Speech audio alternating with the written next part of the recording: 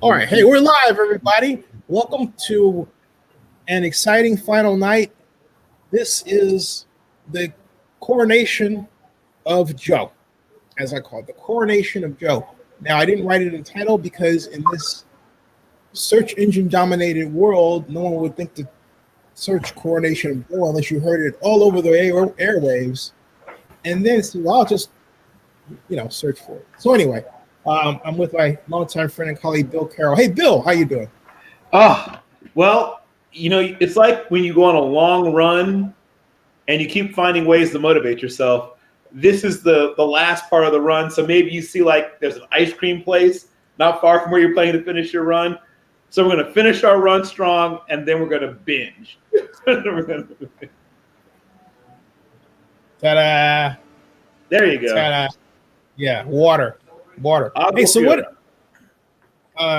Softball question. What's the highlight for you of the convention for this time? So far, it's still Michelle Obama for me. There have been a lot of really great things that I've seen, but she's still number one. Like everyone else, there have been some that have come close, but no one's eclipsed to this point. And even Barack, who, of course, is known for oratory and things like that, seemed to have dialed it back. And I'm guessing at least in part because it's not really his moment.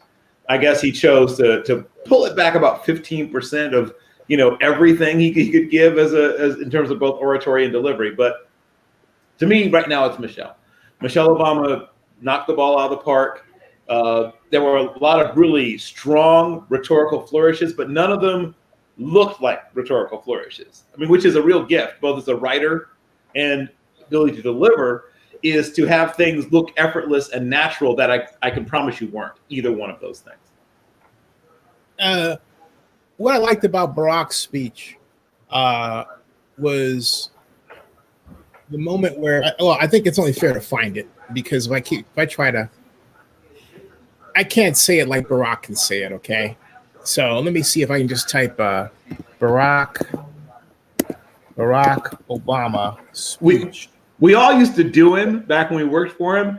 Of all the people that my friend Will, who is himself a former alderman and former. Oh, here we go. I found it. Yeah, I'm going to put it up on the StreamYard link here.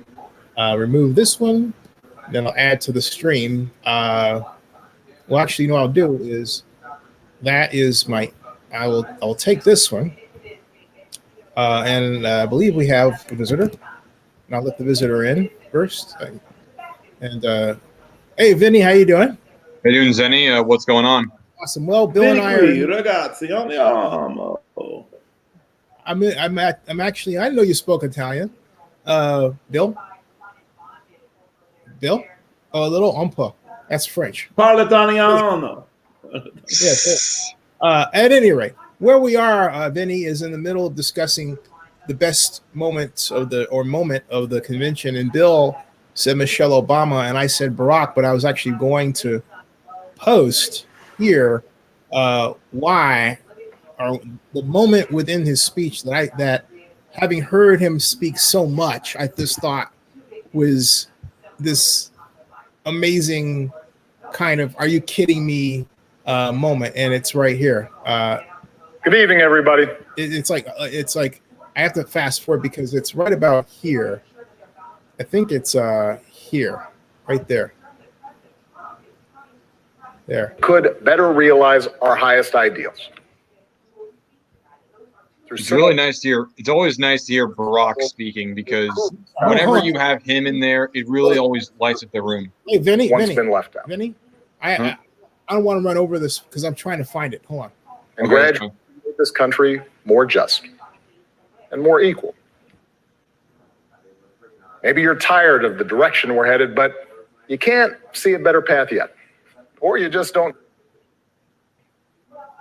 That decency, the belief that every who've lost their hero, he does it as a kindred spirit, country.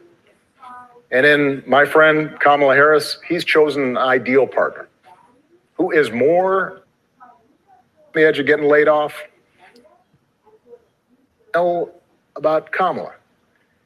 What's not harder, They believe that no one, Not that one. the free press isn't the enemy, but the way we hold officials accountable. That our ability to work out of these dark times and build it back. Your vote, I make everything better. It requires an active and informed citizenry. So I'm also asking you to believe in your own ability to embrace your black mom might feel like, well, here's the point. This president and those in power, those who benefit from keeping things the way they are counting on your cynicism. This is what I like. They know they can't win you over with their policies. So they're hoping to make it as hard as possible for you to vote and to convince you that your vote does not matter. That is how they win. That is how they get to keep making decisions that affect your life and the lives of the people you love. That's how the economy will keep getting skewed to the wealthy and well-connected. How our health systems will let more people fall through the cracks. That's how a democracy withers, until it's no democracy at all. And we cannot let that happen. Do not let them take away your power. Do not let them take away your democracy. Make a plan right now for how you are going to get involved. And that was the one. And then there was another one that I think I need to find by opening the transcript over here. I wish that they had a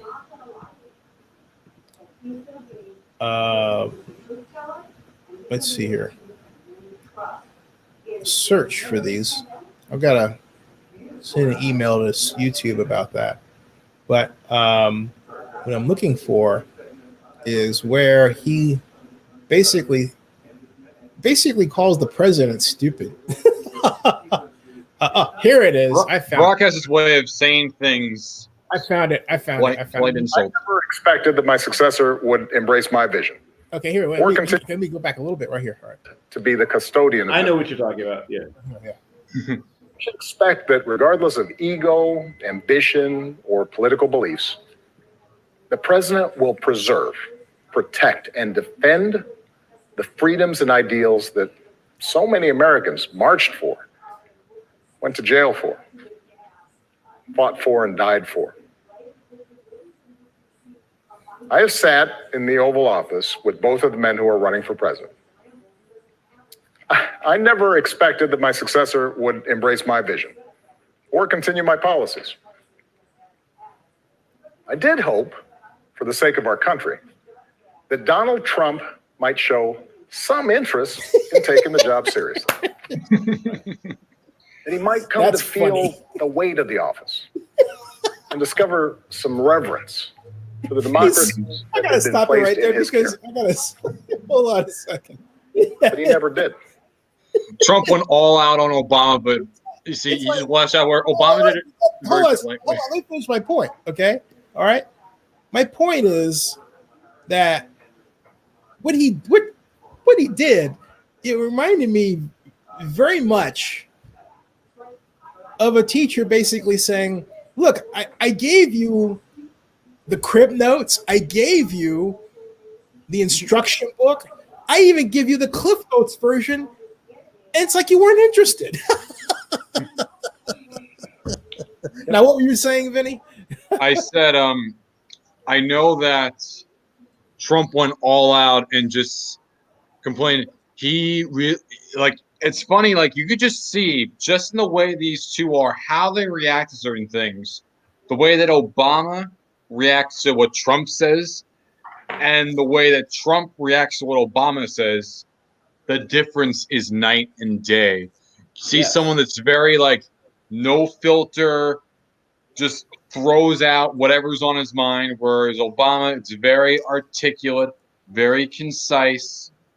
And now granted, to be fair, a lot of people would say that makes it more, having without that filter, it makes it more authentic.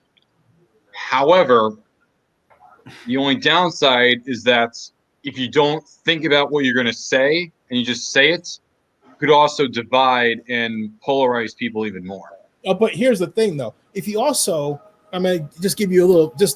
I'm glad you said that because I want to take a bit of a turn for a second. Because if for those people who think that it's okay to be politically correct and all that stuff, and there's like no consequence for it, people who actually think that, you know what? What I want you to do is I want you to go and is the NBA draft lottery tonight? Hold on a second. Yes, it is. The draft lottery is tonight. That's why I have the game on. What time does it start? It starts as soon as Bucks Magic is over. And what time is that? What time was that? Is that? It started around 6. Right. So this should be at halftime. And I only asked that because I want to see Jamie Gertz. I want to see Jamie Gertz. Now, getting back to my point, Jamie Gertz is basically the good luck charm of the Atlanta Hawks. Not only that, she is the star, one of the stars of Less Than Zero. Remember that movie, Bill? Mm-hmm. Bill? Did we lose Bill? We lost Bill. Bill, come back to us. Bill. Less Than Zero came out in 1981. So it was the coming out acting debut of a man that you know of as Iron Man. Robert Downey Jr., yeah. Yeah, and it featured the Rat Pack. Hey, Bill, did you ever see Less Than Zero? Hey, Bill? Rat Pack or Brat Pack? Which one? He's on mute. Hey, Bill? Hey, Bill? Yes. Called themselves the Brat. The Brat Pack. I read more importantly, I read the book. Did you read Less Than Zero by Bret Easton Ellis? Yeah, so the Brat. Yeah. So there was a whole bunch of young writers, and I was writing a lot then myself. And so everyone had to read. Bret Easton Ellis was like this superstar. It's hard to remember, unless you do remember, just how big he was. I remember. You couldn't. Right. But I mean, he was being featured in everything. Esquire, New Yorker. I mean, he was everywhere. And so, yeah, I read Less Than Zero, and I was like, I mean, I kind of felt funny. I mean, it's not terrible, but I've read better. I didn't read Less Than Zero, but remember Bright Lights, Big City? Yeah, I remember everything. Vinny, Bright Lights, Big City is a movie that starred Michael J. Fox. And it was about. Remember when I was saying, Vinny, watch Wall Street? Yeah. Okay, that was 1988. That was the era of the full flowering of New York financial culture and its dominance in the world. And in particular, it coincided with the emergence of what we call the young urban professional, or the yuppie. Yeah. Mm-hmm. I've heard of the term yuppie. And the yuppie, and the center of the yuppiedom was New York. And there are bars in Central Park. Bill, you're in finance. You know what I'm talking about, I think. And in fact, you want to step in anytime. We can give the young man a cultural lesson. So what happened was that you had the baby boom, right? And then you had those born the next generation after 1964 till about 1982 or so. And beginning in the mid 1980s, a lot of these young people have been born in the early to mid 60s, being graduating from college. And unlike the generation before them that, took to the streets to protest the Vietnam War, or took to the streets to, push for, reproductive freedom, or took to the streets for gay rights, or took to the streets for anything. what they did was they began to push for stuff. And, whether it be, skiing at Stade, whether it be scoring some really great Peruvian flake cocaine, whether it be living, on the Upper East Side in Manhattan, whether it be driving a Ferrari Testarossa. It was the old saying, or not even that old. At that point, it wasn't an old saying. It was an old saying now was whoever dies with the most toys wins, right? So Exactly. there was this push to. Bill, the line from Wall Street. How many water skis? How many yachts can you water ski behind? How much is enough? Right. Right. So you have this group of young people, some of whom have gone to the Ivies, not all of whom, but they wanted to look like they'd gone to the Ivies even if they hadn't. So you saw these aggressively slick back hairdos. You saw these men's and women's suits, both sort of with these sort of sharp angles to them, right? And these aggressive ties, these stab you in the heart, blood red ties, and all these things were all about this sort of weirdly hyper masculine competitive approach to making money. You couldn't just make money. I think money in an in-your-face kind of way. I'm going to make money in a way that's going to make you hate me, and I'm going to love it. So that's what he's talking about, was about that entire culture that grew up around that. And so when people talk about Gordon Gekko and all the others that sort of were based on some of these actual arbitrage guys, and you have what's called green mail, which is sort of like blackmail, but legal. But you had all these things that grew up around mergers and acquisitions. It was an aggressive time for people who were into that arbitrage, mergers and acquisitions, green mail, and all that stuff. You had these, terms that people never heard before, like hostile takeover. And all these things were going on. And there was this ability, the stock market wasn't new, but there was this ability now with so many more people putting their money in the stock market, right? This is the time. The people talk about 401ks that have been around forever. They haven't. The 401k is a relatively new thing, and this was the era where it really began to emerge. People started mutual funds in the stock market. We went from having about 3% of Americans involved in the stock market, invested in the stock market, 10 years before this. About 3% of Americans were involved in the stock market, to by the time you get to 1989, that number's gone up by almost 10 times, and it's gone up almost, another, well, maybe not 10 times since then, obviously that'd be 300%, but it's gone up another, almost doubled since. Now most Americans have some exposure to the stock market, which was not true 40 years ago.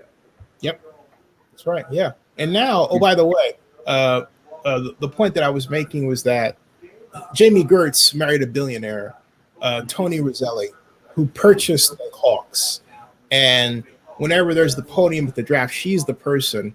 In fact, maybe I can get this on, but she's the one who makes a statement. And so I'm trying to see basically. Speaking of the Brat Pack. I know about the Brat Pack. I, of course, know about, Emilio Estevez, Molly Ringwald, Anthony Michael Hall, Rob Lowe. Listen to him. Yeah, he's got I know Breakfast Club, Weird Science, 16 Candles, St. Elmo's Fire, all those films. John Hughes, like those 1980s John Hughes films. Yeah. Eric Stoltz and Kiefer Sutherland was kind of on the, edges of it. But yeah, it was all that bunch. Yeah. So the NBA draft is at 8:30. So what we'll do is I'm going to have the lottery. The lottery. I'm going to put it on the big screen here because it starts before. We got a nice overlap. We can go from the NBA draft back to the party. But before we do, here's Michelle Obama, Bill. I called her up just for our conversation here, and she was kind enough to pay a visit by the magic of YouTube. And this is my favorite part of her speech. Of innocent people of color continue to be murdered, stating the simple fact that a Black life matters is still met with derision from the nation's highest office. Because whenever we look to this White House for some leadership or consolation or any semblance of steadiness, what we get instead is chaos, division, and a total and utter lack of empathy. Empathy. That's something I've been thinking a lot about lately. The ability to walk in someone else's shoes. The recognition that someone else's experience has value too. Most of us practice this without a second thought. If we see someone suffering or struggling, we don't stand in judgment, we reach out. And help. Because there, but for the grace of God, go I. It is not a hard concept to grasp. It's what we teach our children. And like so many of you, Barack and I have tried our best to instill in our girls a strong moral foundation to carry forward the values that our parents and grandparents poured into us. But right now, kids in this country are seeing what happens when we stop requiring empathy of one another.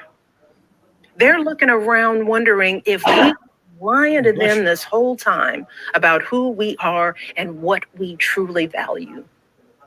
They see people shouting in grocery stores, unwilling to wear a mask to keep us all safe. They see people calling the police on folks minding their own business just because of the color of their skin. They see an entitlement that says only certain people belong here. That greed is good and winning is everything, because as long as you come out on top, it doesn't matter what happens to everyone else. And they see what happens when that lack of empathy is ginned up into outright disdain. They see our leaders labeling fellow citizens enemies of the state while emboldening torch-bearing white supremacists. They watch in horror as children are torn from their families and thrown into cages, and pepper spray and rubber bullets are used on peaceful protesters for a photo op. Sadly, this is the America that is on display for the next generation. A nation that's underperforming not simply on matters of policy, but on matters of character. And that's not just disappointing, it's downright infuriating. Because I know the goodness and the grace that is out there in households and neighborhoods all across this nation. And I know that regardless of our race, age, religion, or politics, when we close out the noise and the fear and truly open our hearts, we know that what's going on in this country is just not right. And she says that, right? Which I think is remarkable. What do you guys think about that? Well, I mean, it's solid. That's not the best part of her speech, in my opinion. But my favorite is when she says, "You know, we all hoped he would grow into the job, but he can't." that was my part. Let's go back and find it.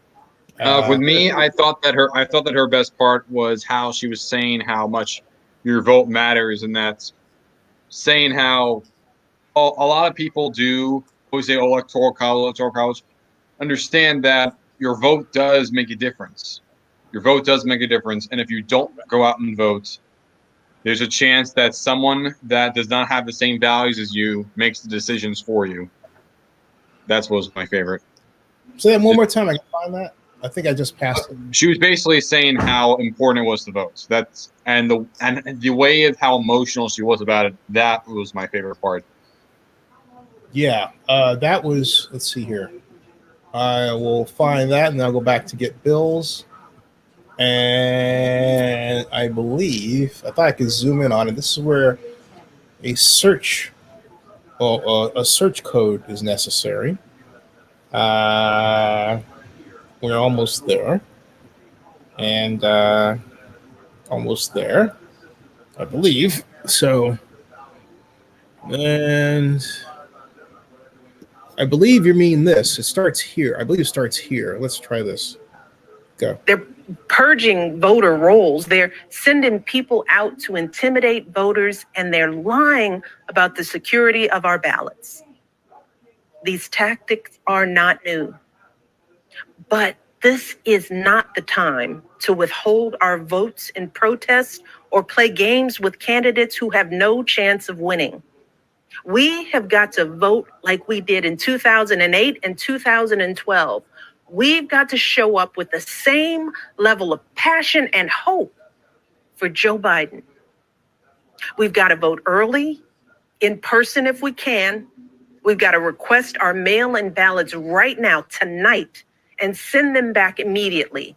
And follow up to make sure they're received. And then make sure our friends and families do the same. We have got to grab our comfortable shoes, put on our masks, pack a brown bag dinner, and maybe breakfast too. Because we've got to be willing to stand in line all night if we have to. Look, we have already sacrificed so much this year. So many of you are already going that extra mile. Even when you're exhausted, you're mustering up unimaginable courage to put on those scrubs and give our loved ones a fighting chance. Hey, Bill, what part did you say was your favorite?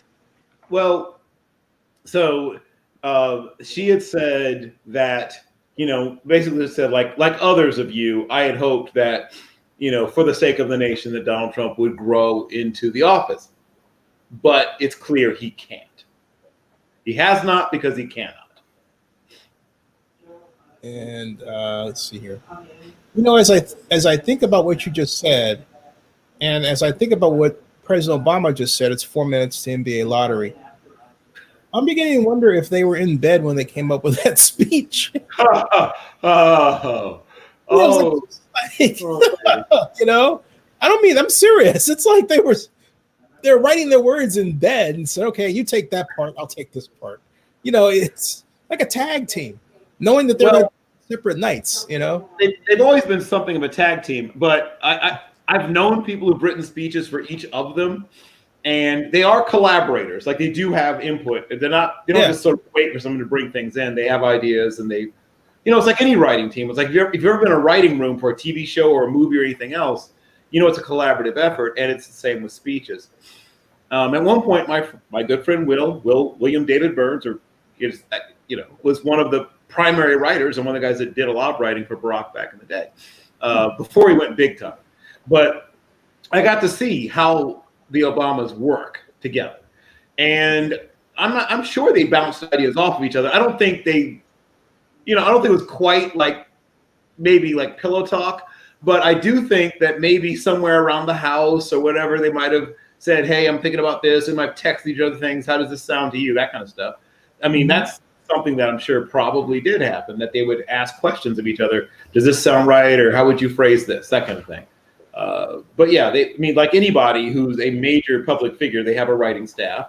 And of course, Bob, obviously a major political figure, they have a writing staff. And the writing staff is largely responsible for taking the things they want to say and making sure they sound the way they want them to sound, and organizing it. That makes sense. Yeah, I'm trying to. I think so. It was basically. Oh, here we go. I found it, Bill. Right there. Right there. And here we go. Donald Trump is the wrong president for our country. He has had more than enough time to prove that he can do the job, but he is clearly in over his head. He cannot meet this moment. He simply cannot be who we need him to be for us. It is what it is. Now, I understand that my message won't be heard by some people. We live in a nation that is deeply divided, and I am a Black woman speaking at the Democratic Convention. But enough of you know me by now. You know that I tell you exactly what I'm feeling. You know I hate politics, but you also know that I care about this nation. You know how much I care about all of our children. So if you take one thing from my words tonight, it is this. If you think things cannot possibly get worse, trust me, they can and they will if we don't make a change in this election. If And then, folks, as if right on cue, here we go with, first of all, this little beauty coming up courtesy of the news today, where for some particular reason, Tom Brennan decided he was going to use a homophobic slur on the air. Oh yeah, did you hear about? Oh yeah, Bill, did you hear about that? I retweeted it, so yes, I must have. You know what's very sad about this? Vinny, His you must father. have followed me on Twitter. You must have. Go ahead. You know what's sad about this with Tom Brenneman? His father, Marty Brenneman, was very, very well known for being the broadcaster for the Reds from '74 to last year. Yep. He is beloved in the area. And of course, in the same way that Joe Buck followed after his father, Tom Brenneman followed after his father. And he was here for a while, and he was with Fox a lot with the Reds. But I mostly saw him on the NFL broadcast. He was like the third or fourth guy. But then, of course, in the doubleheader between them and the Royals, he was saying that Kansas City was one of the bag capitals of the world. That's what he said. He said that on air. I don't know if he knew if he was on air or not, but he said it regardless. He did not know he was on air, but yes, he did say it. Hey guys, we don't need to repeat it. Okay? No, we do not. No. He made a homophobic remark about Kansas City, the city, of all places. and while one could say, "Oh, what does he mean by that?" Well, either way, you should know what most people refer to it as. Like, whoa, Vinny. Yeah. Don't ever in your entire life say stuff like that. Okay. Here's the thing, right? Okay, no, it's not a matter of that. It's a matter of not getting yourself into basically the same position that idiot got himself into. Yeah, okay? Exactly. He's out of the job. Yes. Okay, and I don't know where it is in this country's head. I'm saying as a young man, okay. Mm-hmm. Don't even think of going there. Don't even say it. And don't get into this habit of saying things that are sensational as news. It will get you into trouble. And I'm saying that to anybody watching. It will get you into trouble. It will get you fired. It could get you jailed in the wrong situations. And I don't care if somebody is concerned about their political correctness. That's immature. You're right, it is. Okay, so my point is, it's like we have this crisis of immaturity in this society. Yeah, people, I don't want to wear my mask. Well, come on, little, Johnny, you're 40 years old. Grow up. Put your mask on. Well, it's funny. Bill, social media has not only dumbed down this society, it has made it immature. Okay? Yep. Yes. Where it's like we have to say things. We have to upset. It's my right to make you upset. Oh, no, it's not. It's not. I mean, we have laws against that. We call them decency laws. We call them non-harassment laws. Anti-discrimination laws, hate speech laws. We also call them disturbing the peace. Okay, because for instance, don't yell fire in a crowded theater like that. Because someone could say, "Well, I wasn't being racist," but hey, you were disturbing the peace. Lock them up. I mean, my point is, we have laws, and this is where the real definition of conservatism comes in. Knowing, right, Bill? Knowing the rule of law. Now, let's forget all that and focus on the NBA draft lottery. Now this, you can see here. Here is, of course, the screen. Rachel Nichols, Jay Williams, Jay Bob, and Adrian Wojnarowski. Yeah. No. Take the screen away. Oh. Yeah, you're about to get a cease and desist, Mr. Los Medusa. Yeah. That's a copy. Don't make the NBA send their jackbooted thugs to get you. I mean, here's the thing. If it had been more than 3 seconds, I'd have had to cut you. All right. Yeah. That would have been it. No, I'm Sorry. serious. Man. I had two bloggers in my history test those lines, and they're not back anymore. Don't be a third. Okay. I'm serious, because this is you don't want to be. You don't want to be where that guy was today. He's out of a job, and he's how old is that guy? He should know better. He's 60 something, right? He's got to be late 50s, early 60s. Yeah. He's my age. He's 58. Yeah. He's got to be 58, right? That's what I thought. I knew he was in his late 50s. Yeah. My apologies. Have it together by my age. You're not getting it together. No, it's not happening. I'm sorry. That was stupid. Now the one thing we can do is volume, please. The Warriors. You think they're gonna win the? Do you think they're gonna win the lottery? Warriors land in his I hope so. They're going to be aggressive and canvassing. Let's see what happens. And using that pick as an asset. Imagine they got Anthony Edwards. God. The thing about the Warriors is I thought that they were masters of the draft, but they haven't.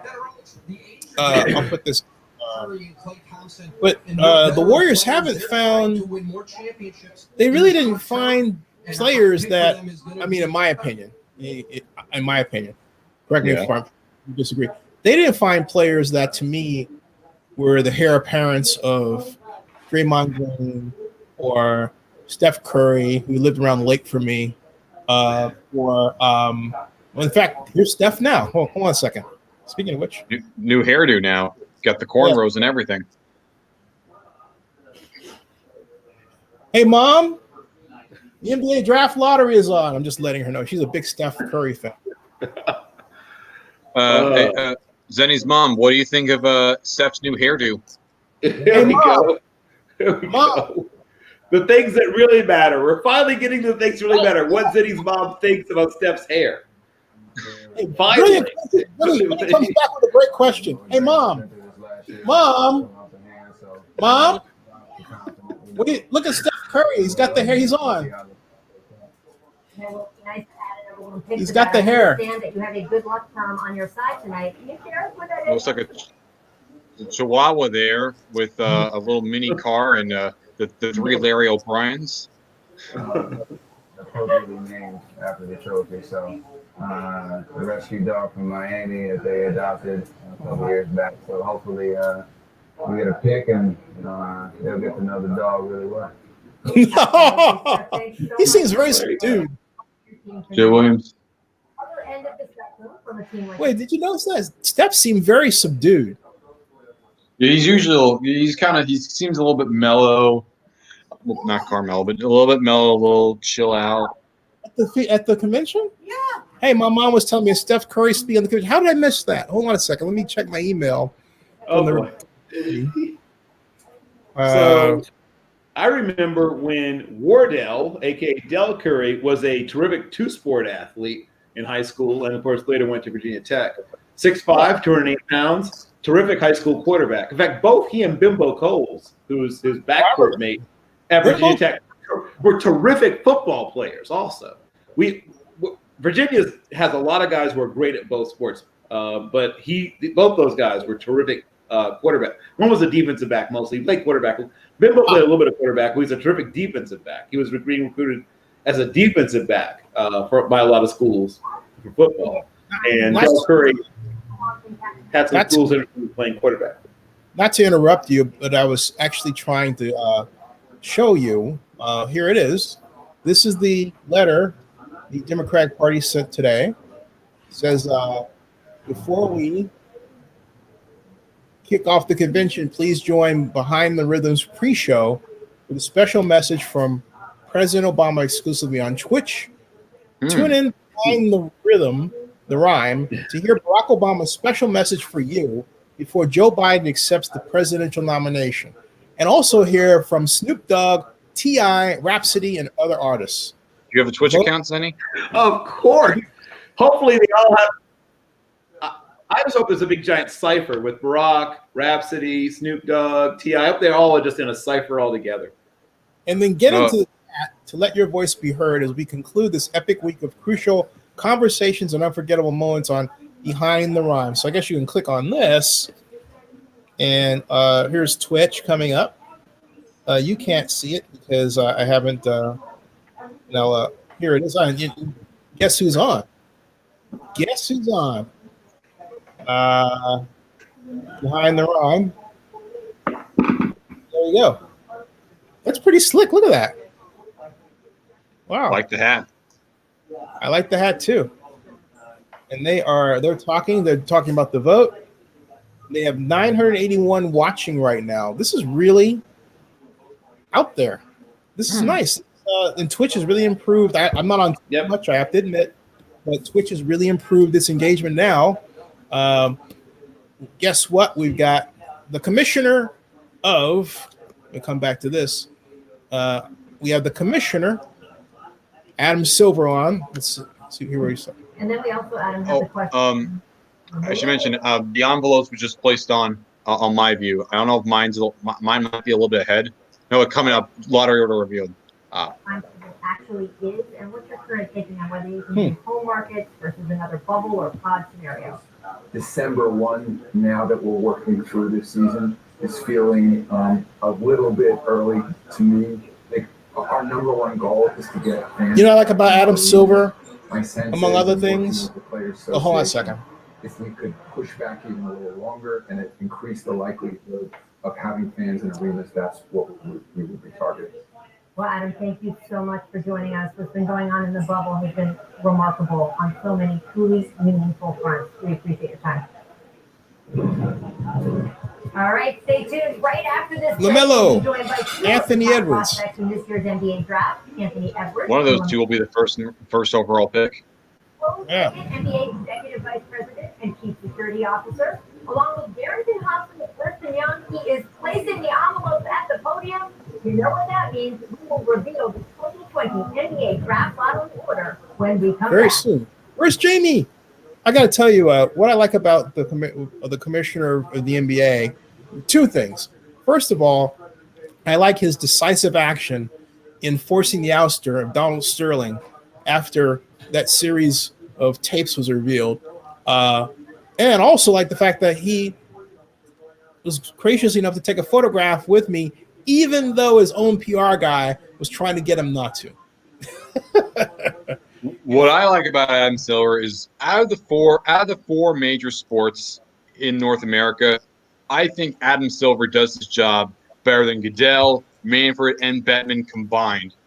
Yeah. I have always loved how much he always cares about his players. He always cares about unionization. He cares about the rights of players. He cares about voting right. He cares. He's more than just a commissioner. And when it comes to real major issues like the China stuff, he handled that controversy with Maury in China than anyone could have imagined. Mm-hmm. And yes, while the issues may not be best, I mean, can you imagine someone like that? And not only that, the pandemic, the way he and the rest of the NBA managed to get the bubble together and not have a single positive test is commitment to his leadership and the way he goes about his business. Cares about the facts, cares about the safety of the players, also obviously cares about the money, but is always able to do it in not just the best way economically, but the best way intelligently. That's why Silver is the best at his job. I could not have said it better at all. Although I have to say that NBA commissioners and I have had a really great track record. Yep. You know, for example, David Stern was kind enough to give me an interview not too long ago. I'm not going to put that up here for the interest of time. Everybody's sad. In fact, you know what? I will, because I'm that kind of guy. So David Stern, the man who grew the game. That's right. The man who grew the game. I could not have said it better myself. He's the man who. He's also, obviously highly intelligent. But he's not, an egomaniac. I mean, he's more interested in getting things done than getting credit for getting things done. That's what I like most. Yeah, David Stern was always like the even Larry Brown, the last commissioners for the NBA, always great track record, very intelligent, always cares about how it looks, always is able to do it in a very intelligent and above the expectations. Yeah, and so that's my remembrance of Stern, but this is my actual talk with him, and this was. Hey,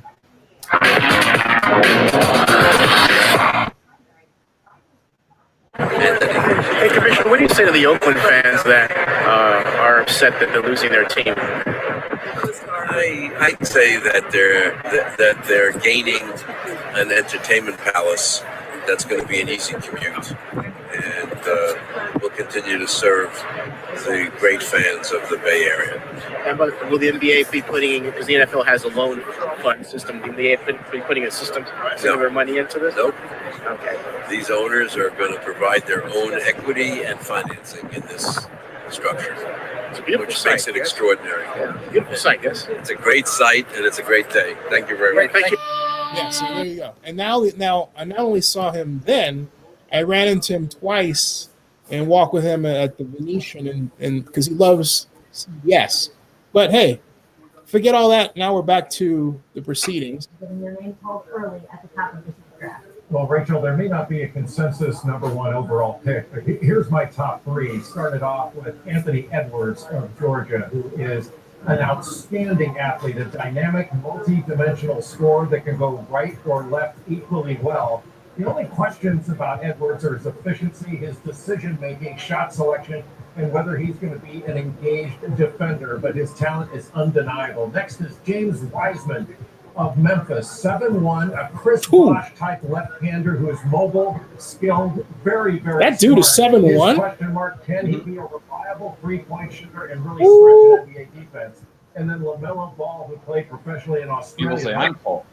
The most talented prospect in this draft. He's a point guard with great size, exceptional creativity, and can really pass. The question, is he going to defend on the NBA level, and can he be a consistent shooter in the league? Okay, thank you. And two of those players you just mentioned are here with us now. LaMelo Ball, Anthony Edwards. LaMelo, you went straight from high school to playing pro ball in first Lithuania, then Australia. How did that shape you? How did it shape the player you are today? I think it made me a better basketball player than I am today. Really started taking stuff serious and just saw the world different. Hey, folks, if you're tuning in now, you wondered why a basketball game broke out. It's because we kind of fuse sports and politics in our conversation. That's why. Welcome. I feel like it's because I learned how to deal with bad games. Like I feel like I had a lot of bad games.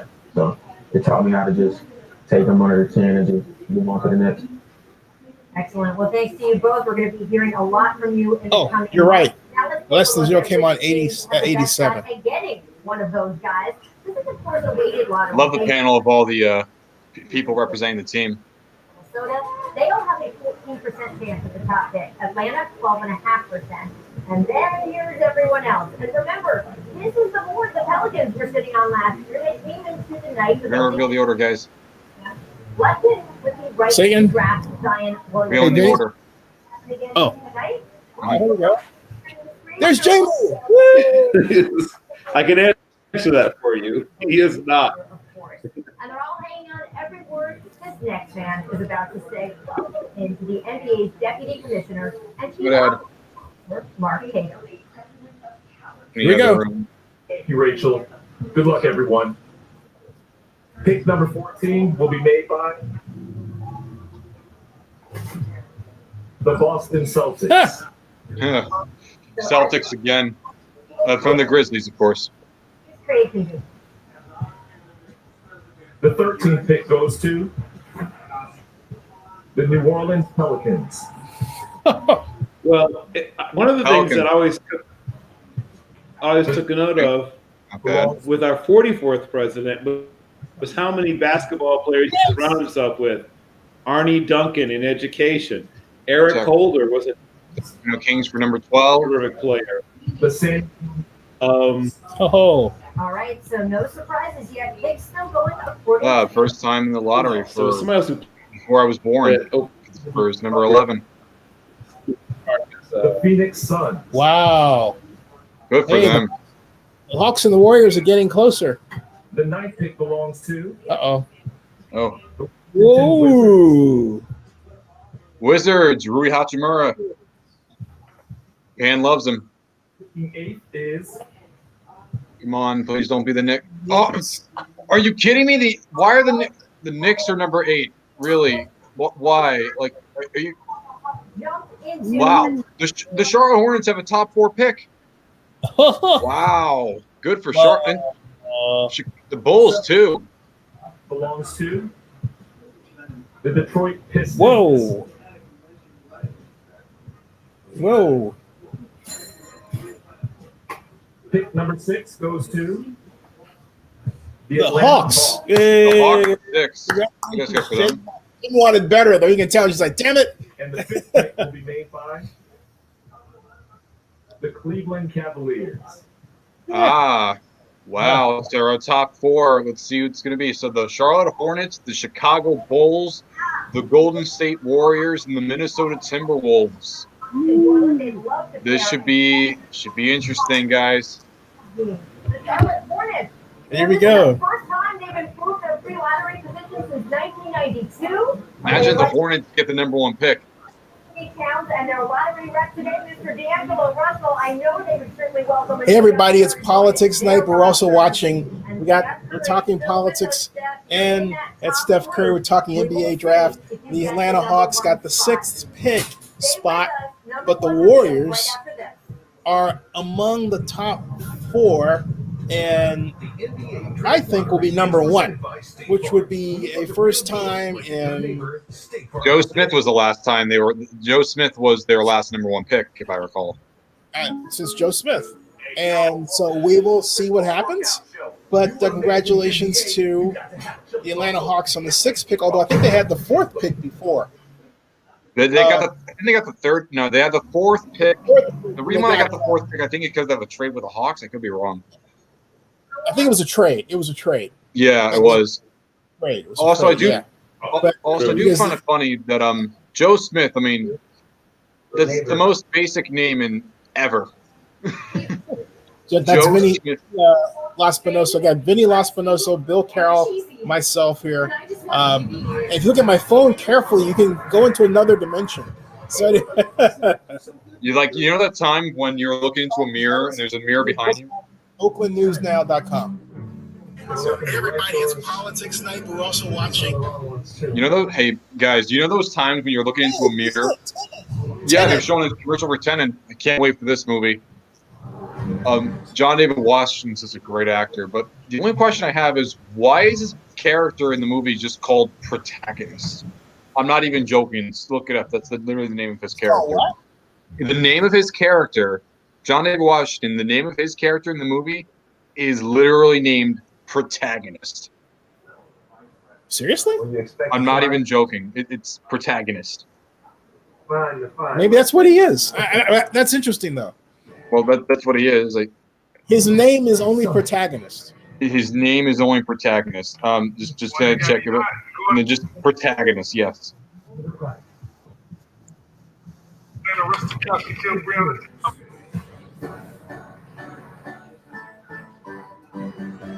I'm writing the title here.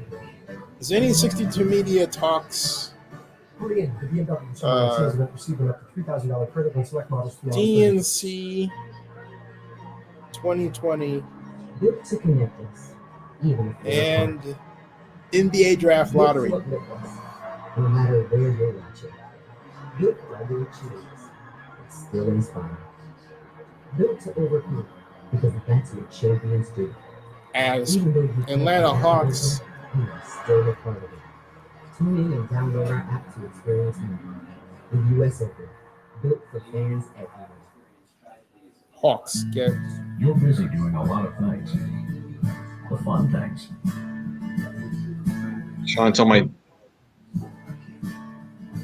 I'm telling my dad that, just because the Warriors had the best odds to win it doesn't mean it's rigged.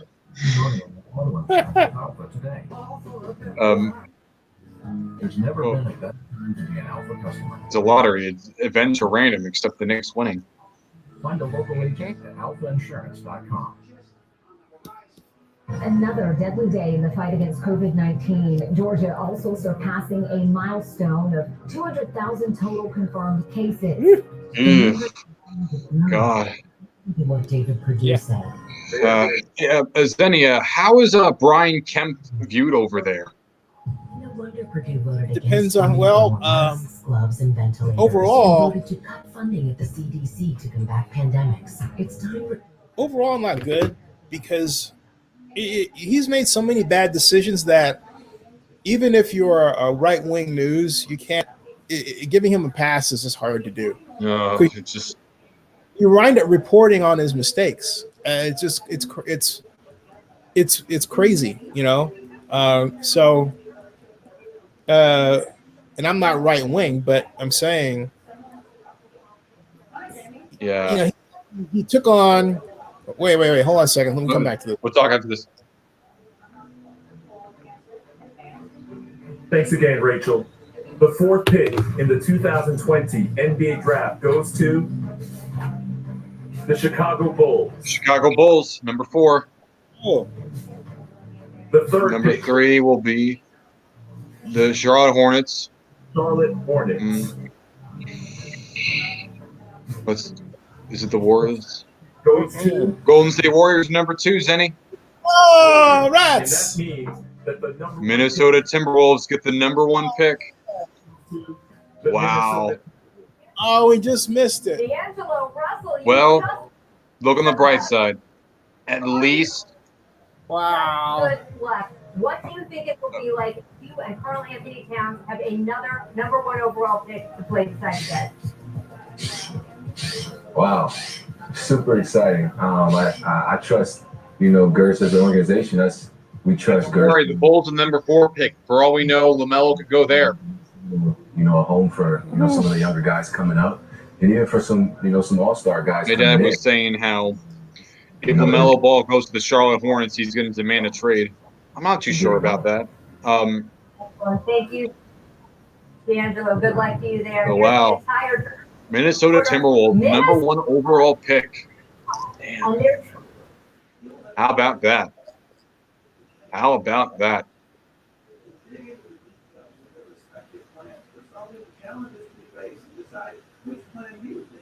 Okay. The Charlotte Hornets. Okay, I'm just replaying this just for the video I'm going to make here. All right. Well, as they would say, another favorite program of mine from Laura, Get Smart, missed it by that much. The Golden State Warriors were this close from the number 1 pick in the 2020 NBA draft. The second pick goes to the Golden State Warriors, and that means that the number 1 pick in the 2000. And Steph Curry's nod was as if to say, how about it? We get this far, and wouldn't you know it, with our luck, we get 2 and not 1. And technically, we lose it to D'Angelo Russell, who was for a minute with the Golden State Warriors. But How ironic is that? Very, you know what? Vinny Laspinoso here. That's not him laughing on Twitter there. No. He's not even a girl. That is Vinny right there. Hey guys. Yeah, how ironic is that? The team that traded for a commodity that you acquired in the previous offseason is the one that accepts the number 1 pick while you get the second. No, there you go. Now we're turning to the Democratic National Convention. Keep watching Zennie62 on YouTube. Congratulations to the Warriors for their second pick and for the Timberwolves. Unbelievable. I can't believe I'm saying that. All right. I'm so happy for them. Well, as they would say. Where did Bill go? He just left for a second.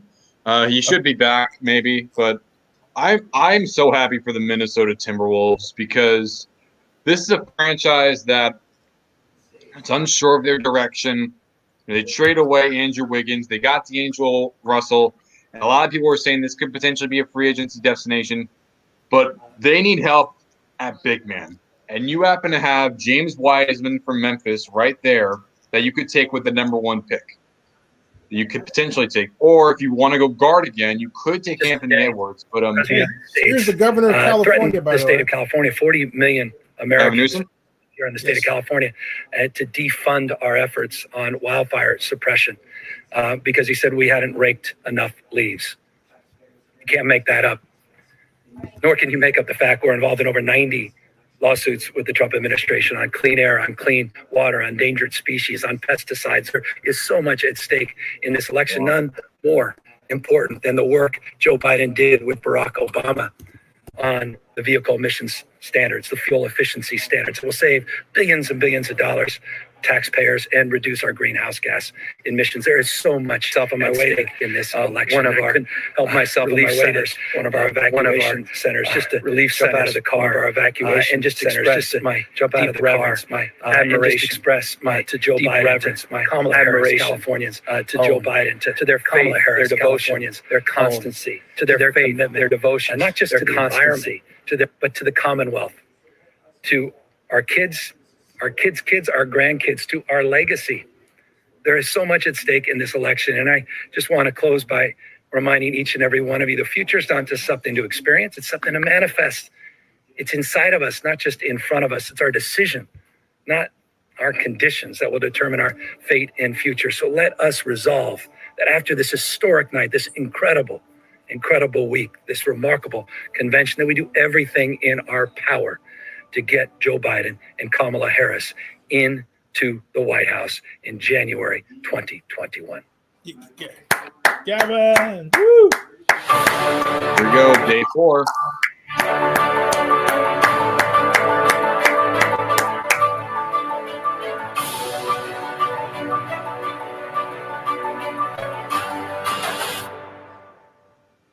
America's an idea. An idea stronger than any army, bigger than any ocean, more powerful than any dictator or tyrant. It gives hope. In this nation, we believe in honesty, decency, treating everyone with respect, giving everyone a fair shot, leaving nobody behind, giving hate no safe harbor, leading by the power of our example, not by the example of our power.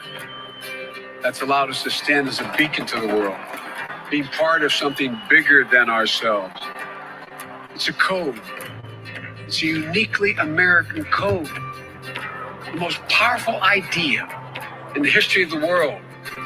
The American creed, that we're all created equal, I think beats in the heart of the people of this country.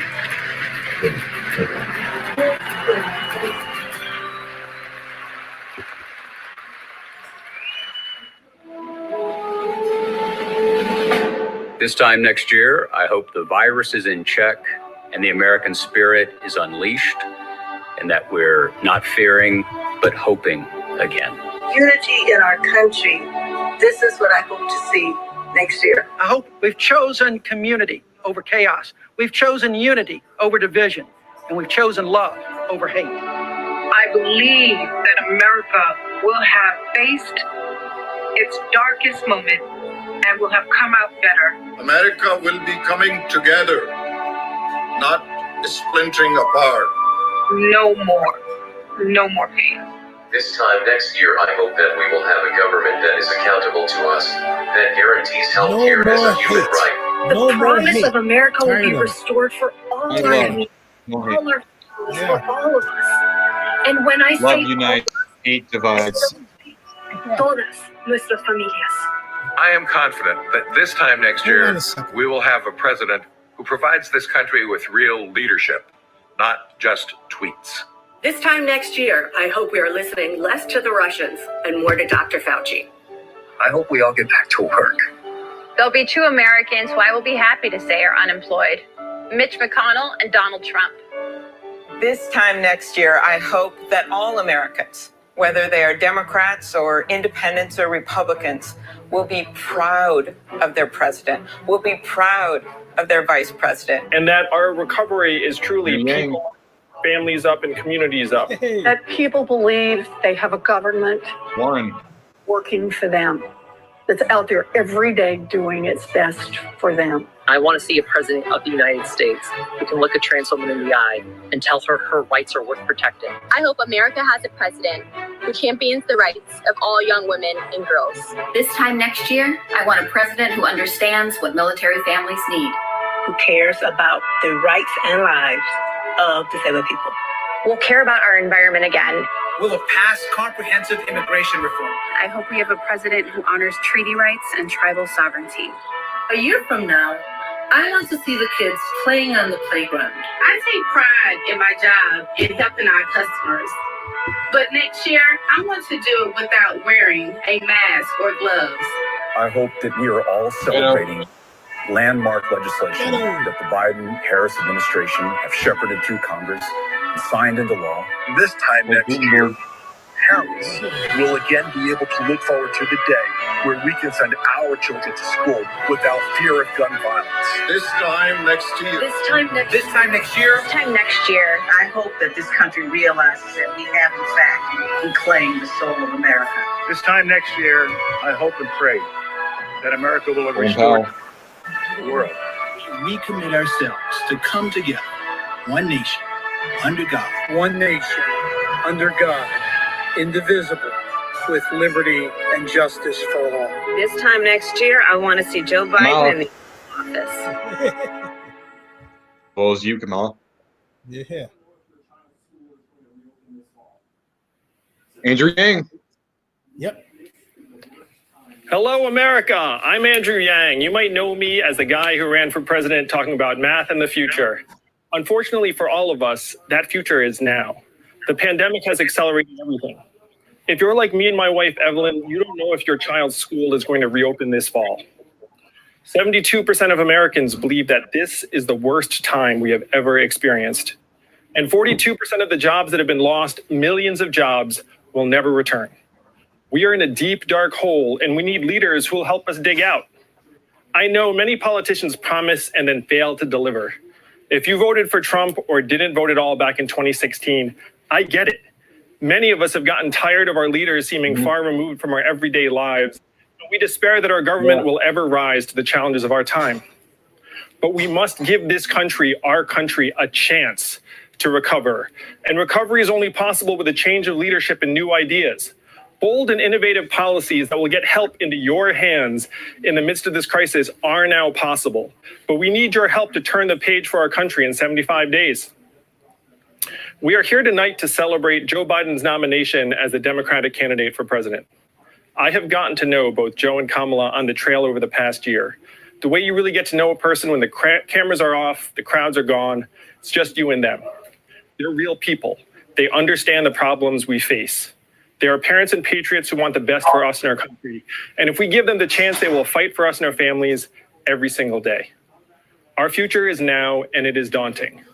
But I ask you tonight to join me to help Joe and Kamala fight for the promise of America, turn the page for our country, and lead us forward to a future we'll actually be proud to leave to our children.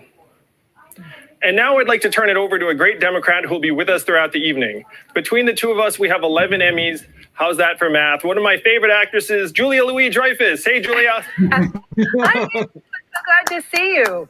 So what did you think of Kamala Harris's speech last night? Cancer survivor also. Tremendous. I was so happy for her. I know, me too. She was fabulous. I cannot wait to see her debate our current vice president, Mika Pints. Or is it Paints? It's pronounced Ponce, I believe. Oh, kind of weird foreign name. Yeah, not very American sounding. Yeah, that's what people are saying strongly. Well, thank you, Andrew. And please give my regards to the gang. I will. They're right in the next room. Have a great night, Julia. Thank you so much. Good evening, America, and welcome to the fourth night of the 2020 Democratic National Convention, Uniting America. Okay, these last few nights have been going so well, we decided to add a fifth night where we will just play Michelle Obama's speech on a loop. Over again and again. I first met Joe Biden when I was doing my show, Veep. I played the vice president, and he was, in fact, the vice president, and we hit it off immediately. Soon after, I was asked to be on the cover of a magazine. Remember those? And I was so excited. It was like, oh, what's it going to be? People or Vogue or Rolling Stone? Well, it turns out it was for Arrive, the official onboard magazine of Amtrak, which nobody ever reads, even though it's free. And the day it came out, my phone rang, and it was the vice president telling me he loved the cover and the whole article, and that it was one of the best issues of Arrive he had ever read. And that is just one of the many reasons that I wanted to be here tonight for Joe. And to remind you that Joe Biden not only knows how to read, but also he reads everything. You know, I am no policy expert, and I certainly don't pretend to be one, but I have a gut feeling about fairness and what's right. And that is why I am so excited that just in a little while, we're going to hear from Joe Biden about his plans for America, plans for a strong economy that helps working people and small businesses, not just billionaires, and plans to raise the wages for the nurses and teachers and grocery workers that are getting us through this crisis. God love them. So how can you help Joe? It's super simple. Vote. Right now, you can text VOTE to 30330 to learn about all of your voting options and make the best plan for how to vote in your community, wherever you are.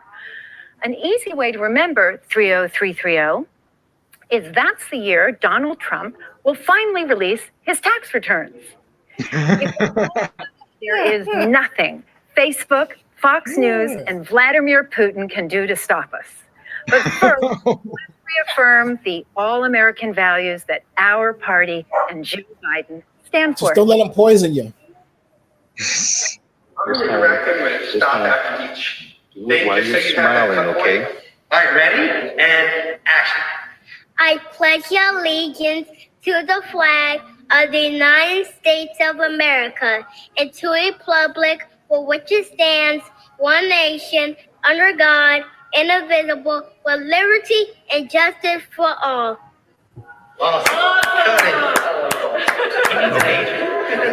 He could be my son. Oh, say, can you see by the dawn's early light what so proudly we hailed at the twilight's last gleaming, whose broad stripes and bright stars through the perilous fight o'er the ramparts we've watched were so gallantly streaming, and the rocket's red glare, the bombs bursting in air, gave proof through the night that our flag was still there.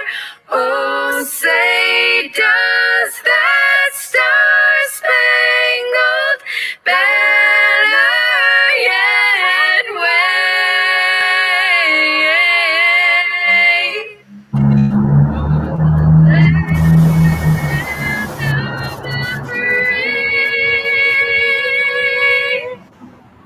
And the home of the brave.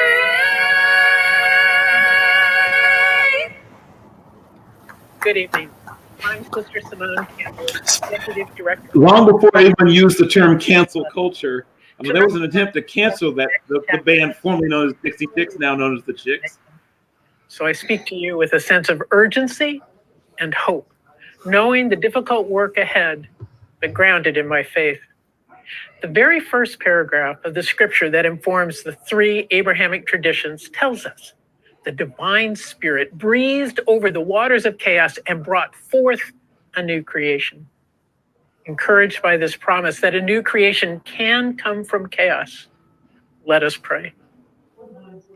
O divine spirit, during the weeks and months ahead, stir our hearts and minds that we might fight for a vision that is worthy of you and your call to honor the dignity of all of your creation. A vision of who we are as a people grounded in community and care for all, especially the most marginalized. A vision that cares for our earth and heals the planet. A vision that ends structural racism, bigotry, and sexism so rife now in our nation and in our history. A vision that ensures hungry people are fed, children are nourished, immigrants are welcomed. Oh Spirit, breathe in us and our leaders a new resolve that, committed to this new American promise, we will work together to build a national community grounded in healing, fearlessly based on truth, and living out of a sense of shared responsibility. In the name of all that is holy, oh Spirit, bring out of this time of global and national chaos a new creation, a new community that can, with your help, realize this new promise that we affirm tonight. And so, with profound hope, let we, the people, say, Amen.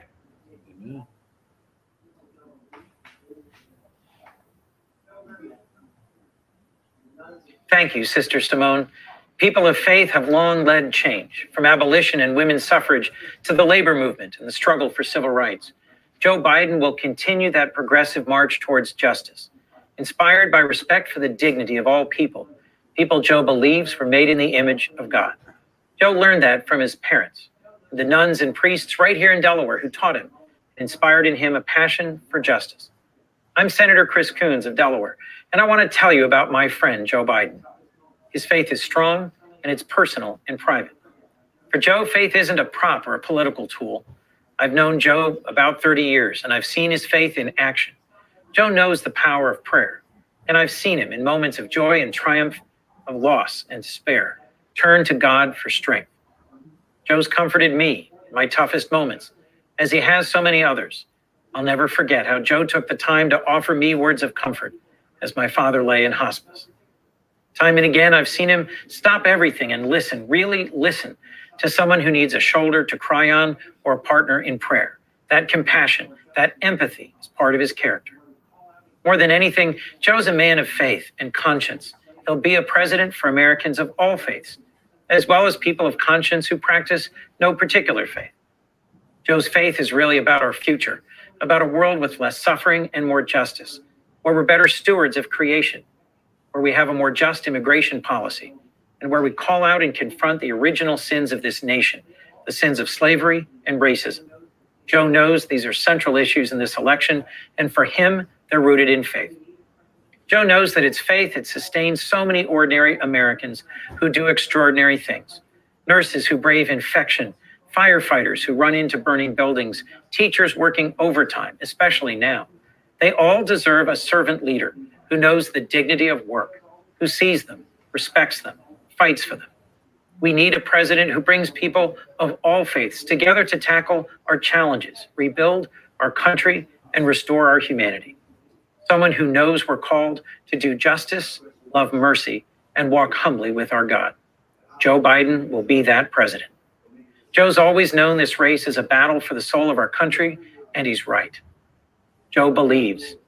He believes in both the greatness and the goodness of this country. He believes in us and in what we can do together. My question is, what is your faith, and how would you use your faith in making decisions for our nation? Reverend, I kind of know what it's like to lose family. And my heart goes out to you. As you may remember, after Barack and Michelle and I were there, my family, I came back on that Sunday, the regular service, because I had just lost my son. And I wanted some hope, because what you all did was astounding. I don't know if you all know this. All those who died were killed by this white supremacist. They forgave him. They forgave him. The ultimate act of Christian charity. They forgave him. And you know, Reverend, I'm not proselytizing. I happen to be a practicing Catholic. But I went back to the church I found, particularly the black church, in this case with an AME, it was not an Episcopal church. I found that there's that famous phrase from Kierkegaard, faith sees best in the dark. And I'm not trying to proselytize, I'm not trying to convince you to share my religious views. But for me, it's important because it gives me some reason to have hope and purpose. Donald Trump could Just not remember, even begin Joe to Biden think goes like to that. church regularly. Not and even close. He tear Well, gas. He also couldn't begin to tell you who best Storm relationship with me, Kierkegaard is. better than anyone else. Fought harder for your right to vote than John Lewis. Here to speak about him and his legacy, we have one of our great Hey, if mayors, you're watching, Atlanta's this is the Keisha Democratic Lance National Bottoms. Convention. Mayor Bottoms, If you have hello. something to I say know that negative you're about the Democrats, recovering you from will the not coronavirus. How are you be feeling? allowed. Now, if you have something critical to say that's constructive, different story. Well, But good evening. no. I feel really good. Thank you for asking. My husband, on the other hand, is still having Keisha. many of the lingering side effects that Lance people, Bottoms, all in I all, loved her speech following the protest. Glad to hear it, but She boy, I let him think know, don't destroy our city. You're Gonna better be than this. for a long She didn't time. put him down. She Wanted brought to him ask up. you, That is what a Atlanta leader should do. ready for election day? we will be ready. And we are going to do everything that we can to make sure that voting goes smoothly. But we are encouraging people, if you can vote early in your state, to please do so. Early vote during the early vote. Perfect. Excellent advice. Over 40 states now allow some form of early voting. Okay, stay safe, Mayor, and I turn it over to you. Well, thank you, Julia, and good evening. I'm Keisha Lance Bottoms, a mother of four, and mayor of Atlanta, Georgia, cradle of the civil rights movement, and like so many other cities, a place where the struggle for human dignity continues. I'm proud to have grown up in this city, educated in its public schools, and blessed to have known our hometown heroes like Dr. Joseph Lowry, Dr. C.T. Vivian, and our teacher, our friend, our conscience, our congressman, John Lewis. He walked gently amongst us, not as a distant icon, but as a God-fearing man who did what he could to fulfill the as yet unfulfilled promise of America. People often think that they can't make a difference, like our civil rights icons. But every person in the movement mattered. Those who made the sandwiches, swept the church floors, stuffed the envelopes. They too changed America, and so can we. The baton has now been passed to each of us. We've cried out for justice. We have gathered in our streets to demand change. And now we must pass on the gift John Lewis sacrificed to give us. We must register and we must vote. In his parting essay written to us, Congressman Lewis expressed his pride in the activism that has swept our country. And he reminded us that if we fail to exercise our right to vote, we can lose it. There are those who are disgracefully using this pandemic to spread misinformation and interfere with voting, forcing many in 2020 to still risk their lives to exercise their sacred right to vote, a right that has already been paid for with the blood.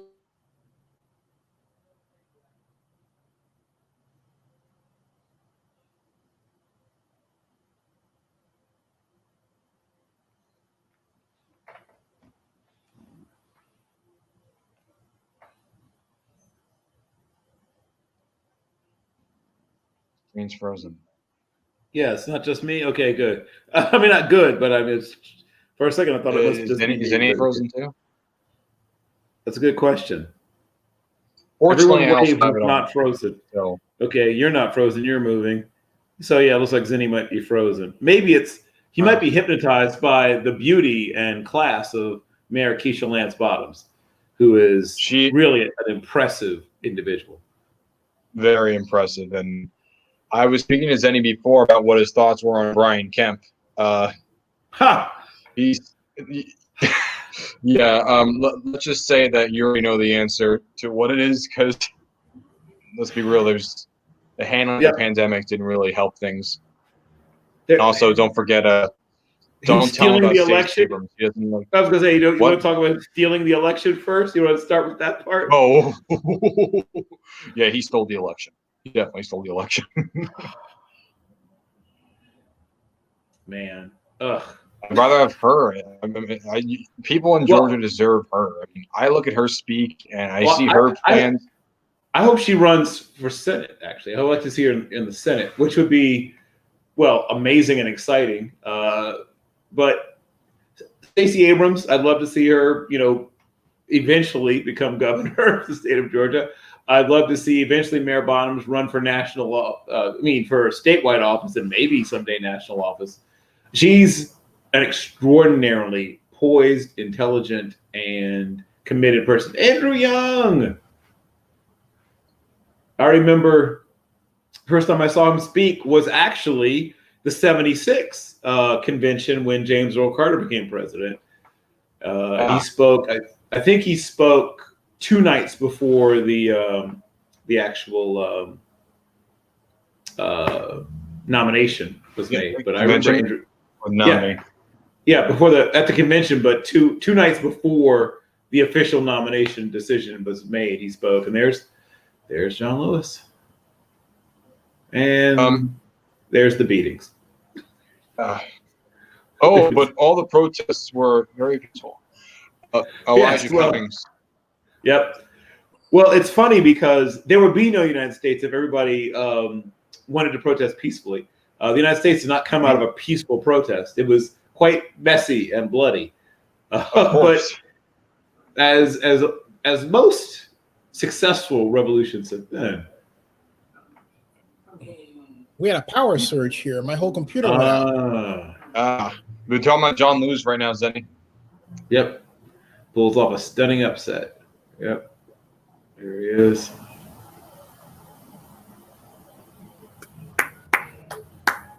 I can say I interviewed Andrew Young at the Super Bowl in Atlanta. Hey, how's this for a nice dual get? I got the lovely Coffee Ireland and Andrew Young, one after the other. And I got a picture. Yeah. Hey, so Zennie, there's no Maxine Waters on there. Have you ever met her? Have you ever met her in person, Maxine Waters? I have not. No, not yet. I have. I've had the opportunity, having attended the California State Convention 2 years ago. Actually, last year, when I sang, when Kamala Harris actually was there, and then and Tulsi Gabbard gave me the only interview. Actually, no, I'm not talking about. Gabbard gave me the interview, but the guy who's about to speak soon, Cory Booker, just wrote right by me. Cory Booker. Some of my friends in New Jersey have said that, all on video. I got all on video. I mean, they would say, I'm for black this. I'm thinking, well, you're not for black media business, small dude. You walk by me. Anyway, I'm gonna keep it nice. Man. I'm positive. Of course, you always are. Positive. No. You're not going to pick any fights. That's always a good mindset to have. No. I mean, it is documented that people that are more optimistic tend to live longer. Oh, well, also true. If I've got any of my mom in me, I should be living a long time. I think I do. Zennie, I don't know if I ever asked you this question. Where were you when you saw George Floyd's tragic death? Oh, I was. It was Memorial Day, and I was in the kitchen here, and and the video came up. Actually, it was online. I saw it on Twitter, and I made a video about it. almost as, yeah, it was just minutes after. And that actually launched the spate of videos, if you guys remember, where I was talking about how you can create a viral moment if you capture the right Twitter trend in the morning, make that video of maybe it's just a few seconds, right? Oh, excuse me. I gotta stop. I gotta hear this. This is my song. Beautiful. Yes. I mentioned the George Floyd stuff because I'm just curious, like how much that shook me, like really just shook me emotionally and just psychologically.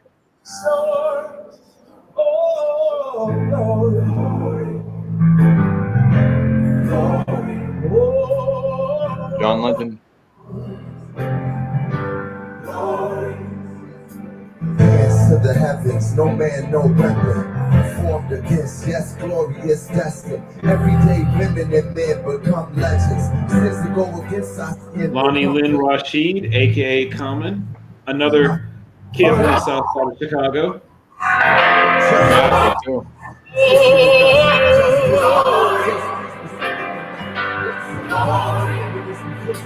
Hands to the heavens, no man, no weapon formed against, yes, glorious destined. Everyday women and men become legends. Sins that go against our skin become blessings. The movement is a rhythm to us. Freedom is like religion to us. Justice is juxtaposition in us. Justice for all just ain't specific enough. One son died, his spirit is revisiting us. True and living in us. Resistance is us. That's why Rosa sat on the bus. That's why we walk through America with our hands up. When it go down, we woman and man up. They say stay down, and we stand up. Shots be on the ground, the camera panned up. King pointed to the mountaintop, and we ran up. One day, when the glory comes, it will be ours. It will be ours. Oh, one day, when the war is won, we will be sure. We will be sure. Oh, glory. Glory. Oh, glory. Now the war is not over. Victory isn't won. But we'll fight on to the finish. And when it's all done, we'll cry, Lord, oh, glory.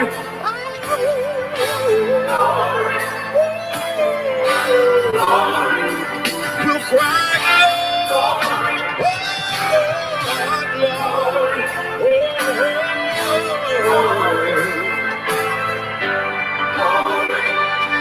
Selma's now for every man, woman, and child.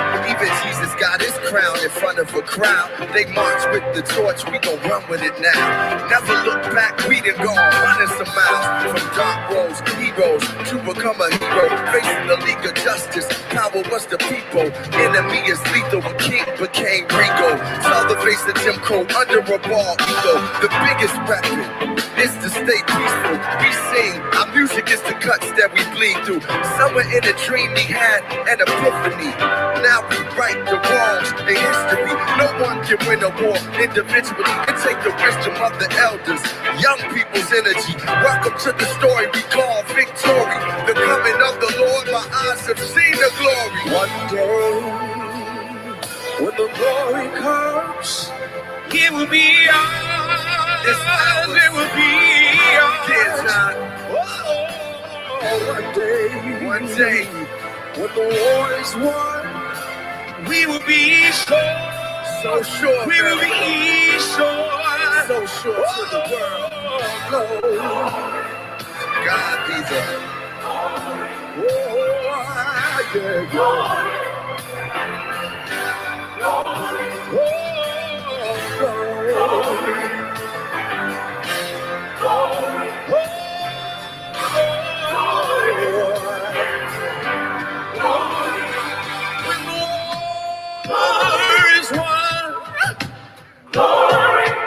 When it's all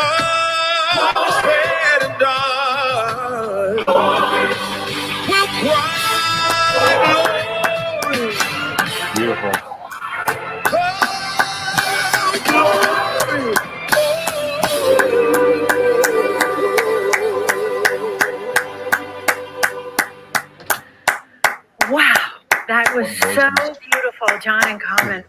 Wow. Joe Biden shares John Lewis's belief. So the first time I met Lonnie Lynn Rashid, aka Common Sense, was at a place that doesn't exist anymore, Vice but President was the inspiration for a movie called Love Jones, which I don't know if you've seen it, Vinny. It was before your time, I guess. About But, I think it was.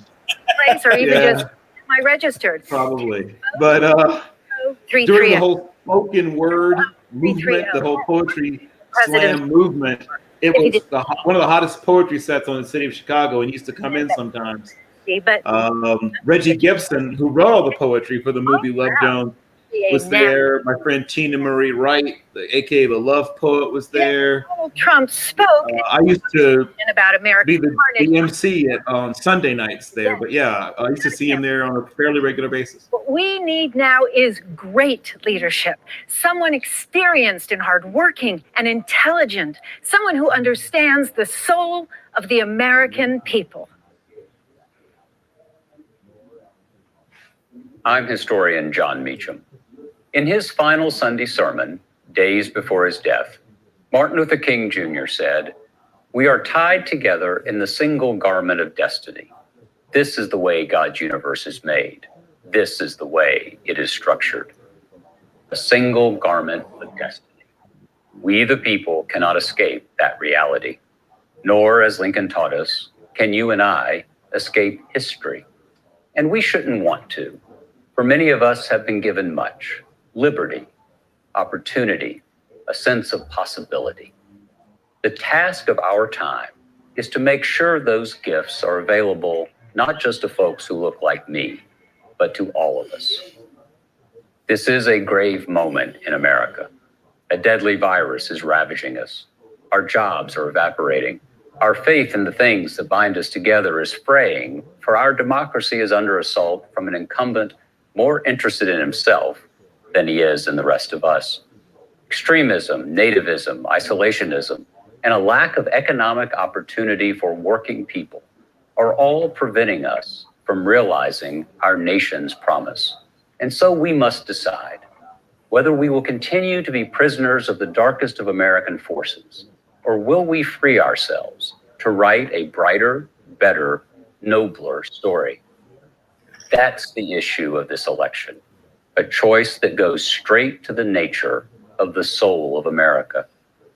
Humankind has long viewed the soul as the vital center, the core, the essence of existence.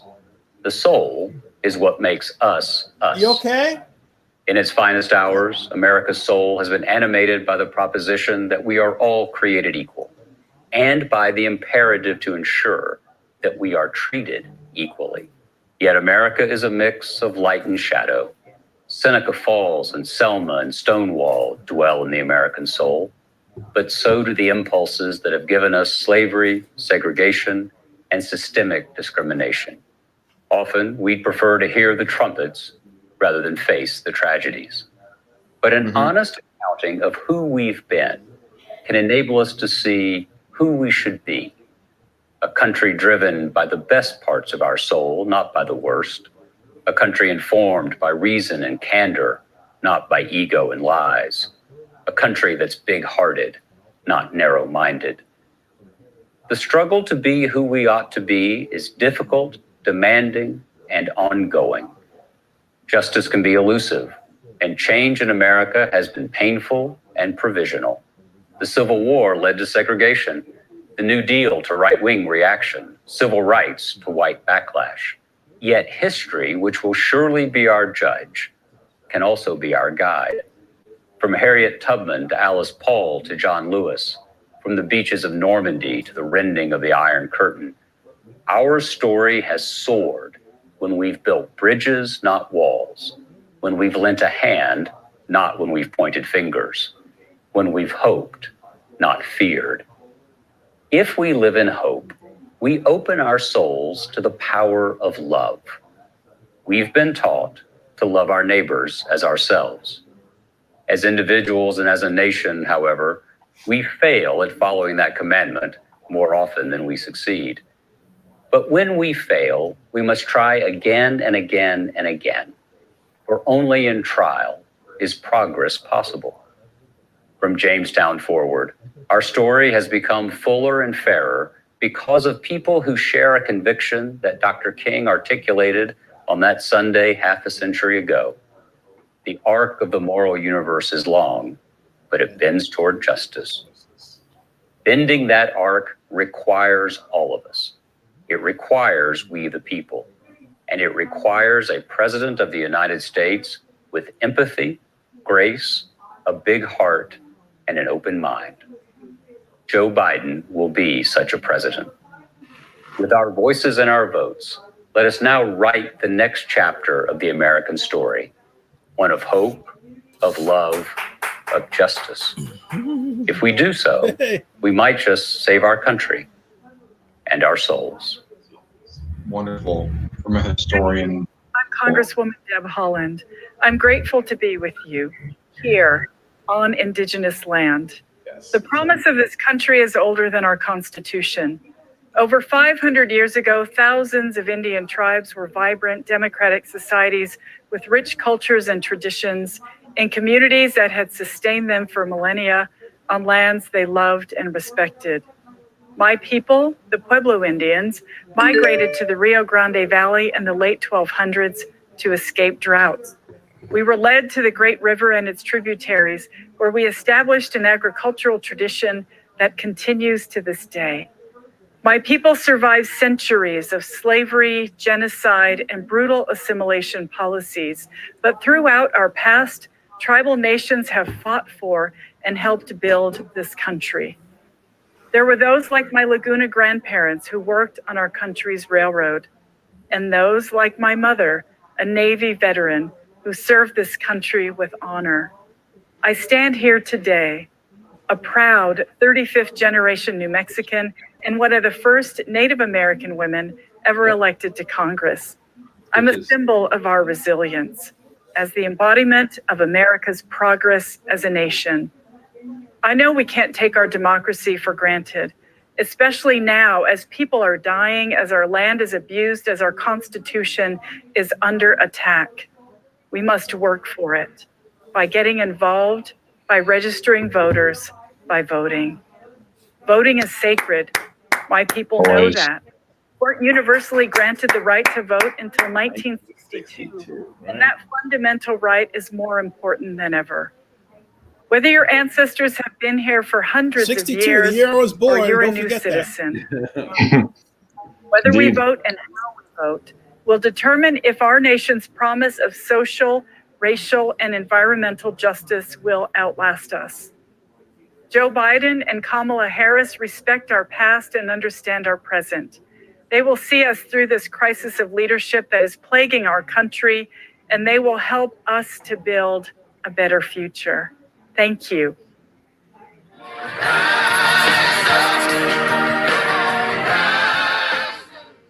The first year that I voted was 1974. 1967. I have not missed a general or a primary election in my 51-year voting history. Now I don't go to the polls anymore. The U.S. Postal Service does it for me. And now we're seeing our current president sabotage our right to vote, sabotaging democracy by trying to undo the postal system. My father worked for the Postal Service for 30 years. My mother worked for that local post office for 10 years. That job enabled her to feed her family. I am appalled at what the Republicans and the president are trying to do to subvert the vote. Nothing or no one will stop me from voting this election. We need to keep our mail system. We need Joe Biden.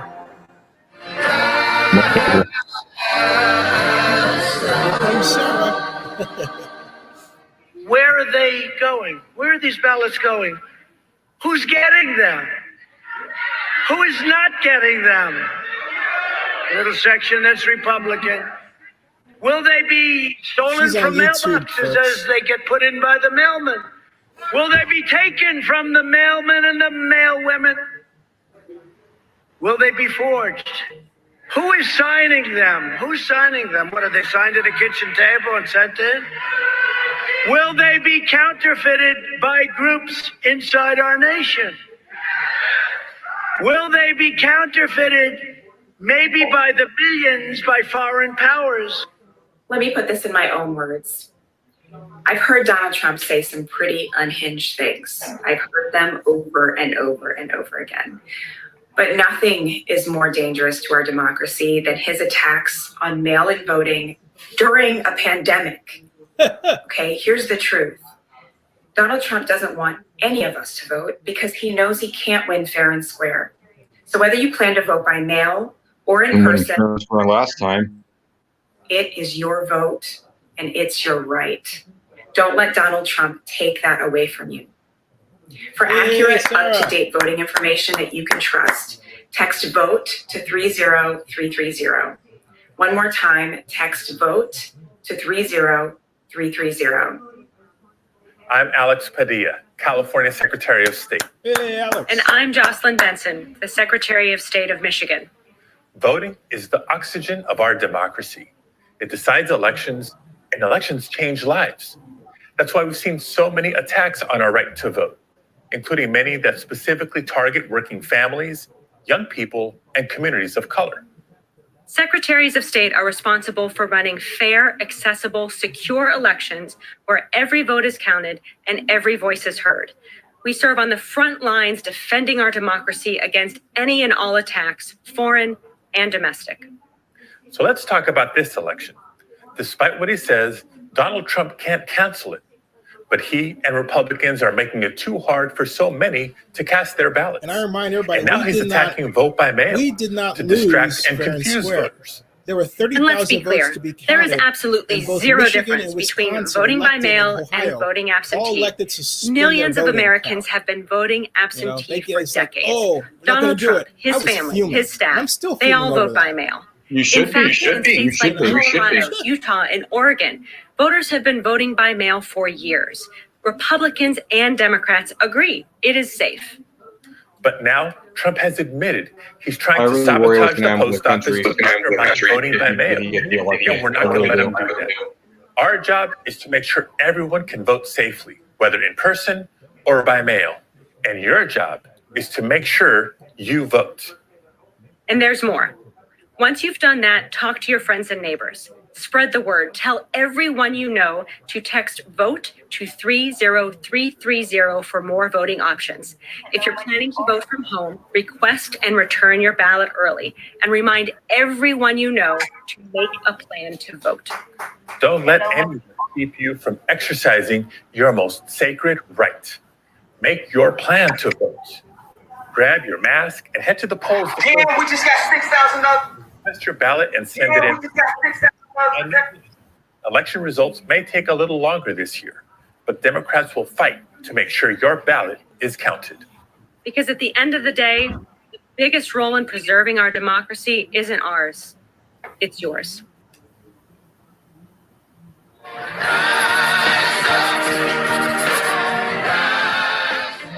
Our family has a crazy history with America, and it all starts with it being a beacon for immigrants. It's really cool being like part Polish and part Puerto Rican and also part Black, because I get to, for me personally, I get to be this like melting pot of America. If you were an immigrant back then, come from an immigrant family, the Democrats brought you in. We are in danger of losing the meaning of this country. Every generation before us has had to fight for what they believe in, and it's just our turn now. I was so proud when I saw the demonstrations that were going on across the country. This year's election means a lot to me because I feel like our generation is so motivated right now to make a difference. There's a lot of changes that we have to make, and I'm counting on Joe Biden and I believe in him.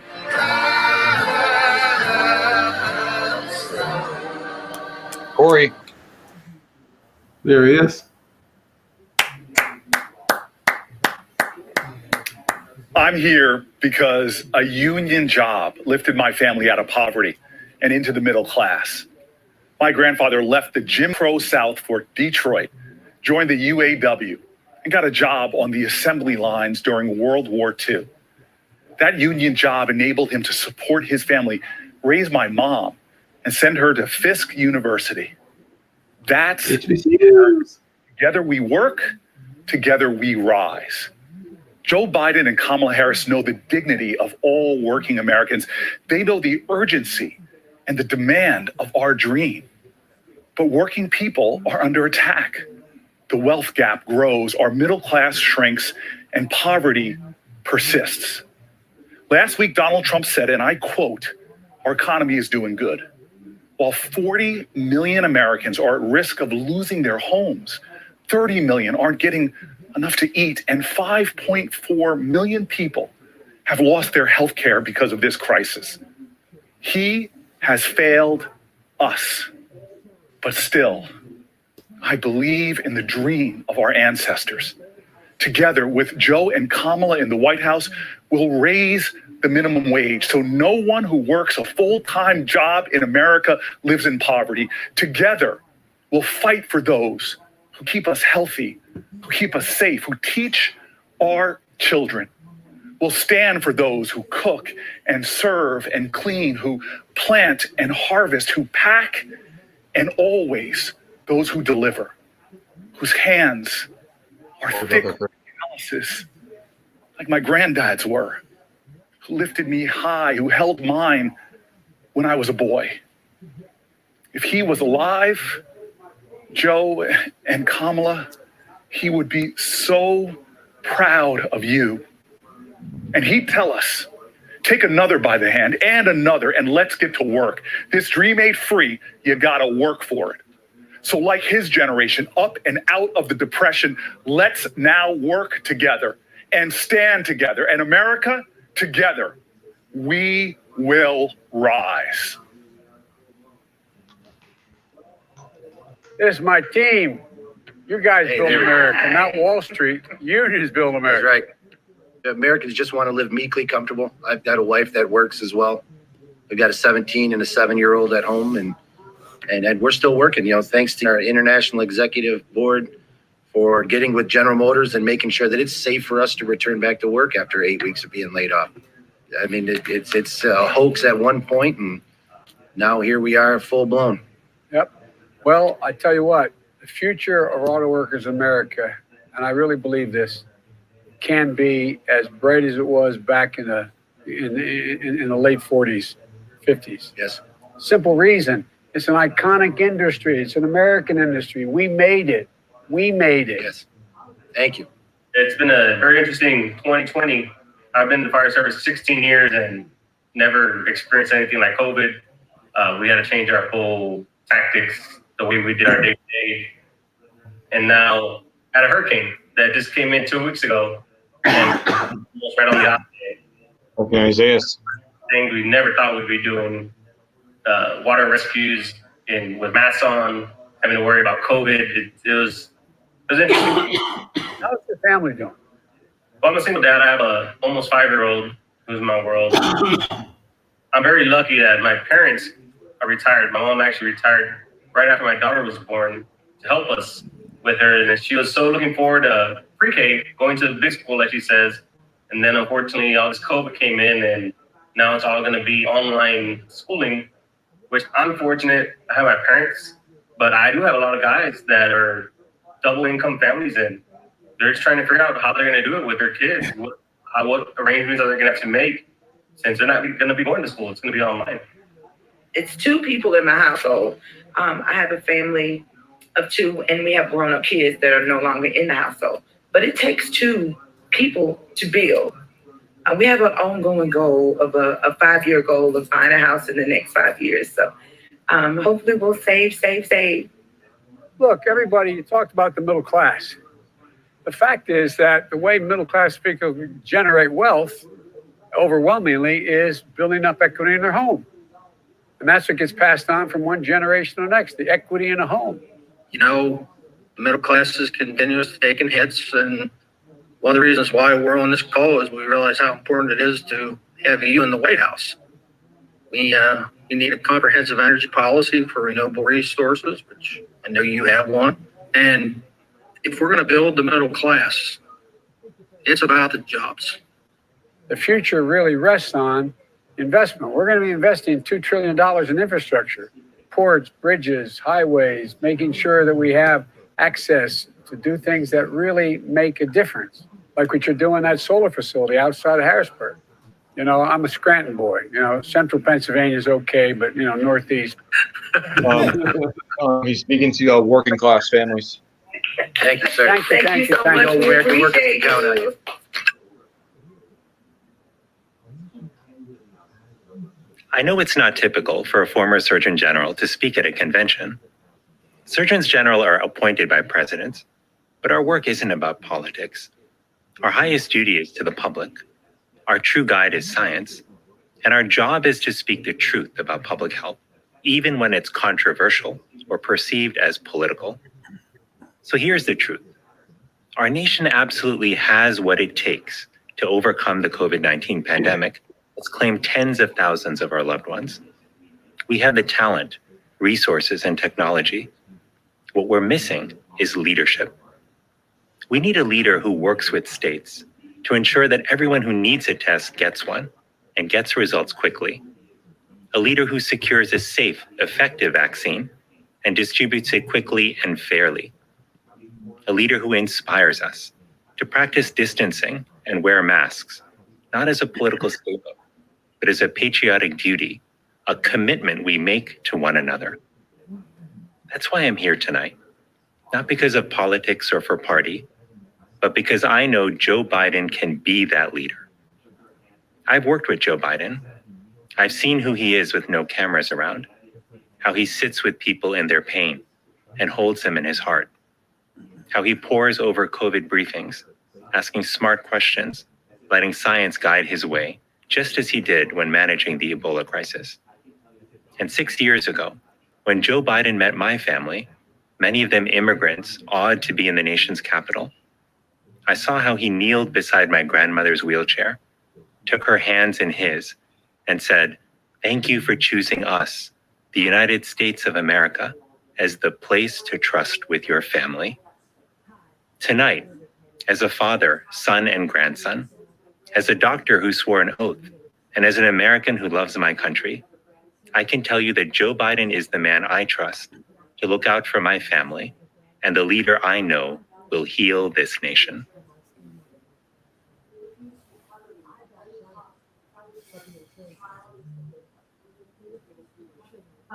Hi, I'm Senator Tammy Baldwin. When I was 9 years old, I got sick, really sick. I was hospitalized, but since my grandparents were the ones raising me and our family's health plan didn't cover grandkids, they were forced to pay out of pocket for my 3-month hospital stay. I got better, but the insurance companies didn't. They refused to cover me at any cost because I was marked child with a pre-existing condition. We all have stories like this. Stories about a time when the system was rigged against us, when we were counted out, left out, pushed out. Here comes Steph. Just think of what we've heard these past 4 days. Healthcare professionals who don't have the care they need. After her. Young people whose asthma will get worse as our air quality does. Workers who are afraid of losing their jobs. Each story begs this simple, fundamental question, a question that gets to the heart of the choice in this election. What kind of country do we want to be? Do we want to be a country where millions to talk about fiscal policy next. one where working families get a break? Do we want to be a country where medical bills bury people in debt, or one where healthcare is affordable for all, or where tens of thousands of people die from a virus, or where the American dream lives? I think we know the answer to that fundamental question because most of us want the same things. Good schools in our neighborhoods, racial justice, the freedom to love who we want, dignity in our work, and an economy where small businesses and working families thrive. And over the past months, we've added another to that list, a nation free from COVID. That's why Joe Biden and Kamala Harris are the only answer in this election. Trust me, they are. You see, there's another part of my story. The part where I ran for office, the part where I served in Congress, the part where I worked with Joe Biden and Barack Obama to make sure kids and grandkids, if they're dependents, can stay on their parents' health insurance until they're 26. Well, We like got that. that done. And yes, it was a big effing deal. That's the America I know. That's the America I love. And that's the America we will be with Joe Biden and Kamala Harris in the White House. A nation that plans, a nation that builds, a nation that builds back. Say it with me there at home, a nation that builds back better. A nation that Here in builds Wisconsin, back our better. state motto is just one word: forward. This November, let's move forward and never look back. Thank you. Hey, by the way, Ron Rivera has lymph node cancer. No nation can match us. Okay, one more time, brother. We lead by the power of our example, not by the example of our power. The only thing that can tear America apart is America itself, and we cannot let that happen. If you want to help Joe and Kamala make sure that America stays strong and united, please go to joebiden.com and contribute anything that you possibly can. Tonight, I couldn't be prouder to be a loyal union member, a passionate climate activist, and a patriotic Democrat, or as Donald Trump will call me in a tweet tomorrow, a washed-up horse-faced, no-talent has-been with low ratings. Well, Beef was actually a multi-time Emmy-winning show, but whatever. real American hero, World War II veteran Ed Good. I am Edward Good. I'm a veteran of World War II and of Korea. When I wear a uniform, I wear only two badges, my parachute wings and the infantry badge. I did make one combat jump over the Rhine in Germany, and I'm proud of that. I have been a Republican since the 1960s. I'm a member of the NRA, and I voted for Trump. I think Trump has been the worst president we've ever had. So I'll be glad to see him go. I think Joe Biden will be a great leader for the United States. Like me, on the day of my jump into Germany, I think Joe Biden cares about doing his proper duty for the United States. And if he's elected, that's what he will do.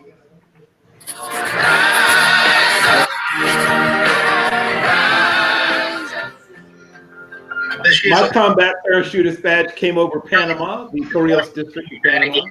I recommend strongly on the division in this country created by our current. Bill, you were enrolled in the Army? With somebody else in the I White was House. a military officer, yes. Now, let me just explain. You know, Republican for a I had a long time. friend that I remember helping me out with my Eagle Scout project. His name was Nick.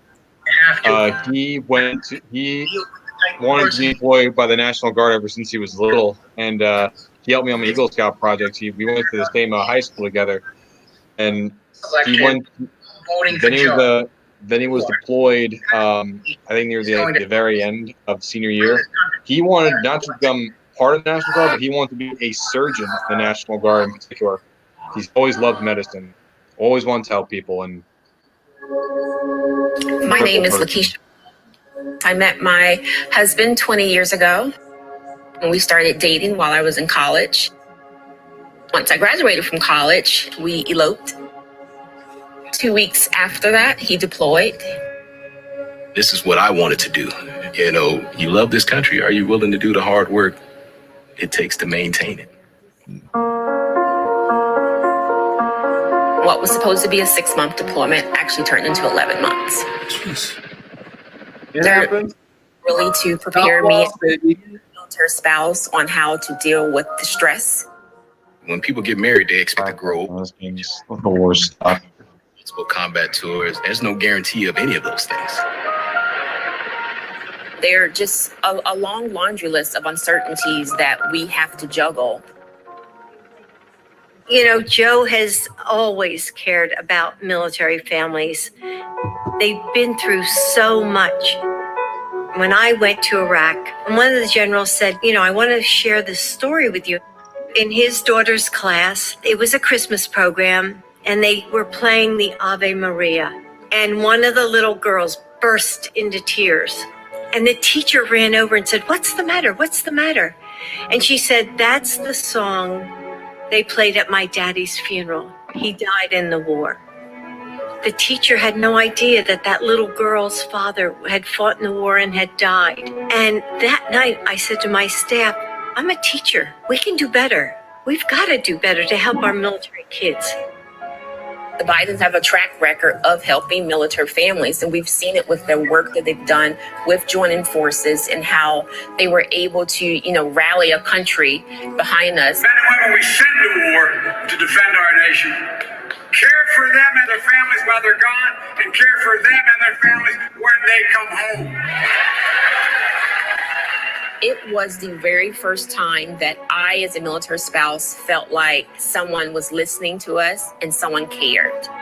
It's not just the service member who serves, the entire family serves as well. Joe said we have one sacred obligation to take care of our military members. During this pandemic, for sure, so many veterans have lost their jobs. So many military spouses have lost their jobs. That's one of the things that will be a priority in a Biden administration. 10th Mountain Division. Make sure that all have health care, employment, the things that families need to thrive. When people show you who they are, believe them the first time, and we know exactly who Joe is. He is the best candidate for America, not just for our families, but for all families. Is that Tammy Duckworth? Woo! Senator Tammy Duckworth, Colonel Tammy Very happy Duckworth. to see her. Tucker, she's weak. Good evening. I'm Tammy Duckworth. Who? When I first enlisted in the Army, I was Tucker eager to Carlson, serve my called her country, weak yet one anxious time. whether I'd be able to earn my way Tucker into Carlson once said, earn my and she wings. called him out, and she said, My "Oh, Tammy Duckworth doesn't truly love our country." And I'm like saying, The military is both "Excuse me? I lost 2 of my legs because that's how much I love this country." What the hell? Really? Everything for our great nation. Carlson. To do that, Who's leaders Tucker? must command their troops respect. He's talking and about Tucker Carlson. pledge to protect Who's and Tucker? defend our Constitution. He's talking about Tucker Carlson. But military Who's service Tucker? doesn't just take sacrifice from those in uniform. It's He was talking required. about Tucker Oh, I Carlson. know what you mean. My husband Oh. Brian was the one who rushed to Again, Walter who's Reed Tucker? after I was wounded in Iraq. He was the one holding my hand, just waiting talking. for me to wake up. And when I finally did, he was my rock, getting me through those hours, weeks, months of unspeakable pain and unending surgeries. He was my anchor as I relearned to walk, helping me through every step and every stumble. Our military spouses hold their families together, praying for their loved ones' safety wherever they're deployed and serving as caregivers to our disabled service members, and then picking up the pieces and starting again whenever the next tour or the next war arises. Joe Biden understands these sacrifices because he's made them himself. When his son Beau deployed to Iraq, his burden was also shouldered by his family. Joe knows the fear military families live because he's felt that dread of never knowing if your deployed loved one is safe. He understands their bravery because he has had to muster that same strength every hour of every day Beau was overseas. That's the kind of leader our service members deserve. One who understands the risks they face and who would actually protect them by doing his job as commander-in-chief. That's what I'm Instead, waiting for. they have a coward-in-chief who won't stand up to Vladimir Putin, read his daily intelligence briefings, or even publicly admonish adversaries for reportedly putting bounties on our troops' heads. As president, Joe Biden would never let tyrants manipulate him like a puppet. He would never pervert our military to stroke his own ego. He would never turn his back on our troops or threaten them against Americans peacefully exercising their constitutional rights. Joe Biden would stand up for what's right, stand tall for our troops, and stand strong against our enemies. Because unlike Trump, Joe Biden has common decency. He has common sense. He can command, both from experience and from strength. Donald Trump doesn't deserve to call himself commander-in-chief for another 4 minutes, let alone another 4 years. Our troops deserve better. Our country deserves better. If you agree, text MORE to 30330 to elect Joe Biden, a leader who actually cares enough about America to lead.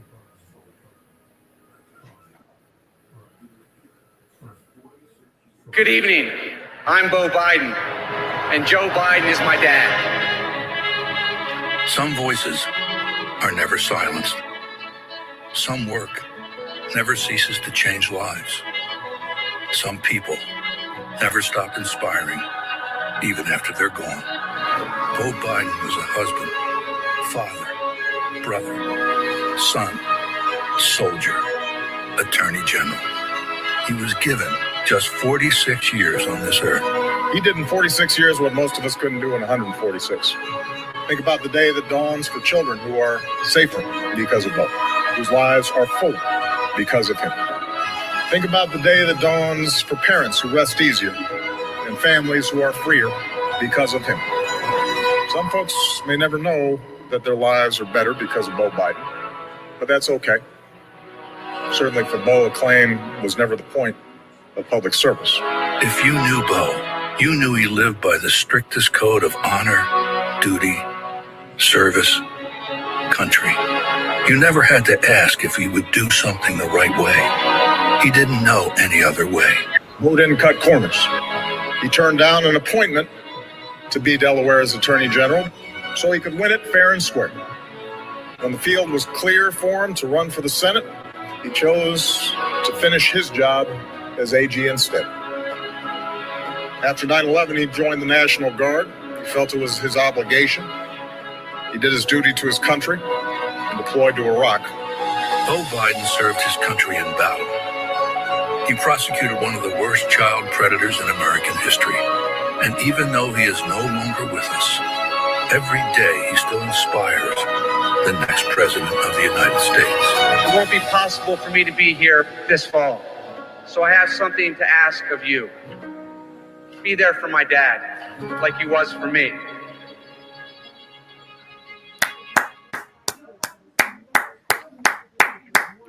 A couple of years ago, I was diagnosed with cancer, and I was absolutely terrified.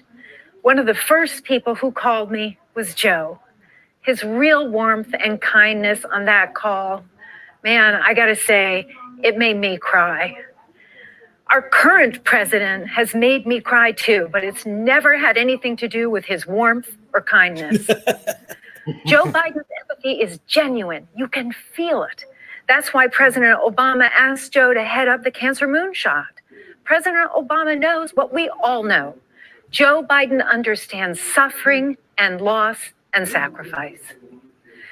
Mayor Pete Buttigieg also knows something about sacrifice. He volunteered and was deployed to Afghanistan, then returned home to Indiana to become a highly effective public servant. Say hi to Mayor Pete. Hey, Mom, Mayor Pete's on. The only candidate to consistently blog at oaklandnewsnow.com. The only one. Joe Biden lived a life of service. In office, he blogged? The only candidate to consistently blog at oaklandnewsnow.com. Take a look. Not because it's the country you live in. That's right. But because it's a country you believe in. Wow. I believe in this country because America uniquely holds the promise of a place where everyone can belong. The apple doesn't fall far from the tree. For too many and for too long, that promise. I actually supported him before he dropped out. Is at its best when we make that circle of belonging wider. Just over 10 years ago, I joined a military where firing me because of who I am wasn't just possible, it was policy. Now, in 2020, it is unlawful in America to fire someone because of who they are or who they love. The very ring on my finger, a wedding we celebrated, here where I'm standing, reflects how this country can change. Love makes my marriage real. But political courage made it possible, including that of Joe Biden, who stepped out ahead even of this party when he said that marriage equality ought to be the law of the land.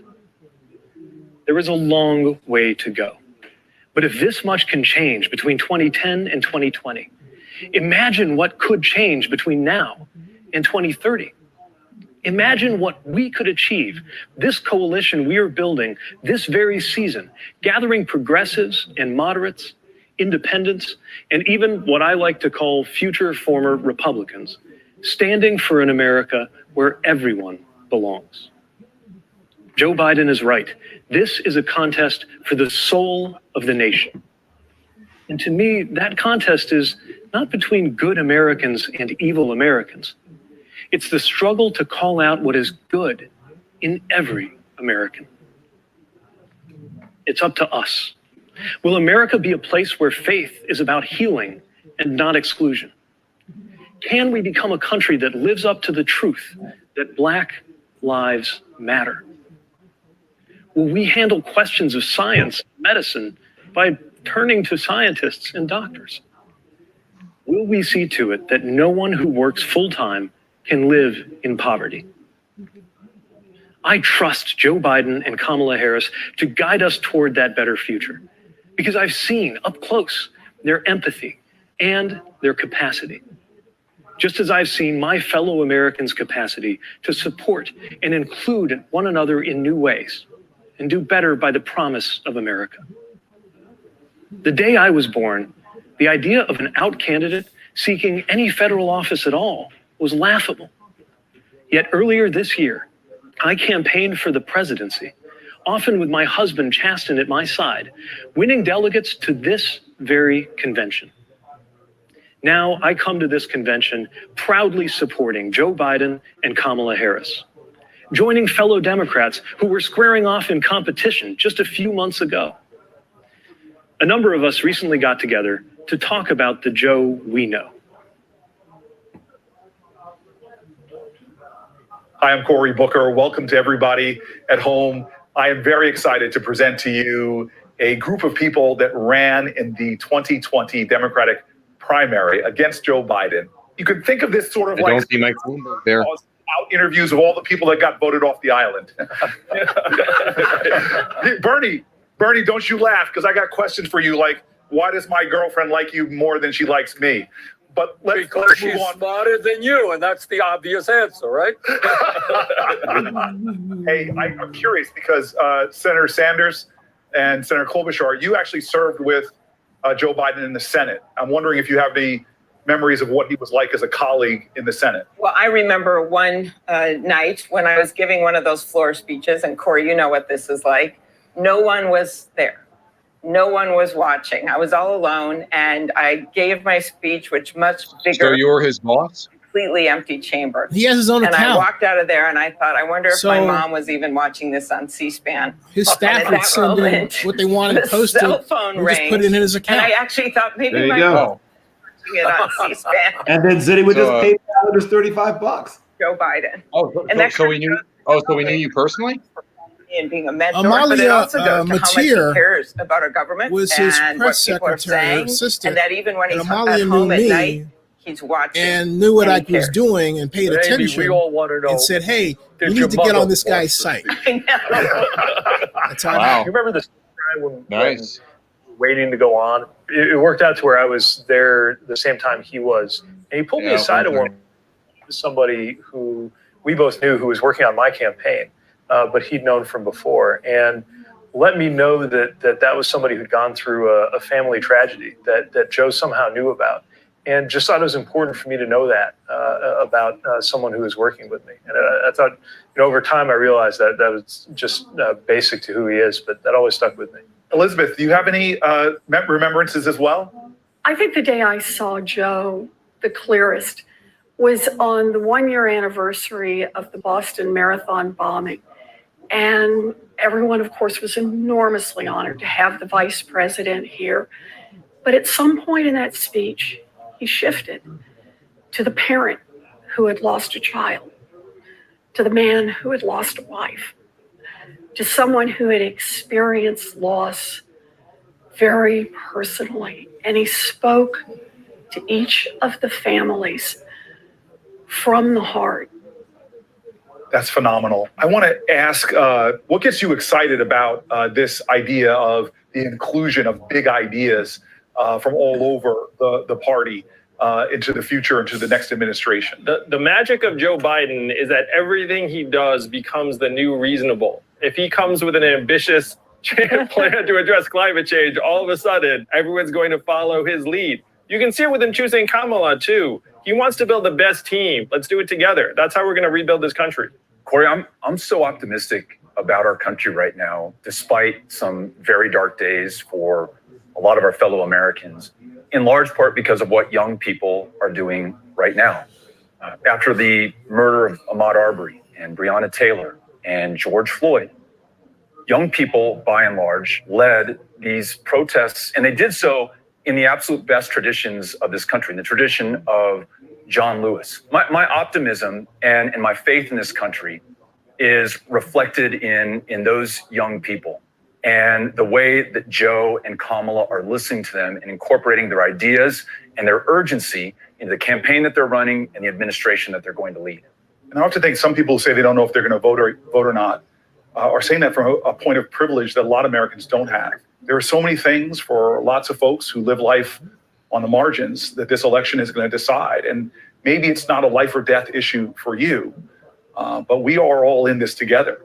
Absolutely. Corey, what I would say is that this is clearly the most important election in the modern history of this country. And Joe Biden, you have a human being who is empathetic, who is honest, who is decent.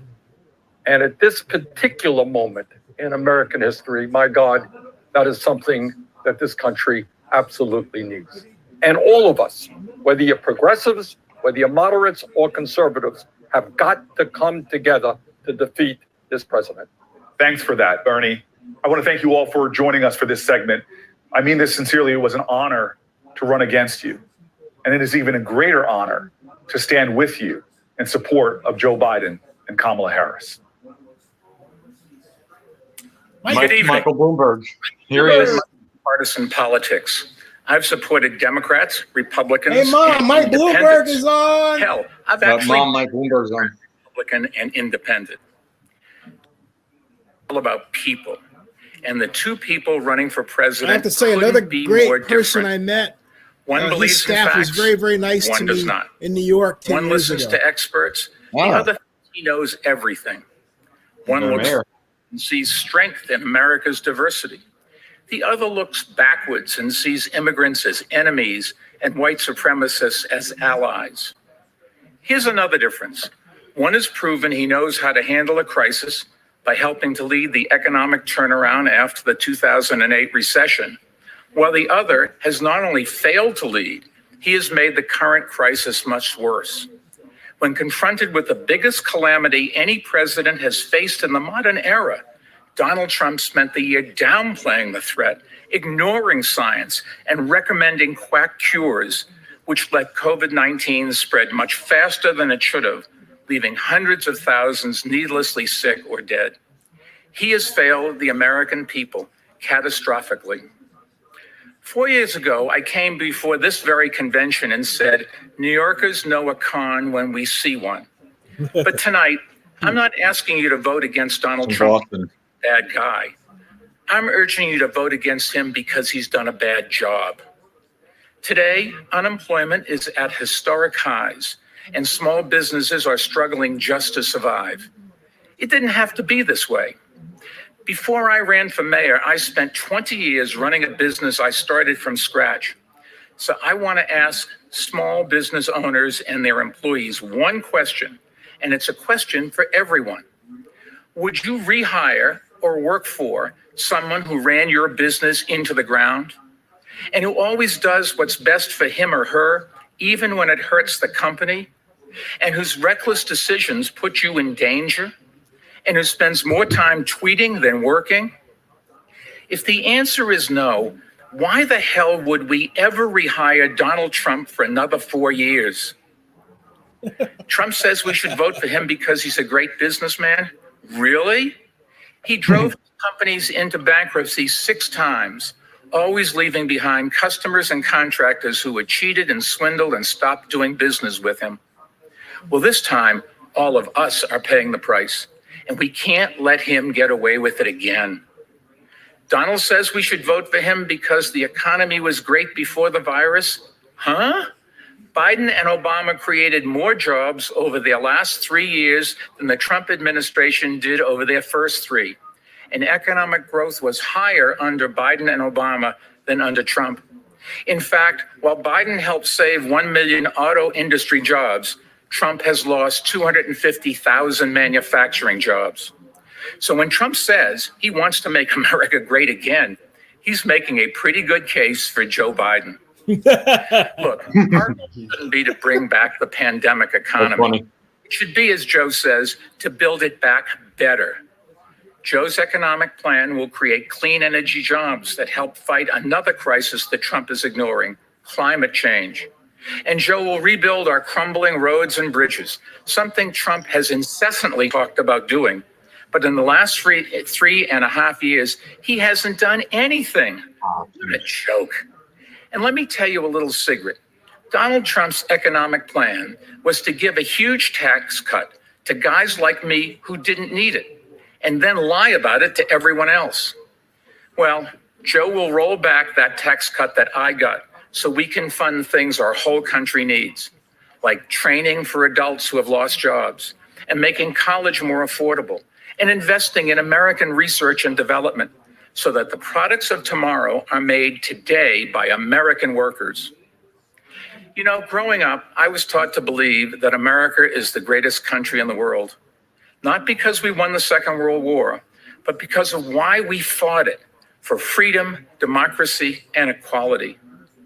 My favorite childhood book was called Johnny Tremaine, about a Boston boy who joins the Sons of Liberty at the dawn of the American Revolution. There's Lizzie. In the book, Johnny stands on Lexington Commons and sees a nation that is, quote, green with spring, dreaming of the future. That's the America I know and love. And that's the America we are in danger of losing under this president. So let's put an end to this whole sorry chapter in American history and elect leaders who will bring integrity, stability, and confidence back to the White House. Joe and Kamala, go get them for all of us. I think I was 12 when I read Johnny Tremaine. Help you find the best and safest way to vote in your state. Simply text I remember vote reading a book when I was in 5th grade called My Brother Salmon's Dead. 330. It's actually not that hard to remember. Watch. He died at the end. Person, woman, man, camera, TV, 30330. Anyone can do it. I want to introduce you now to a young man who Vice President Biden met earlier this year in New Hampshire and helped to find his voice. Say hello to Braden Harrington. Hi, my name is Braden Harrington, and I'm 13 years old. And without Joe Biden, I wouldn't be talking to you today. About a few months ago, I met him in New Hampshire. He told me that we were members of the same club. We stutter. It was really amazing to hear that someone like me became vice president. He told me about a book of poems by Yeats he would read out loud to practice. He showed me how he marks his addresses to make them easier to say out loud. So I did the same thing today.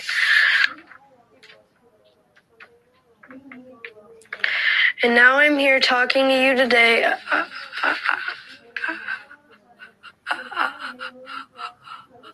about the future, about our future.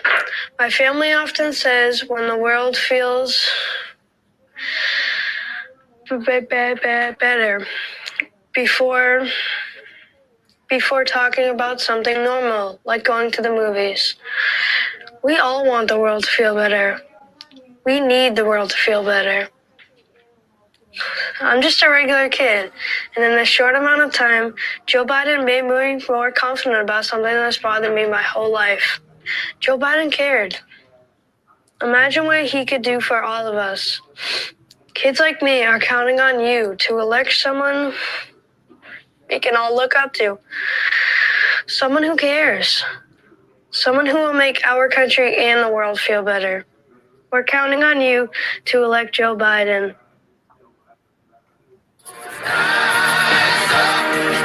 So that's something they could never have done at a normal convention. So there's some disadvantages, but that's an advantage. And a shiva. And towards the end of the service, the door opens up, and this person who was much younger than these octogenarians who are there walked in the room. It was our U.S. Senator Joe Biden. He was just very respectful, and he stayed in the back, and his head was bowed in reverence. And at the end, I said, Senator Biden, why are you here? Because how does a nice Irish Catholic boy know from Shiva? And what he said was just so lovely. He said, this dear lady gave $18 to my campaign from the very first time I started in 1972. So he wanted to show his respects by saying thank you. And that just blew me away.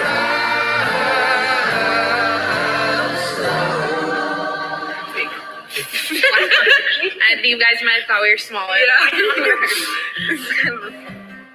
Granddaughter interview, take one. No, this is good. Okay, good. So what don't I know about your grandfather? He's always eating ice cream. Usually it's like vanilla with chocolate sprinkles. Vanilla on a regular night. No, chocolate chip in it. Chocolate and the Breyers that have half chocolate, half vanilla. He likes ice cream in hidden ways. Yeah. Eating it in the freezer so that my grandma doesn't see. He hides it. How often does he call you? Every day. Yeah, every day. If we don't talk to him for a day, He'll ask what's wrong. Yeah, he'll think we're not a lot. He always calls with the same energy, even after he's just done 15 interviews in a row. Hi, Pop. I was just talking about you. I don't necessarily pick up every day, but I have a lot of voicemails. he will pick up our calls no matter where he is. He'd be on stage giving a speech, and we'd call him and he'd be like, "What's wrong? Is everything good?" And we'd be like, "Just so I know." What does the word family mean to you?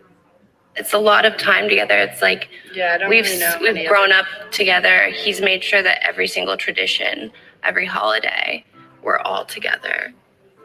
I don't think that there's been any decision, no matter how big or small, that we haven't decided as a family.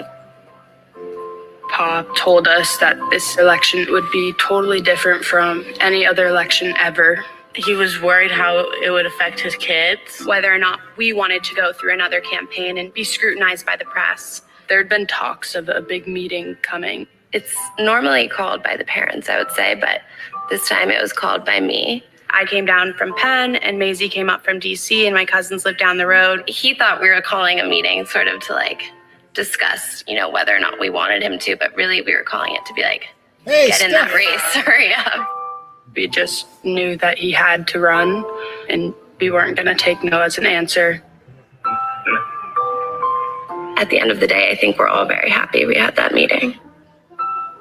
All right, well, when you get back there, give me a call to tell me how the whole thing went, okay? Okay, I will. I love you, baby. I love you too.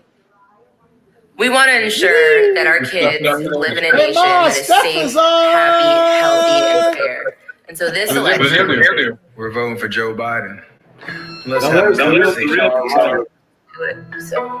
let's jump right in, shall we? What does jump in mean?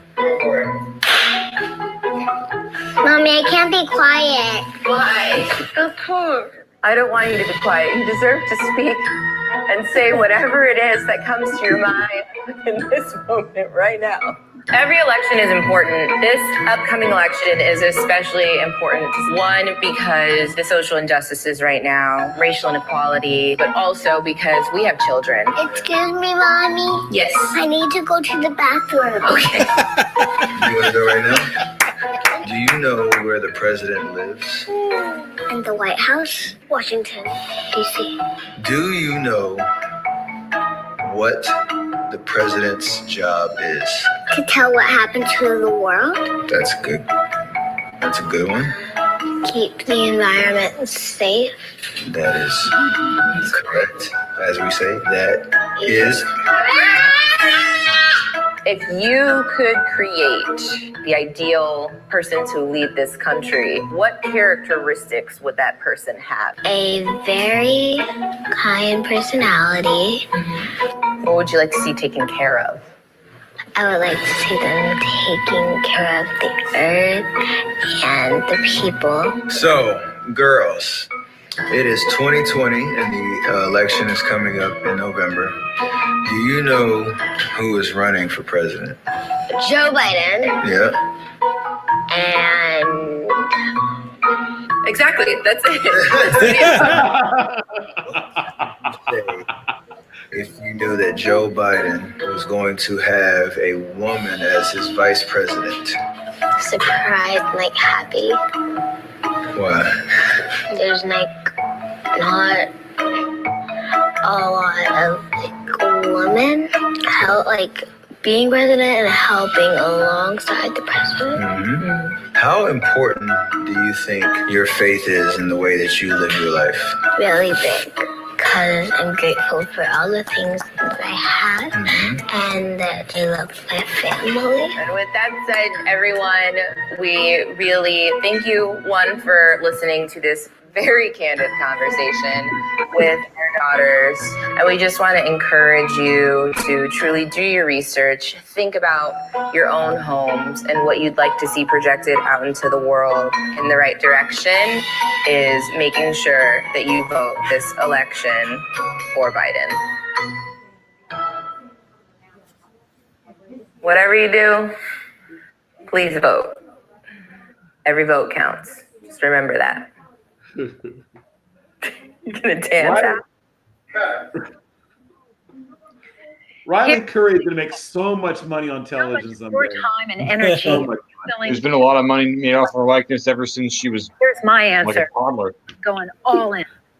Look, elections can break your heart, but sometimes they can make you sing from the mountaintops. And this year, we're going to sing. This year, we're going to elect a president who's honest, experienced, and intelligent. A president who actually believes in the rule of law, who will restore dignity and normalcy to the White House and the soul of this nation. And boy, won't that be something. One of my favorite things Joe Biden says is that you can succeed in life without sacrificing your ideals or your commitment to family. So, who better to introduce our nominee, Joe Biden, than his children? I'm Hunter Biden. And I'm Ashley Biden. Joe Biden is our dad. And Beau is our brother. We want to tell you what kind of president our dad will be. He will be tough, And honest. caring, and principled. He'll listen. He'll be there when you need him. He'll tell you the truth even when you don't want to hear it. He'll never let you down. He'll be rock steady. The strongest shoulder you can ever lean on. He'll beam with pride every time you succeed. He'll make your grandkids feel that what they've got to say matters. Wow, like his father.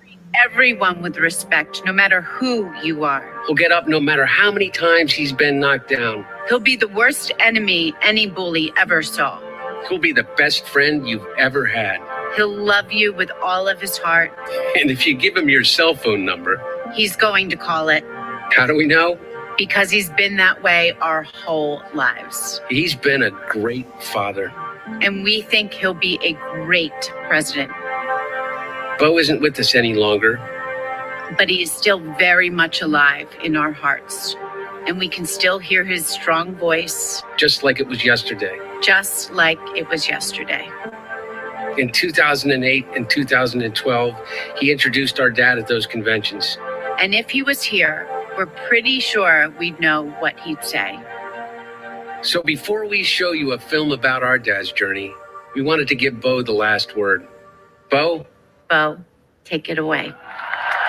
In moments both public and private, he's the father I've always known, the grandfather my children love and adore, my father, my hero, Joe Biden.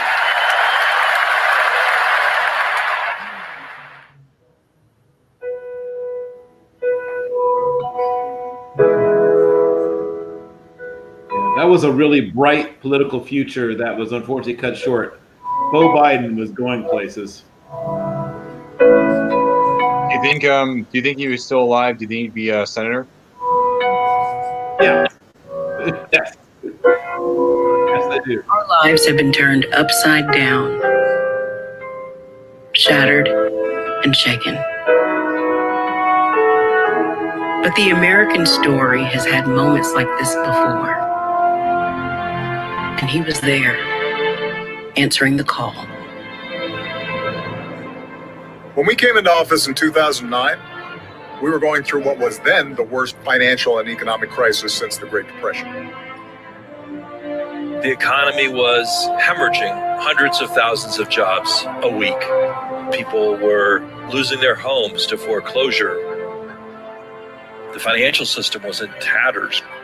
Auto sales had dropped to near zero levels.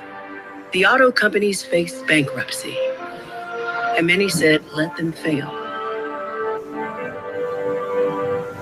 But Joe remembered his father and what it meant to lose a job.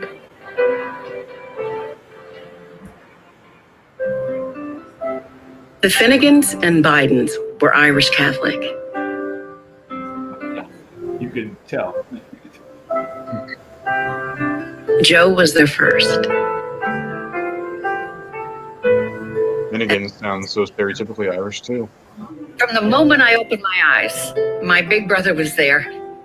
The thing that was most important was family and family and family. As the post-war boom faded, Joe's father struggled to find work in Scranton. But 140 miles south, there was a job cleaning boilers in Wilmington.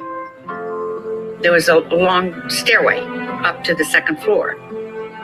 Dad went up to Joey in our bedroom and saying, Joey, you gotta be a big boy. For the first time, Joe saw the heavy burden on a father, and it was a lesson he would never forget. A job is a lot more than a paycheck. It's about dignity.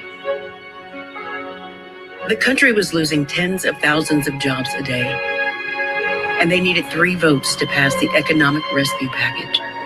Joe Biden was handled the task of going to get those 3 Republican votes. Joe returned to the place where he had been so effective. Passionate argument, sympathetic listening, a willingness to make adjustments and accommodations to bring people on board. When the law finally passed, the president tapped his partner to run the program. Joe tracked every dollar, calling mayors and governors. Talking to them on the phone, one-on-one. He gave all of them his cell phone. And I watched him bring his heart to that job. It matters that you have in your mind the family that you're trying to reach, the neighborhood that you're trying to reach, the people whose lives are affected by what you do. The skills that had made him so effective had not come easy. When he entered school, there was a problem. Right. Joe had a stutter. And it's mortifying. It allows that child to become an object of ridicule. When his teacher mimicked him and Joe ran home from school, his mother drove him back. Did you say to my son, Mr. Biden? The nun said, I was just trying to make a point. My mother stood up, all 5'2" of her. If you ever talk to my son like that again, I'll come back and rip that damn bonnet off your head. Do you understand me? Joey, go back to class. Joe resolved to overcome his stutter. Some letters are harder than others.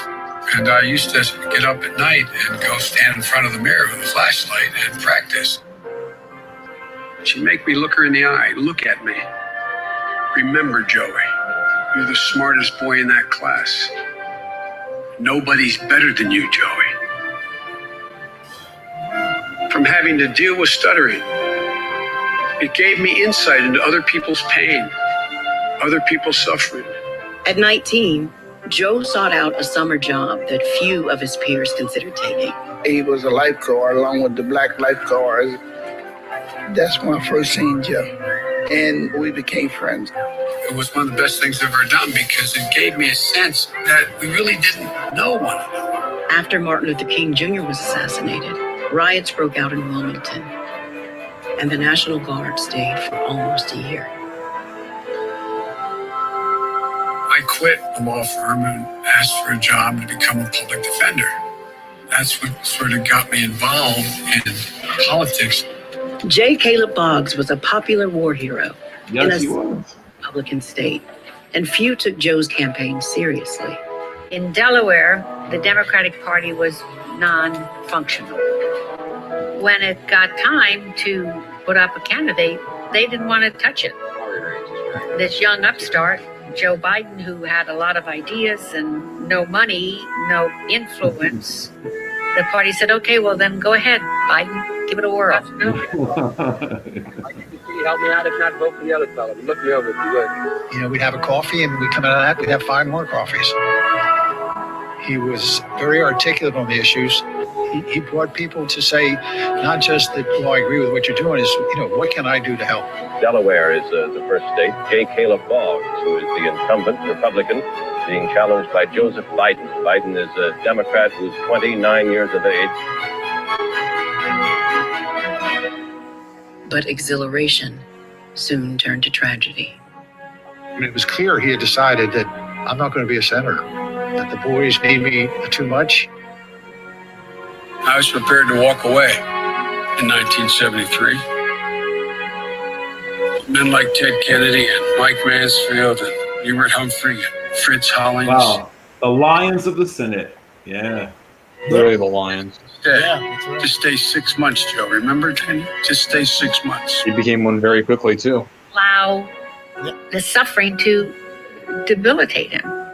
Just like he couldn't allow the stuttering to define him. That's the backbone. There's something bigger than Joe's suffering. The Senate turned out to be a wonderful place for him. He had a real gift for bringing people together.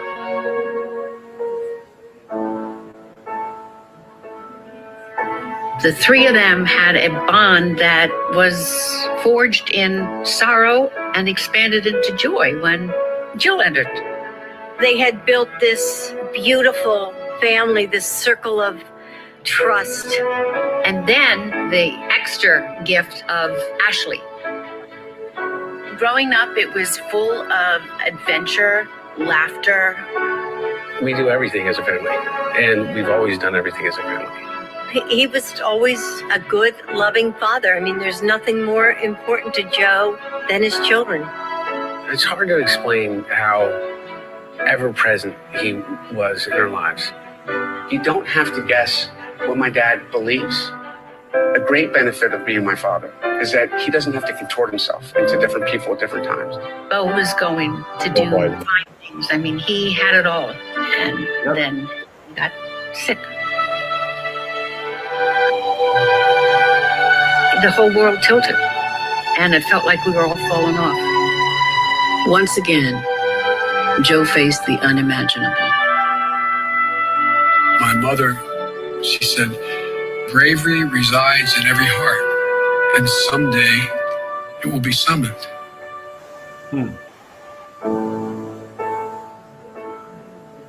The way he survived losing my mom and my sister, and then losing my brother, is understanding that you have to have purpose. Every day I get up, I ask myself, I hope he's proud of me, because that's the thing that makes me move on. From his time in the Senate and then the White House, Joe always found a way forward, forging unlikely friendships and alliances. And time after time, he made progress possible, and always holding in his heart the struggles of his family and every family, always fighting to make his country whole. It's a very rare quality to bring your empathy skills to the process of governing.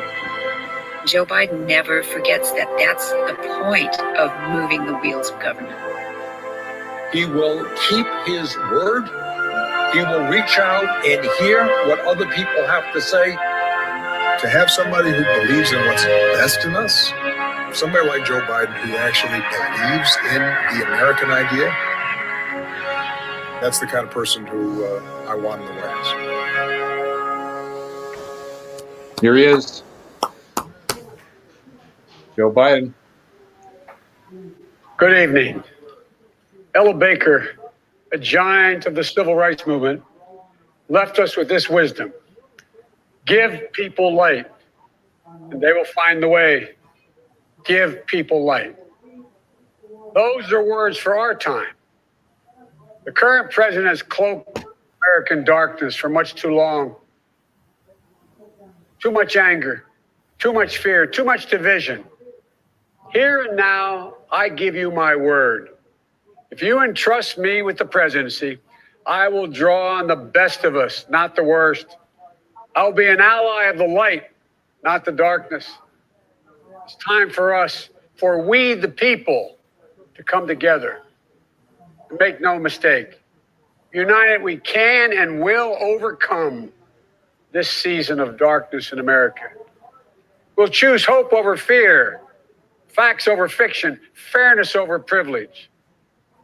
I'm a proud Democrat, and I'll be proud to carry the banner of our party into the general election. So it's with great honor and humility, I accept this nomination for President of the United States of America. But while I'll be a Democratic candidate, I will be an American president. I'll work hard for those who didn't support me, as hard for them as I did for those who did vote for me. That's the job of a president, to represent all of us, not just our base or our party. This is not a partisan moment. This must be an American moment. It's a moment that calls for hope and light and love, hope for our future, light to see our way forward, and love for one another. America isn't just a collection of clashing interests of red states or blue states. We're so much bigger than that. We're so much better than that. You know, nearly a century ago, Franklin Roosevelt pledged a New Deal in a time of massive unemployment, uncertainty, and fear. Stricken by a disease, stricken by a virus, FDR insisted that he would recover and prevail, and he believed America could as well. And he did, and we can as well. This campaign isn't just about winning votes. It's about winning the heart and, yes, the soul of America. Winning it for the generous among us, not the selfish. Winning it for workers who keep this country going, not just the privileged few at the top. Winning it for those communities who have known the injustice of a knee on the neck. All the young people have known only America being in rising inequity and shrinking opportunity. They deserve the experience of America's promise. They deserve to experience it in full. You know, no generation ever knows what history will ask of it. All we can ever know is whether we're ready when that moment arrives. And now history has delivered us to one of the most difficult moments America's ever faced. Four historic crises, all at the same time. A perfect storm. The worst pandemic in over 100 years. The worst economic crisis since the Great Depression. The most compelling call for racial justice since the 60s. And the undeniable realities and just the accelerating threats of climate change. So the question for us is simple. Are we ready? I believe we are. We must be.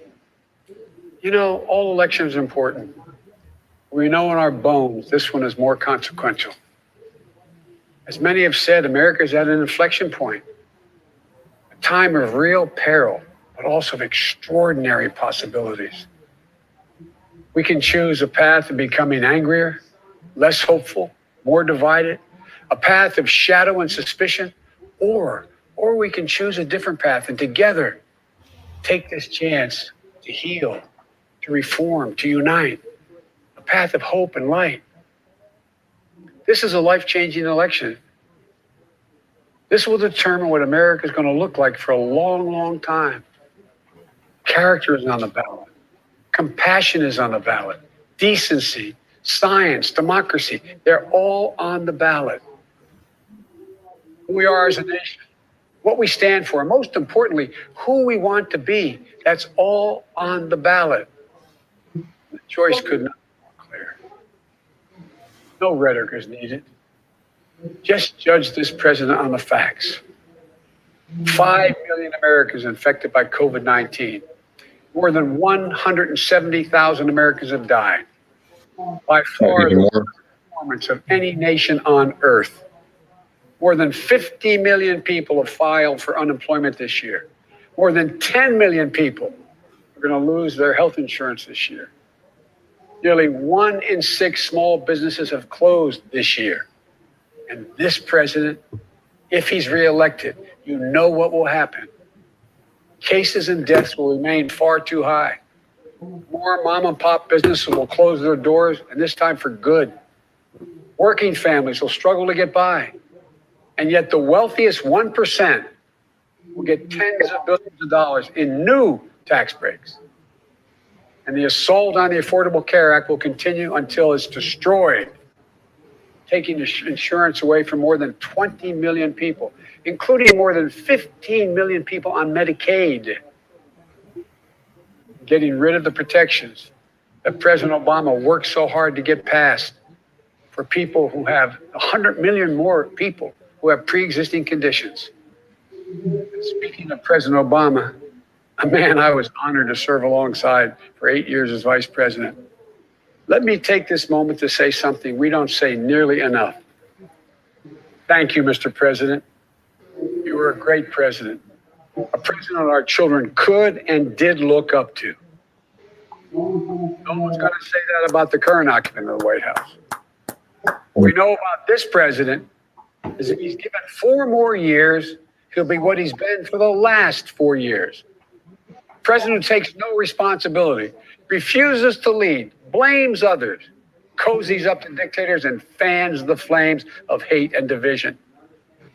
He'll wake up every day believing the job is all about him, never about you. Is that the American you want for you, your family, your children? I see a different American, one that's generous and strong, selfless and humble. It's an America we can rebuild together.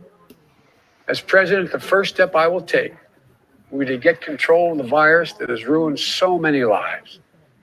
Because I understand something this president hasn't from the beginning. We will never get our economy back on track. We will never get our kids safely back in schools. We'll never have our lives back until we deal with this virus.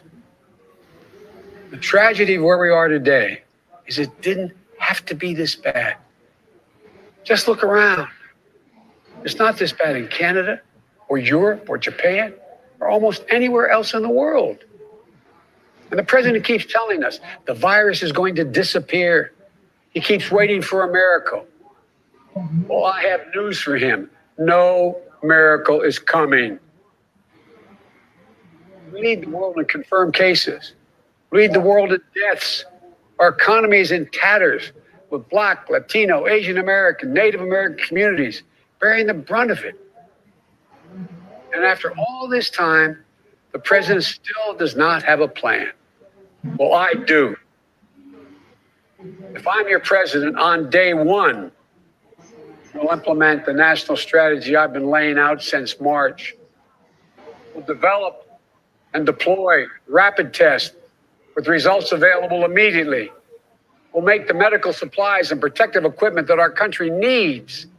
We'll make them here in America, so we will never again be at the mercy of China or other foreign countries in order to protect our own people. We'll make sure our schools have the resources they need to be open, safe, and effective. We'll put politics aside. We'll take the muzzle off our experts so the public gets the information they need and deserve. Honest, unvarnished truth. They can handle it. Have a national mandate to wear a mask, not as a burden, but as a patriotic duty to protect one another. In short, we'll do what we should have done from the very beginning. Oh, I got the recording. Our current president has failed.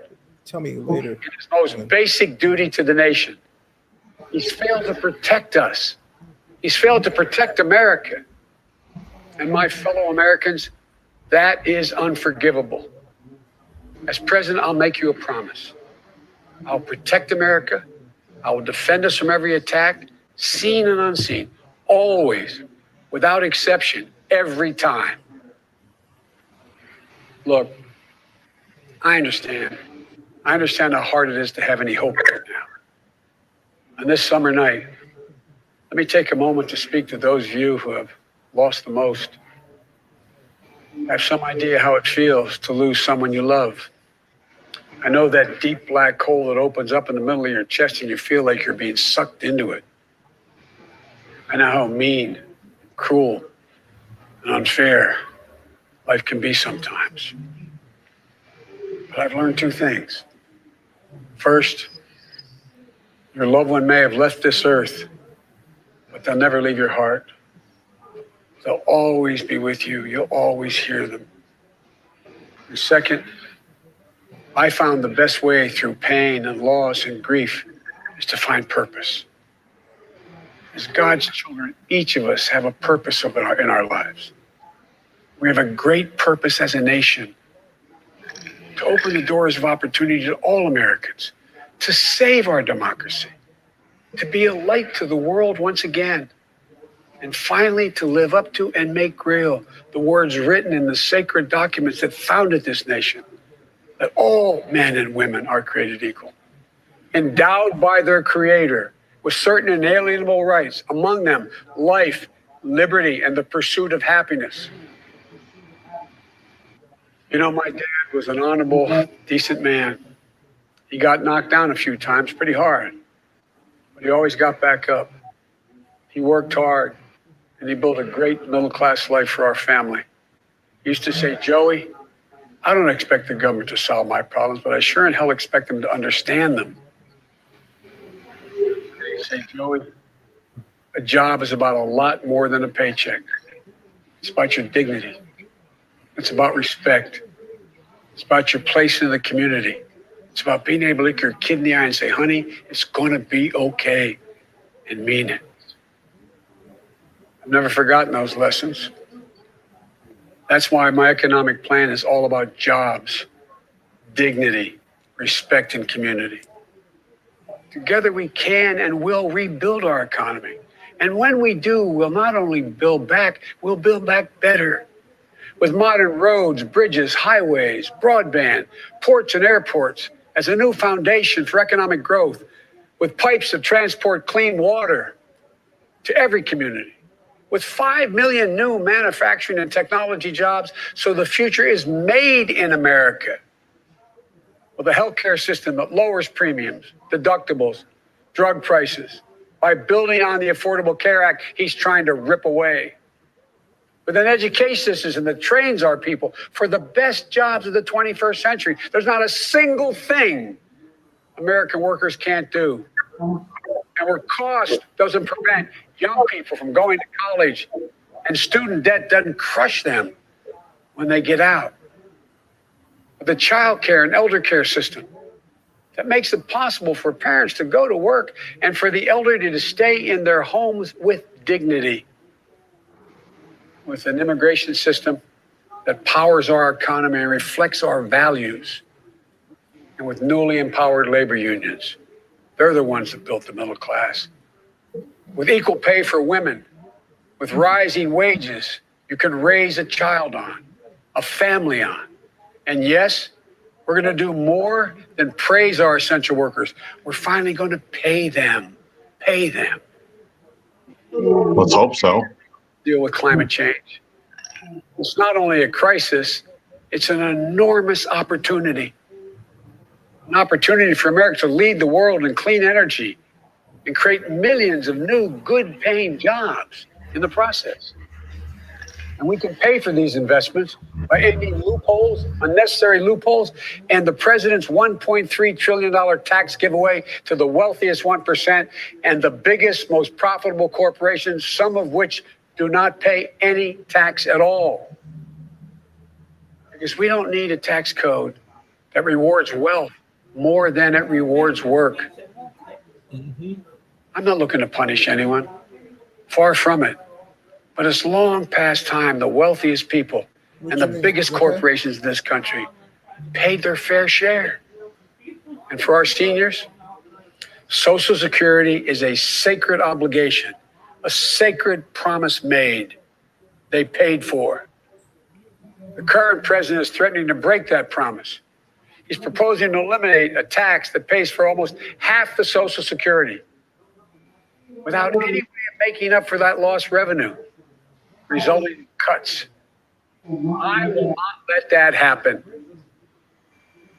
If I'm your president, we're going to protect Social Security and Medicare. You have my word. One of the most powerful voices we hear in the country today is from our young people. They're speaking inequity and injustice that has grown up in America. Economic injustice, racial injustice, environmental injustice. I hear their voices. If you listen, you can hear them too. Whether it's existential threat posed by climate change, daily fear of being gunned down in school, or the inability to get started in your first job, the work of the next president to restore the promise of America to everyone. And I'm not going to have to do it alone. I'll have a great vice president at my side. Thank you, Harris. She's a powerful voice for this nation. Her story is the American story. She knows about all the obstacles thrown in the way of so many in our country. Women, Black Americans, South Asian Americans, immigrants, the left out and the left behind. But she's overcome every obstacle she's ever faced. No one's been tougher on the big banks and the gun lobby. No one's been tougher in calling out the current administration for its extremism, its failure to follow the law, its failure to simply tell the truth. Kamala and I both draw from our families. That's where we get our strength. For Kamala, it's Doug and their families. For me, it's Jill and ours. I've said many times, no man deserves one great love in his life, let alone two. But I've known two. After losing my first wife in that car accident, Jill came into my life. She put our family back together. She's an educator, a mom, a military mom, and an unstoppable force. If she puts her mind to it, just get out of the way. She's going to get it done. She was a great second lady, and I know she'll make a great first lady for this nation. She loves this country so much. I'll always have the strength that can only come from family. Hunter, Ashley, all our grandchildren, my brothers, my sister, they give me courage. They lift me up while he's no longer with us. Bo inspires me every day. Bo served our nation in uniform. You're in Iraq, a decorated Iraqi war veteran. I take very personally and the profound responsibility of serving as commander-in-chief. I'll be a president who will stand with our allies and friends and make it clear to our adversaries the days of cozying up to dictators is over. Under President Biden, America will not turn a blind eye to Russian bounties on the heads of American soldiers. Nor will I put up with foreign interference in our most sacred democratic exercise, voting. And I'll always stand for our values of human rights and dignity. I'll work in common purpose for a more secure, peaceful, and prosperous world. History has thrust one more urgent task on us. Will we be the generation finally wipes out the stain of racism from our national character? I hope so. We're up to it. I believe we're ready. Just a week ago yesterday, was the third anniversary of the events in Charlottesville. Close your eyes. Remember what you saw on television. Remember seeing those neo-Nazis and Klansmen and white supremacists coming out of fields with lighted torches. veins bulging, spewing the same anti-Semitic bile heard across Europe in the 30s. Remember the violent clash that ensued between those spreading hate and those with the courage to stand against it. Remember what the president said when asked? He said there were, quote, very fine people on both sides. It was a wake-up call for us as a country. And for me, a call to action. At that moment, I knew I'd have to run. My father taught us that silence was complicity. I can never remain silent or complicit. At the time, I said, battle for the soul of this nation. And we are. You know, one of the most important conversations I've had this entire campaign was with someone who was much too young to vote. I met with 6-year-old Gianna Floyd the day before her daddy, George Floyd, was laid to rest. An incredibly brave little girl. I'll never forget it. When I leaned down to speak to her, she looked in my eyes and she said, and I quote, "Daddy changed the world. Daddy changed the world." Her words burrowed deep into my heart. Maybe George Floyd murder was a breaking point. Maybe John Lewis is passing the inspiration. But however it's come to be, however it's happened, America's ready, in John's words, to lay down, quote, the heavy burden of hate at last. To end the hard work of rooting out our systemic racism. You know, American history tells us that it's been in our darkest moments that we've made our greatest progress, that we found the light. In this dark moment, I believe we're poised to make great progress again. We can find the light once more. You know, many people have heard me say this, but I've always believed you can define America in one word: possibilities. The defining feature of America: everything is possible. In America, everyone, and I mean everyone, should be given an opportunity to go as far as their dreams and God-given ability will take them. We can never lose that. In times as challenging as these, I believe there's only one way forward. As a united America, united in our pursuit of a more perfect union, united in our dreams of a better future for us and for our children, united in our determination to make the coming years bright. Are you ready? I believe we are. This is a great nation. We're a good and decent people. For Lord's sake, this is the United States of America. There's never been anything we've been able to accomplish when we've done it together. Irish poet Seamus Heaney once wrote, "History says, don't hope on this side of the grave, but then, once in a lifetime, the long-for tidal wave of justice can rise up and hope and history rhyme. This is our moment to make hope and history rhyme with passion and purpose. Let us begin, you and I together, one nation, under God, united in our love for America, united in our love for each other. Love is more powerful than hate. Hope is more powerful than fear. And light is more powerful than dark. This is our moment. This is our mission. History will be able to say that the end of this chapter of American darkness began here tonight. As love and hope and light join in the battle for the soul of the nation. And this is a battle we will win, and we'll do it together. I promise you. Thank you, and may God bless you, and may God protect our troops.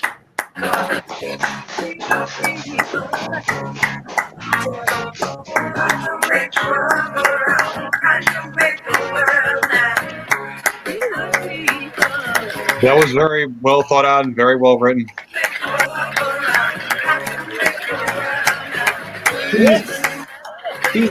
he's not exactly a great orator. I mean, that's never been the best part of him. You sort of have to grade him on a curve on a certain bit, but what I will say is there was a very strong through line. He did a good job of drawing sharp contrast, and his genuine love for people came through. Like, you can tell this is a person who would help you move. You know what I mean? Like, if he saw you struggling with a box going up to your apartment, he would help you with it. Like, that's, you get the feeling there's this simple little things that separate him from the man who's currently in the White House, right? There's just these these seeming little things that are not so little, because your character is magnified so much by the position of president or lack thereof.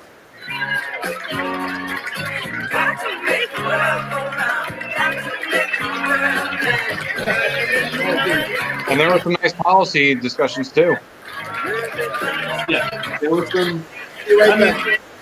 It wasn't Elizabeth Warren style detailed, PowerPoint presentation stuff, but it was enough.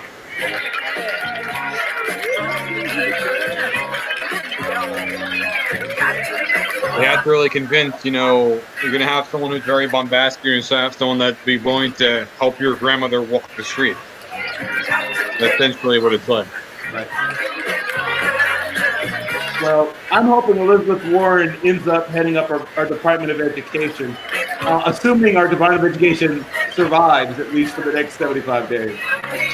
Oh, yeah, that's better than, he'll be way better than DeVos. Like, she doesn't really seem to. Both my parents have been teachers for 30 years for each of them. I cannot tell you, like, how little he seems to really understand teaching and teachers themselves and education and school. And involved corporate funding is just like, really? That's what you're focused on? So, as you may know, Betty DeVos comes from the DeVos family that was one of the founding families of Amway, right? Mm-hmm. Their involvement in education has been on proprietary, aka for-profit education, much like Trump University or other things like that.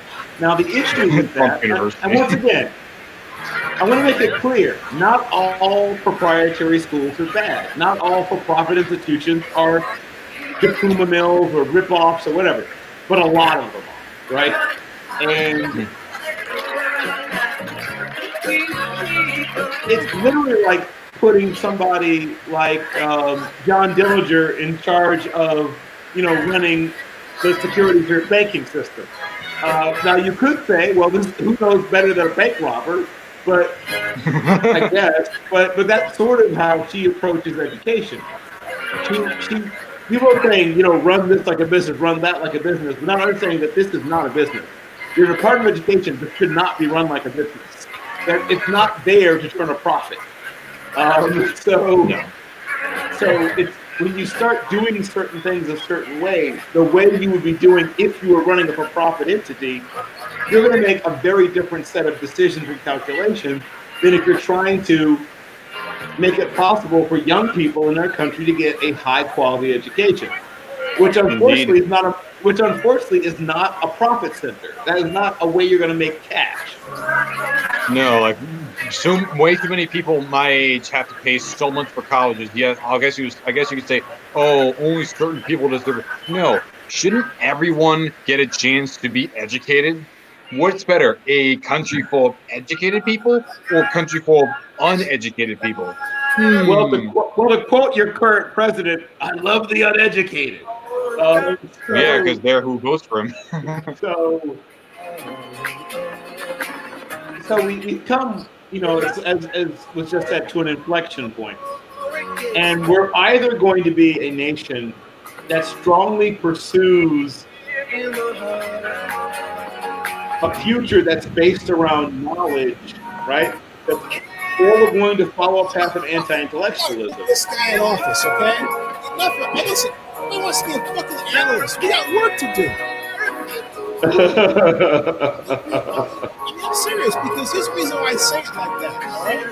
Because you have to resist rubber stamping You okay, bud? in order to change to what you want to have, okay? Okay, so we're not pretending to have journalistic objectivity, I guess is what we reached that point. Journalistic objectivity is white supremacy. White supremacy has hurt us, okay? Yes. Blunt with you. Okay? Sure. So you want to change, and everybody can believe what they want to believe, but I'm talking because I'm 58. I've seen enough of this. Yes. So have I. You know, we're like, oh yeah, we can't do anything, and oh, it's this, and oh, let's settle into these comfort zones rather than doing what it takes to exact change. And it doesn't have to be anything major. It could be that video you never made before you wanted to say something. It could be helping somebody across the street who thought that nobody was going to help them. Right. The world can change on a small, very small action. It doesn't have to be big. Well, it is small things. It's a bunch of middle class, working class, and even lower class people deciding they're not going to ride the buses in their city anymore until they're allowed to sit somewhere besides the back of those buses. And then this company you're doing is every time a person visits our blog, they can push a button to get registered to vote.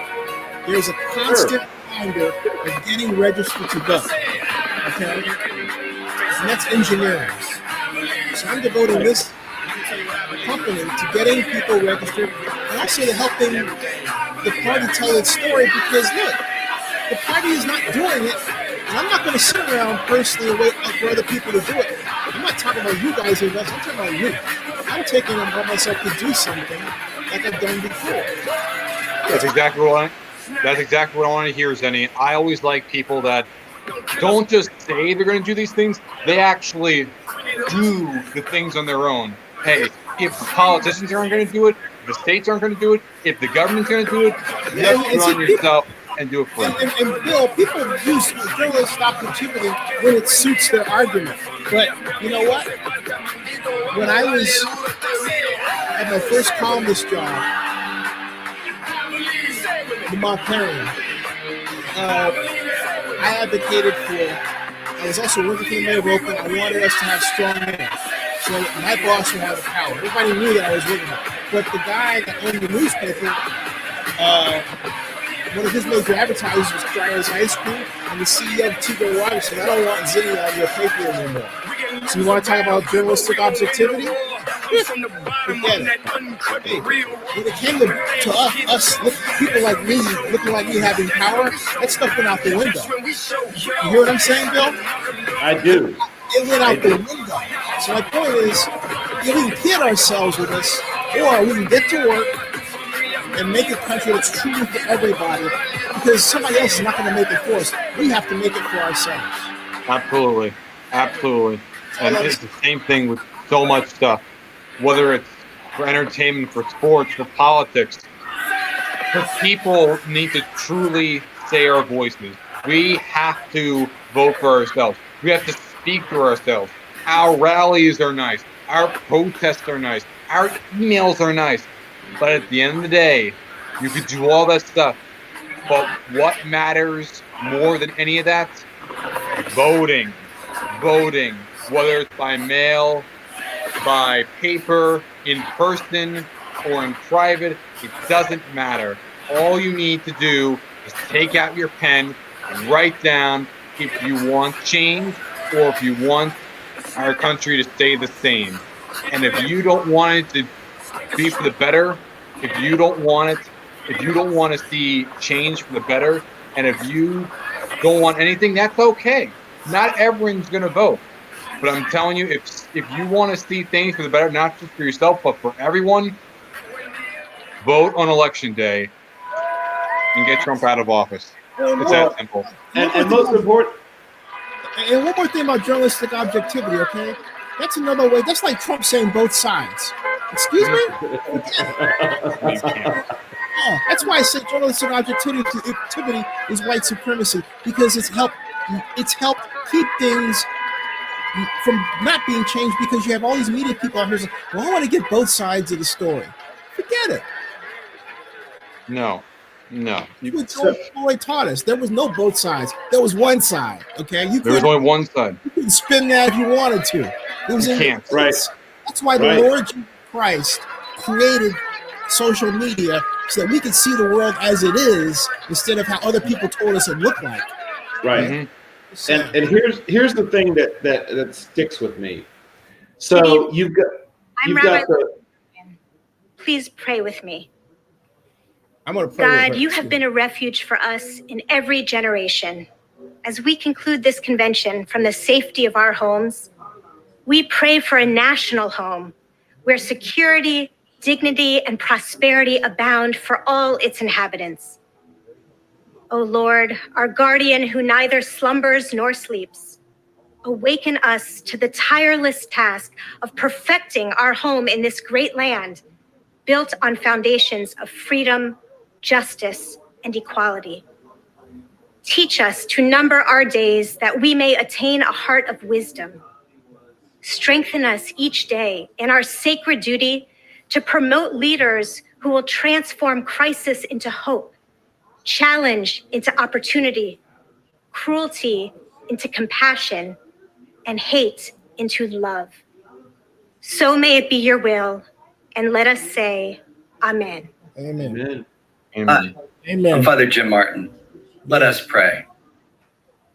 Loving God, help us open our hearts to those most in need. The unemployed parent worried about feeding his or her children. The woman who is underpaid, harassed, or abused. The Black man or woman who fears for their lives. The immigrant at the border longing for safety. The homeless person looking for a meal. The LGBT teen who is bullied. The unborn child in the womb. The inmate on death row. Help us to be a nation where every life is sacred, all people are loved, and all are welcome. Amen. Peace be unto you all. Assalamu alaikum. I am Al-Hajj Talib Abdul Rashid, Imam of the Mosque of Islamic Brotherhood Incorporated, located in New York City. Bismillahir-Rahmanir-Rahim. In the name of Allah, the merciful, the compassionate God. Ya Ilahun Nas, O God of mankind. Send us forth this night, we pray, inspired with the courage to transform ourselves and our society. Grant us the unwavering resolve to exercise our demons of generational racism and violence from the soul of America once and for all, that our children's children and their children might be spared the burden of our iniquities. Forgive us our sins of inhumanity to our neighbors, O Lord. Bless our young and our elders, our teachers and the common working people, our crisis responders, and our caretakers. Guide the leaders of this nation and bless them with reverence, moral courage, competence, integrity, empathy, love, and compassion. Hear our prayer, most merciful God. Amen. Amen. 4 days ago, we came together to begin a historic convention, a convention across America. Since then, we've traveled all across this country, hearing from real people who are ready for something different, something better. We said this convention was for everyone, and we really meant it. It would take all of us to solve the big challenges we are facing. But if we've seen anything these last 4 days, it's that Americans are up to the task. So if you came here uncertain, I hope you're leaving resolved. And if you came here resolved, I hope you're leaving fired up and ready to elect Joe Biden as our president and Kamala Harris Fired up and as our ready to vice go. president, and get out the vote for Democrats everywhere. There being no further business to come before this convention, I now declare the 48th Democratic National Convention to be adjourned. But I promise, we, the people, are just getting started. Thank you, Milwaukee. Thank you, Wisconsin. And thank you, America. And good night.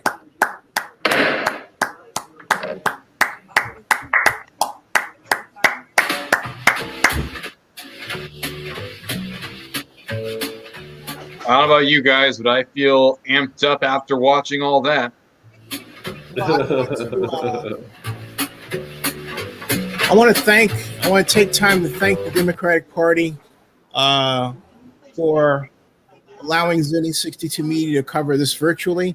It's the third time that I have been permitted access and taking people with me. The first time was 2008 when Zennie Zeitgeist, as it was called, was one of 128 blogs to be invited to cover the Democratic National Convention. Zennie Zeitgeist. I like it. Oh, yeah. Took There Mike, you go. Ashley, and two others, myself, of course, and Jill. And we were, and on top of that, I was one of the featured, actually, I was the featured CNN reporter. I'm not going to take that away from myself. Hey, everybody. I am Cohen. Welcome to the official Democratic National Convention after party. I am so excited to be here with you all. That's great, Andy. So, but Andy Cohen's got an after party. How about that? Of course he does. Hey, what better person than him? He always gets a crowd fired up. He knows how to throw an after party. I mean, you got to give him that. Oh no, I can say I met Andy Cohen on the Oscar Sunday of 2012. We were having brunch at the Polo Lounge before the Night of Wonder Stars Oscar party, and I took another group of mine, which consisted of some folks I haven't talked to in a long time, but I'm not going to get along. And Andy was sitting. Andy was with. That's when the. And Andy was with. He was with none other than John Mayer. Next table, came by and took pictures with the ladies, and I was gonna say my friends, but I said they're also ladies, but John Mayer has an eye for, so he was. John Mayer has more than just an eye, but yes, he's got that too. He's a great voice too. So they were very happy to come over and oblige their wishes to take pictures with him.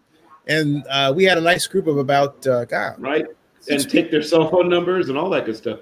Yeah, theirs. I didn't offer mine.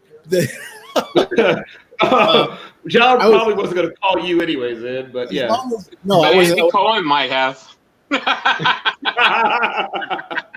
As long as hey, look, there were a deal in it because I was building my media company then, and we had fewer blogs, but it was always multi platform. In other words, the video goes to the blog post and all that sort of thing.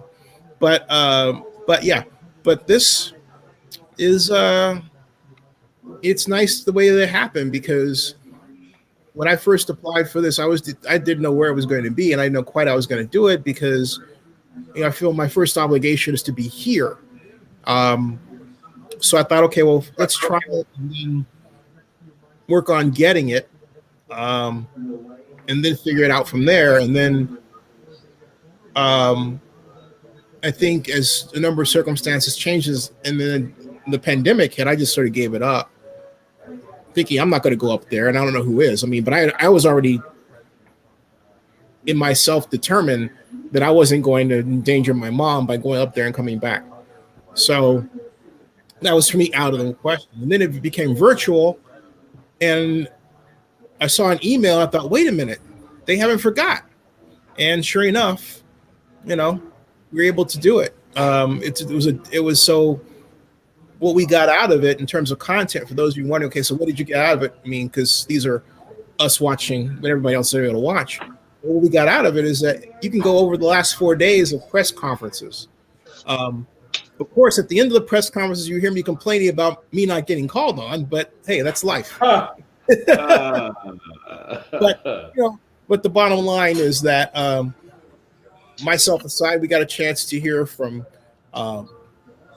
great speeches from John Kerry, from Mayor Garcetti, from Illinois Congresswoman Duckworth, who is Tammy Duckworth. I like that she called him the coward in chief.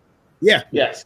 Yeah. Also, So surprisingly, Mike Bloomberg. But no, hold on a second, because you're not listening. Okay. My point is, what we got out of it is the content that we got out of it are press conferences that you couldn't have seen anywhere else. They allowed me to record them. So now you can see, you can get a taste of what the party message was on a daily basis, right? Now, at a normal convention, what we would have gotten out of delegate meetings here, conversations with the DCCC over there, that sort of thing. This didn't have that. All right. So I mean, I don't know. Have any of you ever been to a convention before, a political convention? No. Bill? No. Been to I've been to state. Yes, I've been to one national and several state. Yeah, so you know how it works. You get people walking around they're forming the party platform, right? Right. For instance, all that was. And then you run into Rob Lowe or somebody every once in a while. Yes. Yeah, exactly. Right. None of that was this way. And I was thinking, how can you recreate that if we ever get in this situation, which I hope we never do again? But having said all that, I give the party a big hand for coming together under some really trying circumstances. I really do. And I have to say, I'm pleased this punch that they included Zennie62 Media. And we've had an amazing week. Yeah. All right. When you think about it, we had the convention, access, we had Oakland Athletics president Dave Cavall, not for 5 minutes, not for 10 minutes, not for 20 minutes, 32 minutes. Okay? And on top of that, the A's were ecstatically happy. Ecstatically happy. I'd be shocked if they weren't. Well, hey, it could have gone. You never know. Things happen. All right. But the whole point is that it went well. And Richard Hike asked an incredible question where he talked about and I think, Joseph, this goes into something that's been a concern of a number of Oakland and California-oriented Raider people is, hey, if there's an opportunity, will you consider keeping the stadium for football? And he said, and Cavall didn't say no. So if you haven't had a chance to watch the video, give it a watch. So then on top of all that, Facebook sent, I guess I can say that, the application, and it's in, and fingers crossed. Okay. So fingers crossed. And I can say that they've been big allies of this, huge allies. Okay. So let's see if that turns from words and that to some kind of action. Praying it does. Fingers crossed. Yeah. Yes, sir, Bill. Yeah. And Zennie, nice use of the classic Hubert H. Humphreyism, please just punch. That was nicely done. And by the way, I don't know if you all know this, maybe you do, but Ron Rivera has lymph node cancer. Oh, wow. No. Right. Yeah, lymphatic cancer, yeah. Oh, jeez. Yeah. He'll beat it. So let's get some comments. We have people here. We have our longtime listeners. Barry Lee. Joseph Benson says Trump goes way too much benefit of the doubt in 2016. If Trump voters weren't racist, they were ignorant of his past. Yeah, that's true. Oh, by the way, hey, we have more. Let's get the comments here. You can see them. They've been commenting the entire time. I apologize for missing these folks. God, thank you. Someone says Trump 2020. I don't know who that is. Like China? Like China? I mean, I like China. When I was in the military back in the Clinton era, we had to drag along a separate vehicle called a Kmart. Be nice if more of those were still around today. To service the primary vehicle. Democrats nutted out the military. That doesn't make any sense. Horrible fun. Yeah, let's get rid of them. Okay. Let's see. Barry Lee. And if Trump reelected, our economy will tank even further. Hey. He's got one of your shirts on. Yeah, he was the first person. He's a longtime supporter of the channel. He was the first person to buy one of these shirts. That's the old style. When the new corporate ones get ready, everybody will get one without having to worry about buying it. But in those days, Barry, I put them on sale. Barry bought it and put it on Twitter, and that's his profile. That is Barry Lee's Twitter profile. Barry Lee is supporter of Zennie62 Media, and I'm blessed to know him.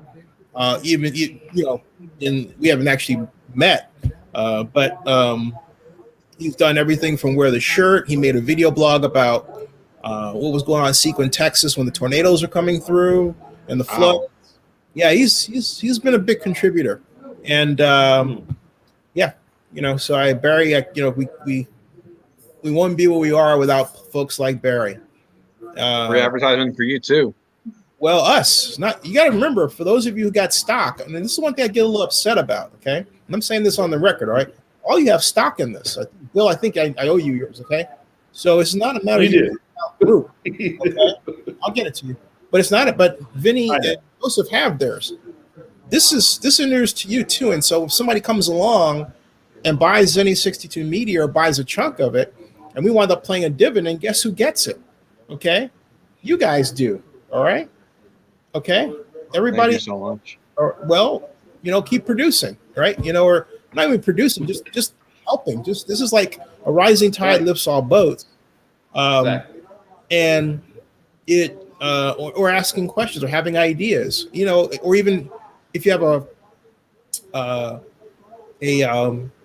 a potential client, you get 15% of what that client pays us per month, and if that's substantial. So there are a lot of ways to help make this work. It doesn't matter.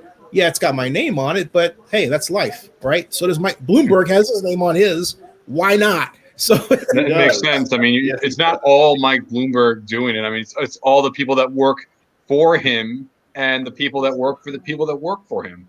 And there can be and there could be in a Las Spinoso Media, a Carroll Media, a Almondura's Media. Okay, so I took my cue from Jerry Jones, and I got a second in terms of confidence. So back to talk about the party. What the heck was Andy Cohen doing anyway? I don't know, just an after party.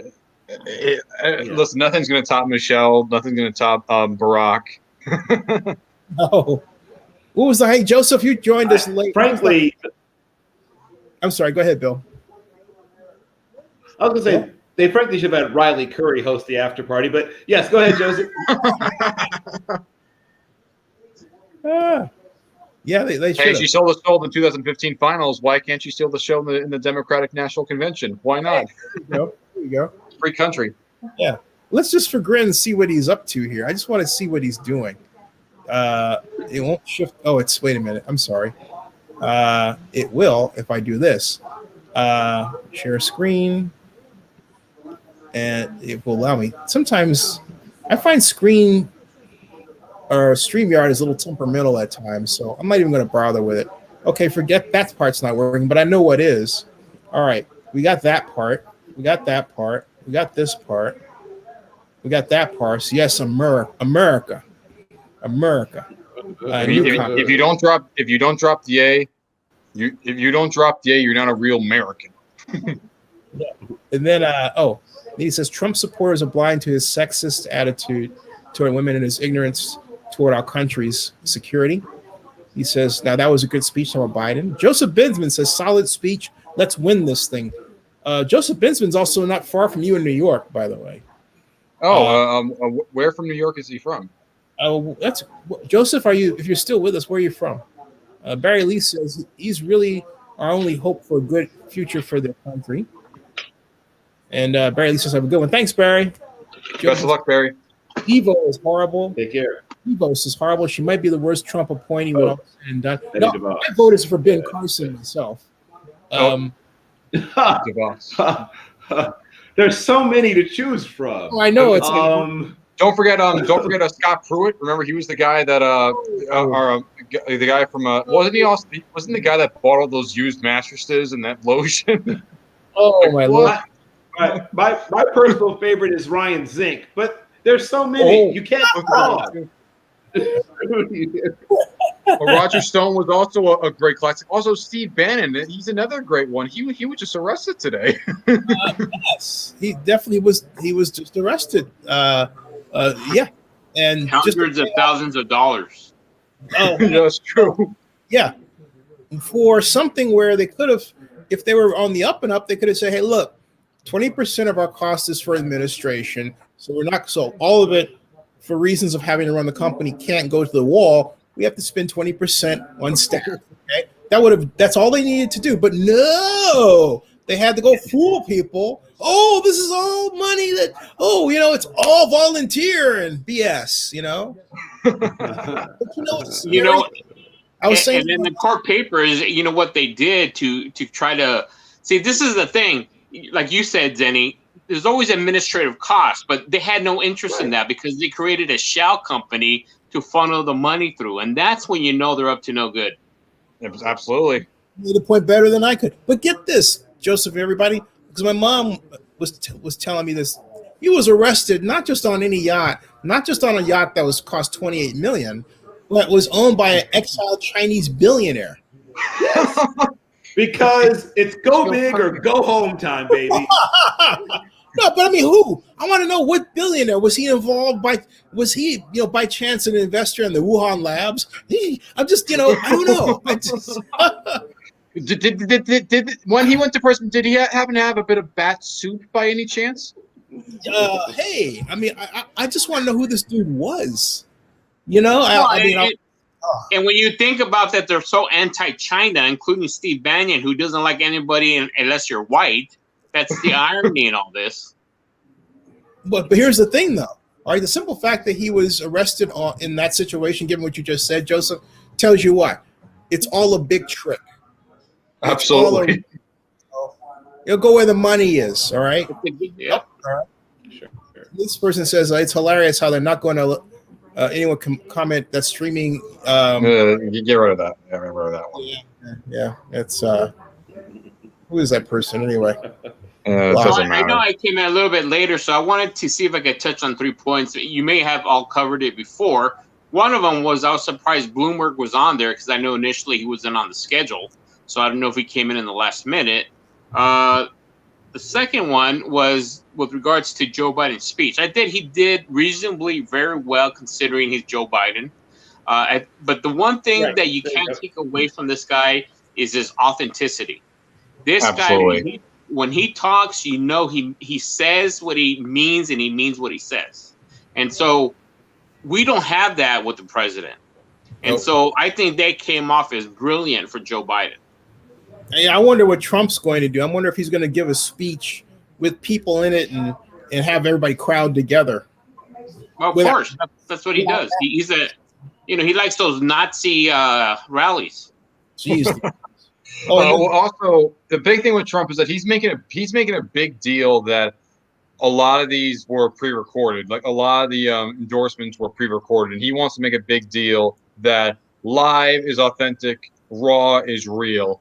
Which I can kind of get that, but at the same time, when it's pre-recorded, you have a chance to speak a lot more coherently. You get the best sound bites out, but I kind of see it. But just because it's live doesn't mean it's going to be better necessarily. That's true. Could be worse. Joseph lives in Jersey, by the way. Yeah. North or south. Central doesn't exist for some people, except for one of my roommates in the past. Some people are going to really, some really sorry people are going to speak of the RNC. Yeah, they're running out of heroes because, my goodness, I mean, what are we left with the RNC? We've got. I'm not. We were joking about before about the couple from St. Louis. They actually are going to be there to speak. Yes. From Jersey, and as well as the kid, the Nick Salmon. You know, the kid that was. That one I think could be pretty interesting, though. At the same time, I wonder who else they're going to have besides that, because the DNC had a lot of heavy hitters, like not just Democrat, like independents, the average people, and Republicans, like notable Republicans, like Kasich and Powell. But a lot of the Republican heavy hitters have left the party because of Trump. Either you left the party or they passed away, sadly. John McCain, all right? I mean, so who are you left with? You have Lindsey Graham, you have Mitch McConnell, you've got, Ted Cruz, you've got Governor Kemp here, you've got Mitt Romney. Mitt Romney, heavy hitter. I don't think Mitt's getting invited. No, he is anti-Trump.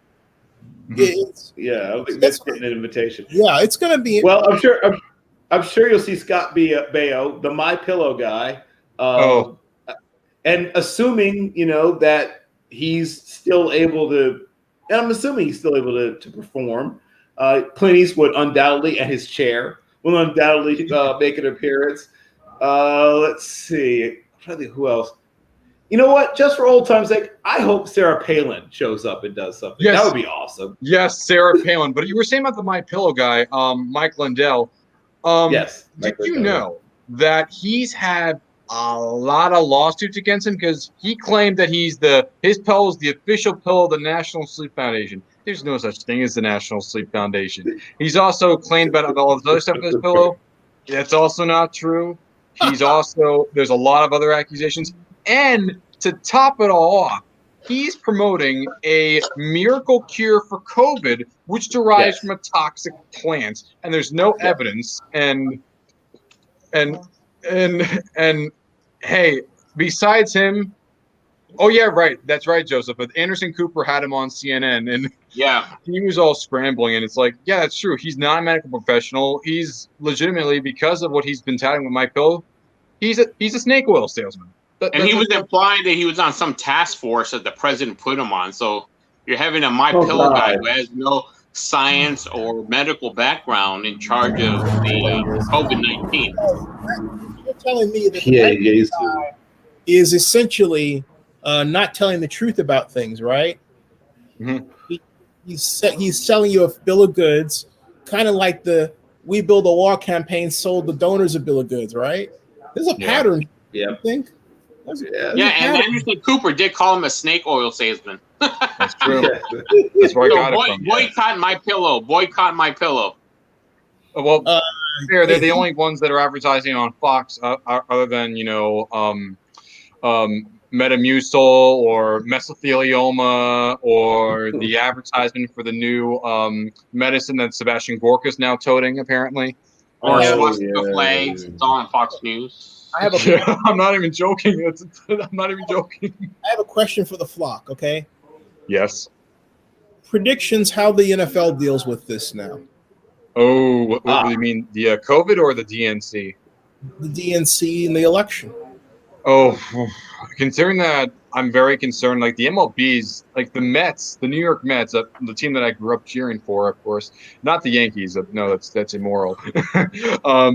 No, but the Mets, they're not going to be playing the next two games because someone on the team got tested positive for COVID, and there probably is a bit more.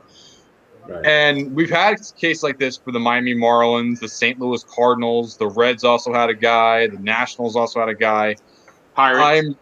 The Pirates as well. And unlike the NBA and NHL, the MLB took the route of having the NFL. Troy Vincent said it back in May. There's no alternate schedule of what could happen. I mean, they had some room for flexibility. They didn't have any games in London or Mexico City this year. However, unlike baseball, a naturally socially distanced sport where everyone is at least 10 or more feet away from each other, with American football, it is 100% all contact. Body fluids are transmitted everywhere. Everyone's putting their hands on each other. Everyone's stepping on each other. The mud's going everywhere. It's all contact. And you know, this is a stupid thing because, you know, I did several vlogs on that way back when with regards to not having a mandatory uniformal process safety protocol, because they're leaving it up to the individual teams to decide, which is completely stupid because unlike the NBA that they have to follow the same protocols, the NFL doesn't have that. And the one thing that I did a report on was Oakley came out with COVID-19 shields they can easily attach to the face mask of the helmets. I've seen them. It has a lot of... But the thing about it was Roger Goodell and the NFL had said that they're making it optional. Well, that's stupid. They should make it mandatory. Well, exactly. Why is it optional? It's a ridiculous statement. I can maybe get it for the MLB, maybe, but for the NFL, you have to have everyone have masks. Like everyone, they're literally like up against each other, inches away from each other, and they're right in the faces. Immediately as that happened, saliva, sweat, what have you, is going every which way in every cardinal direction. I mean, if a team like the Marlins and the Cardinals, if MLB teams can get it and it could be out for several days to a couple weeks, can you imagine what it would be like for an NFL team? Like, let's say the Las Vegas Raiders got it. Let's say the Raiders got it.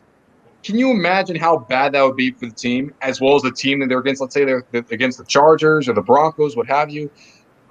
It's going to be pretty bad.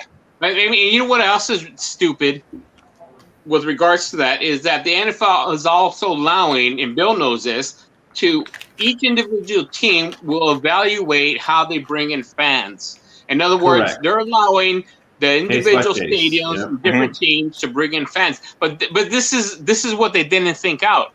Let's say one of those states that has a huge amount of cases, right? In other words, like California, New York, what's going to prohibit those fans from traveling out of state and going to that other stadium? So if you put, like, say, for example, the diehards of Broncos or the diehards of the Raiders, what's going to prohibit a Raider fan traveling to Denver, right, to watch a game? But again, the travel, the interaction, that's still happening. That's the thing is that, and also the other thing that's not talked about is the financial ramifications. When you allow certain teams to have fans in the stadium, then what happens to the other teams that can't, because there's a mandate by the state? They're losing extra revenue, not unless they plan to revenue share. It's going to be so ugly. They do revenue share, but they don't share licensing stuff, and they don't share the gate stuff. They share TV and but that's my point, is that how fair is that? They should just make everything one uniformal decision, one uniformal protocol, or make it part of the NFL guidelines and not just kind of wishy-washy throughout this whole thing. Yeah, well, good luck with that, Joseph. I don't think that's about to change. Hey, Joseph, you and I are having better ideas than some of these states. I mean, like some teams, I forget which ones. Some are saying, "Oh, we're not going to have fans for the first month, or we're not going to have it for the first two games." Really, just only the first two games? Like the only state, if I can recall, said none for the entire. The only ones that said none for the entire season is New Jersey's governor Phil Murphy when it came to the Giants and the Jets. Ohio said they're still doing it regardless. California is kind of like, it's kind of hard for me to tell, like some say yes, but I do think it's going to be all on DC, Virginia, Maryland, Washington is not going to play. The team formerly known as the Redskins, of course. They're not going to have any fans there. I do know the NFL said that for the season, for the first 6 to 8 rows, it's going to be tarped off with a licensing deal. But I'm really curious. Like, is this season even going to start on time? Like they said they are, but I don't feel that confident, honestly, to tell you the truth. Well, I had proposed that they move the timeline and start the season in October and have a bubble situation from now until but they don't. October. But they they're don't not want going to that. do that. No, they don't want that. They said the playoffs. But okay, what about the other? What about the regular season? Okay, yeah, that's put way down there. Well, right now we're going to be starting in a couple weeks. You're going to have the Chiefs and Texans in game 1. And Bill, I think you walked out when we talked about how Oakley designed specific face mask coverings to install inside the mask of the helmets, and also face shields. They should make that mandatory. I don't know why they made it optional, especially now, at least for this season. So here's the thing, and I've been, as I told Zennie earlier, I've been delving into a bunch of medical journals, and I'm not a doctor. I don't have specific medical training outside of basic battlefield first aid that I was given when I was in the Army. So I'm not a doctor. I'm not a nurse. I'm not a medical professional. But I've been reading a lot of articles, a lot of studies, a lot of things that scientists and doctors are writing, a bunch of things from immunologists and stuff from Dr. Michael J. Ackerman and Dr. Varkanesh, can't remember his last name now. Thakar, maybe? I can't remember, but a bunch of stuff from a bunch of different doctors, some radiologists, some cardiologists, some immunologists, whatever. First of all, we still don't know lots of things. Here's what we do know. That when anybody, forget sports, when anybody is in a place where they are around numbers of other people in close quarters, just breathing potentially could be enough. Forget spit, blood, mucus, all the stuff. I mean, once again, football is an all the bodily fluids. Joseph, did you play? Yes. Did you play? Okay, so if you played, especially if you played, I was mostly a defensive back, but if you played closer to the line, if you played, offensive, defensive line, at some point you got pretty much all of somebody else's fluids on you at some point, I mean, I've seen guys get puked on. I've seen, you know what I mean? Like, name something. It can get on even in training camp, when you're a kid or you're in college, you go through a hell week process. Man, people are puking all over the place. Everywhere. So, quick little side story, I'll come back. So when Urban Meyer took the job at Florida, about to run his first practice, he had his operations guys, his slappies, his interns, his whatevers, set up about every 15 or so yards, garbage cans on each side of the field, and then 2 in each end zone. And the players were looking around like, "What's that for?" They thought maybe some kind of drill. It's like, "Oh, you're gonna find out what those garbage cans are for." And so Coach Zook didn't practice them at the same tempo or intensity, apparently. And yes, within less than half an hour, lots of members of the team knew why those garbage cans were set up all along the practice field. I mean, football is gross. I mean, I don't know how to put it. Like, it's, I've had someone else's blood on me, someone else's mucus on me, someone else's spit on me, someone else's sweat on me. I wrestled also. I mean, so yes, everything, all the sports you can get everyone else's fluids on you, I participated in. Boxed even when I was little. So there's no way to make football safe, right? I mean, everyone knows that. I mean, football without COVID-19 isn't safe. But now you're in a situation where even the things that can be done aren't being done. That's the crazy thing, Joseph, like you said. We have a bunch of scientists who are working on a bunch of different things that can make it safer for people to be around each other. Once again, football's football. I mean, there's only so much you can do. But the things that can be done aren't being done. That's the crazy. Right. You could literally put something in everyone's helmet that would monitor your temperature. That could be done like that because they've already got all these GPS units and all these other stuff that do transponders and whatever. You think it's any harder to have a little thermometer unit that will let you know if somebody was running, even during a game, or starting to run any signs of having a temperature? I mean, The NBA has that for like a ring. That's what I'm saying. There's a million things you could do. Well, and the problem, sorry for interrupting, but the problem is this whole jock mentality. I always watch the press conferences from John Gruden. So I'm sure you guys haven't, or maybe have, because I know each one of you has your own teams. But when I watch his press conference, which I'm sure is very similar to a lot of coaches, yeah, we're going to tough it out. We're going to beat the virus. I told my team we're going to beat the virus to the ground and step on it. That is such idiotic. You can't use physical force to beat a virus. It's so stupid. And that's the whole mentality of the NFL. The other thing, which I really think is part of it, is that there are many people in the NFL that are Trump supporters, and I'm wondering if they're taking his cue about, see, it's not that bad because the president told us so. Woody Johnson, don't forget, ambassador to the UK and diehard Trump ass kisser. Yeah, so is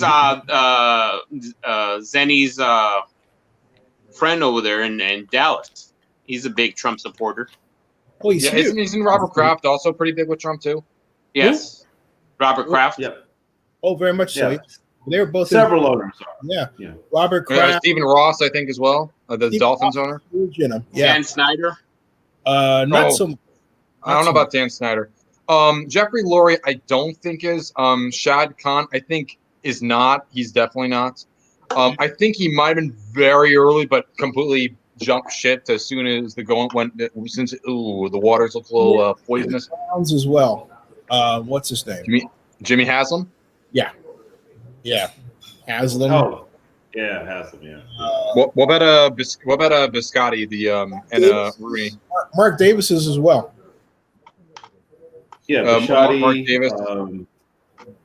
Are there any Jeffrey Lurie, I don't think is a Trump supporter. He is not. The Eagles owner.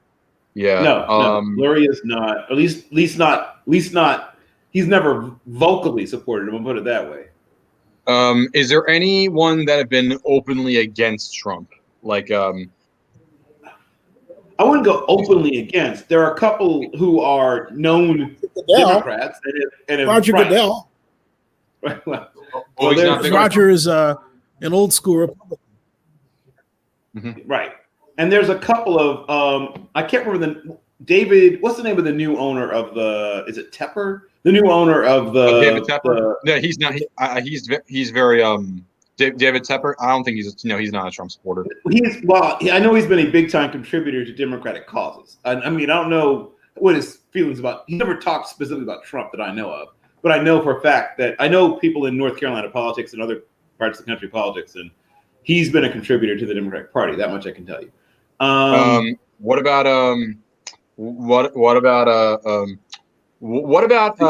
the York DeBartolos, I believe, are also Democrats. I don't know their specific feelings about Trump. They tend to be. I'm guessing Kroenke's probably a Trump supporter too, right? Probably. They get involved. Look, Jed is a Democrat. All right, but Jed's politics revolve around the 49ers. Mm-hmm. Sure. Right. I mean, they're not hugely involved in contributors. Okay. So as a result, for example, he and the governor, they're fine now, but for a long time they didn't get along because when Gavin was mayor of San Francisco, wasn't willing to give Jed the kind of subsidy he was looking for, and Jed felt that it was San Francisco's birthright or birth responsibility, I should say, to take care of the 49ers, and Gavin didn't feel that way, and didn't think that they were just going to up and leave, and then basically Jed had heard about this bond issue that had already been formed, and the money was just sort of sitting there. So that explains why they went to Santa Clara. Right. Yep. Right. Yeah. Although I still think it was I still to this day think it was a stupid move. I know it was Jed's ego, and he felt like he couldn't do better in terms of financing, and the NFL likes public money, but they already lost a court case to them, among other things. I didn't mean to stop your liveliness. I think once I came in, everybody started talking. No. It's fine. We should talk about this because we should talk about this because, like I was telling Joseph and Bill, I really do wonder about the practicality of an entire 16-game plus playoffs NFL season. Because I personally, at this point, I'd be stunned if there were no postponements or delays. Because all it takes is one, and your season is screwed.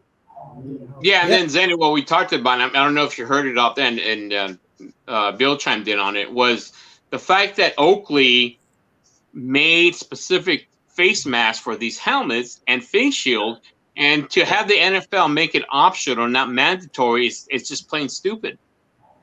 Yeah, there's a lot of if this situation gets worse with the virus, I don't know what the league's going to do. I mean, because they don't have, it's fluid. I hope it doesn't, but they don't have. And my thought is also that they're trying to. The real reason they're going through the season, I think, is to help Trump get reelected. In other words, there's here. We're back to normal. Football's being played and all that sort of thing.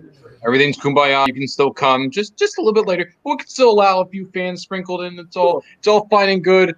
Go Trump, MAGA. But so even in his first 4 years, it wasn't great, but whatever. But I think it's gonna blow up in their face badly, and I think this is gonna hurt. How can it not? Right? I mean, of course. And this goes for everything. Also, I think. Mom's got a cough there. I'll be right back. Keep talking. As for other NFL stuff that I think, I do think that I think most of the players are Democrat, but I think because the perception of how the players union is, it doesn't look good for them. Also, on the side note, David Baker is most likely a diehard Republican, so that also doesn't help either. I would also say that, maybe the contractors, Fox, CBS, Disney, NBC, Disney, we can know ABC/ESPN. I wonder how it's going to work for them because if already schools are postponing until the spring, how do you expect the NFL, which is a much, much bigger profit margin, how do you expect them to handle it? What do you personally think is going to happen to the NFL season? Do you think it's going to start on time, or do you think it's going to? Oh, it may start on time, but I think it'll get postponed midway through it because of the outbreaks.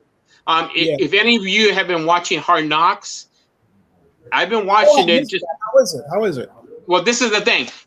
I don't like either one of those teams, that the Rams and Chargers, but I've been watching to see how they're working out the season with the COVID thing. This is the thing, is that when the cameras are on them, they're all walking into the facility with face masks, but they all take it off when they're inside. Right. So, and during practices or during meetings, half of the players have it on, half the players have it off. It's just idiotic. I mean, people are just, they all have it. Like in my vlog, I said a lot of these baseball players have it around their necks or under the chins, and you see the same thing on Hard Knocks. Well, by the way, this is ginger tea, by the way. It's a little bit lighter. So I don't see how that doesn't affect eventually any of the players, because there's no consistency. And eventually that's going to catch up to them, and there are going to be outbreaks in the NFL. Well, in the conference call that I was on, Alan Sills and Troy Vincent were heading. It was 30 minutes, and the question that I got answered to Brian McCarthy was, does the NFL have, and not only that, this is on Oakland News Now, by the way. Oh, wait a minute. You know what? I can save you the trying to say it, and I can actually go and get it over and play it. because I think I said it more efficiently in a minute. In a minute and what? A minute. Where am I going here? Okay, that's where I'm going. There's a channel.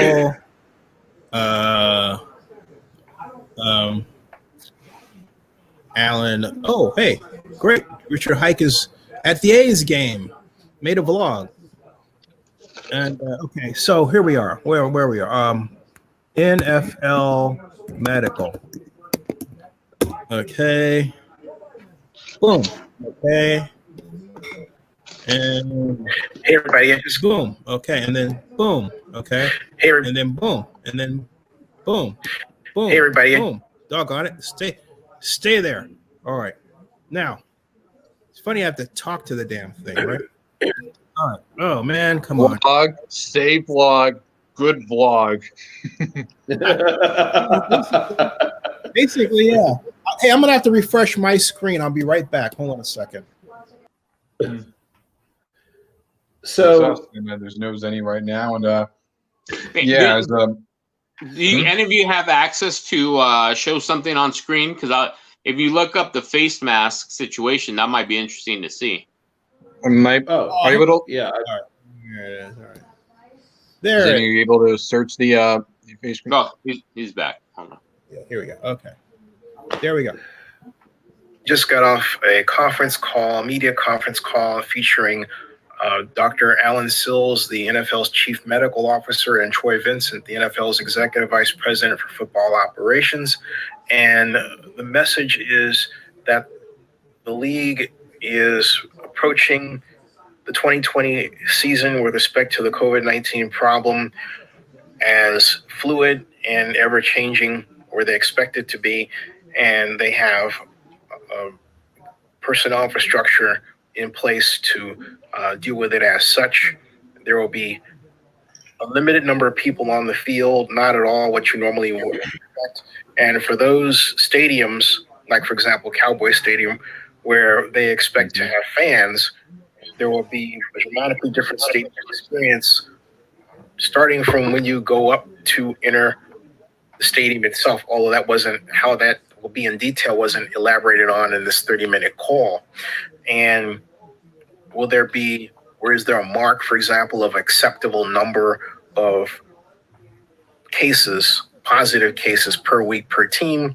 According to Brian McCarthy from the league himself, he said that there's no algorithm to determine what that number would be. So the answer is no. And in general, they believe that they're ready to handle any consequence. But again, they're taking a let's see how this unfolds and we'll adjust as it unfolds approach to the upcoming season. Subscribe to Zennie62 and bookmark oaklandnewsnow.com.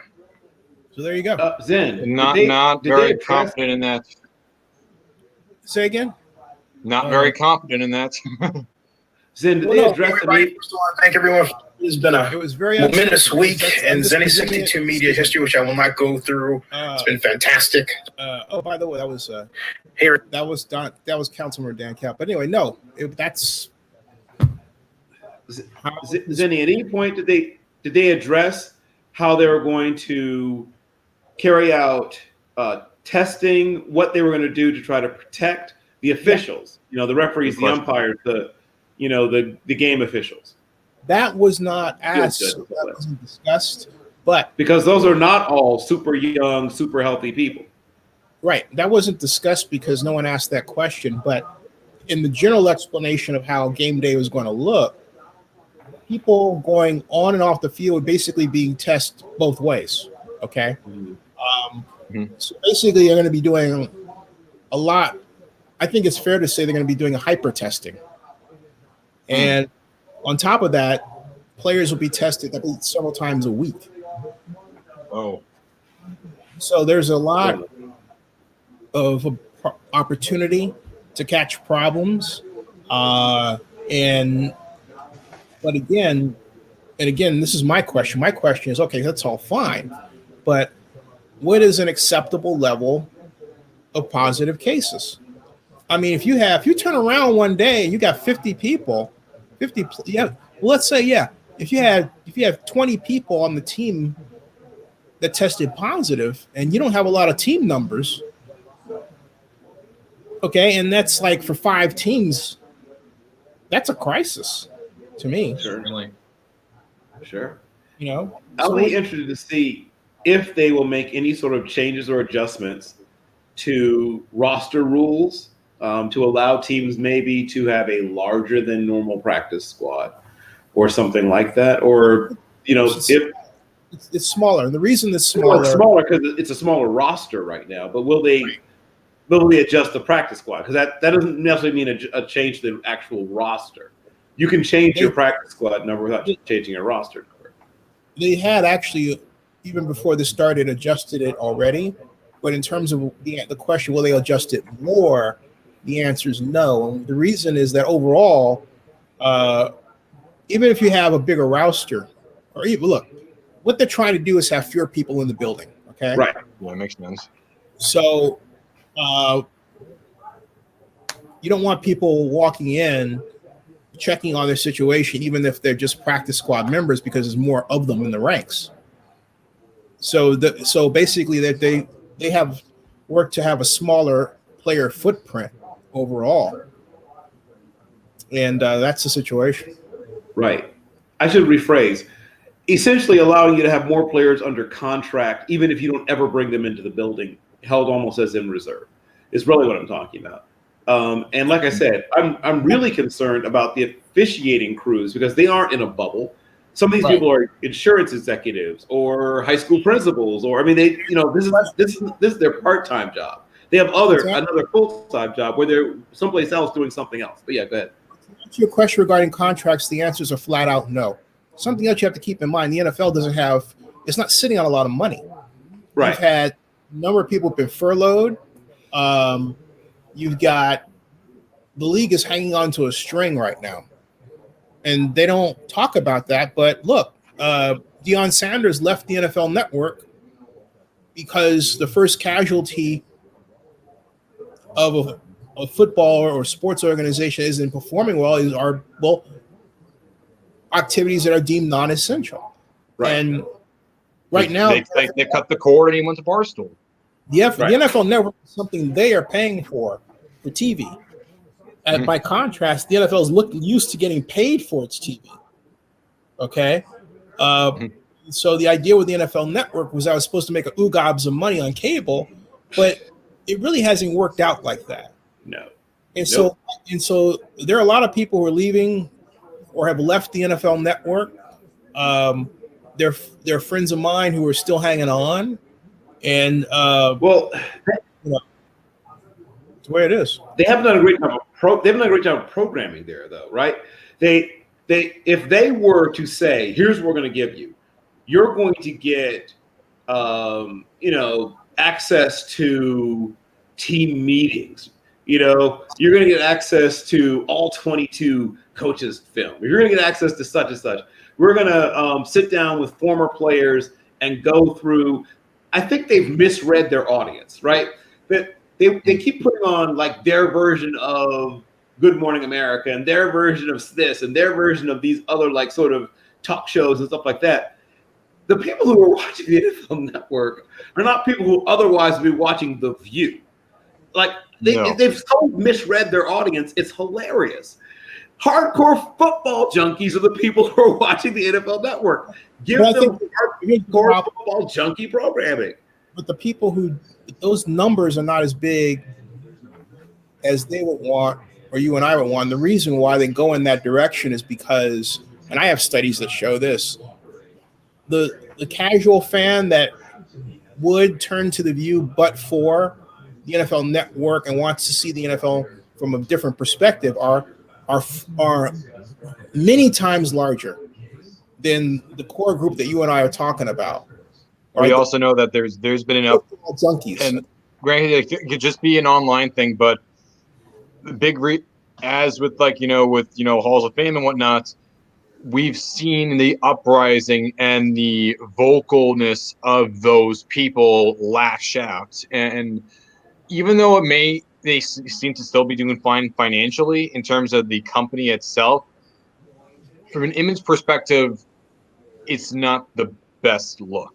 I agree with you. Something else, though, and this is to challenge my own thinking on it, and to pick up what Bill was saying, because what you said made me realize something. Is the big TV nut to capture in football is high school, and if the NFL could figure out a way to bring in a high school audience by focusing on high school football. How that's done, I don't know. Sure, but here's it's not that hard. I can fix it. I'll fix it in 3. Oh, okay.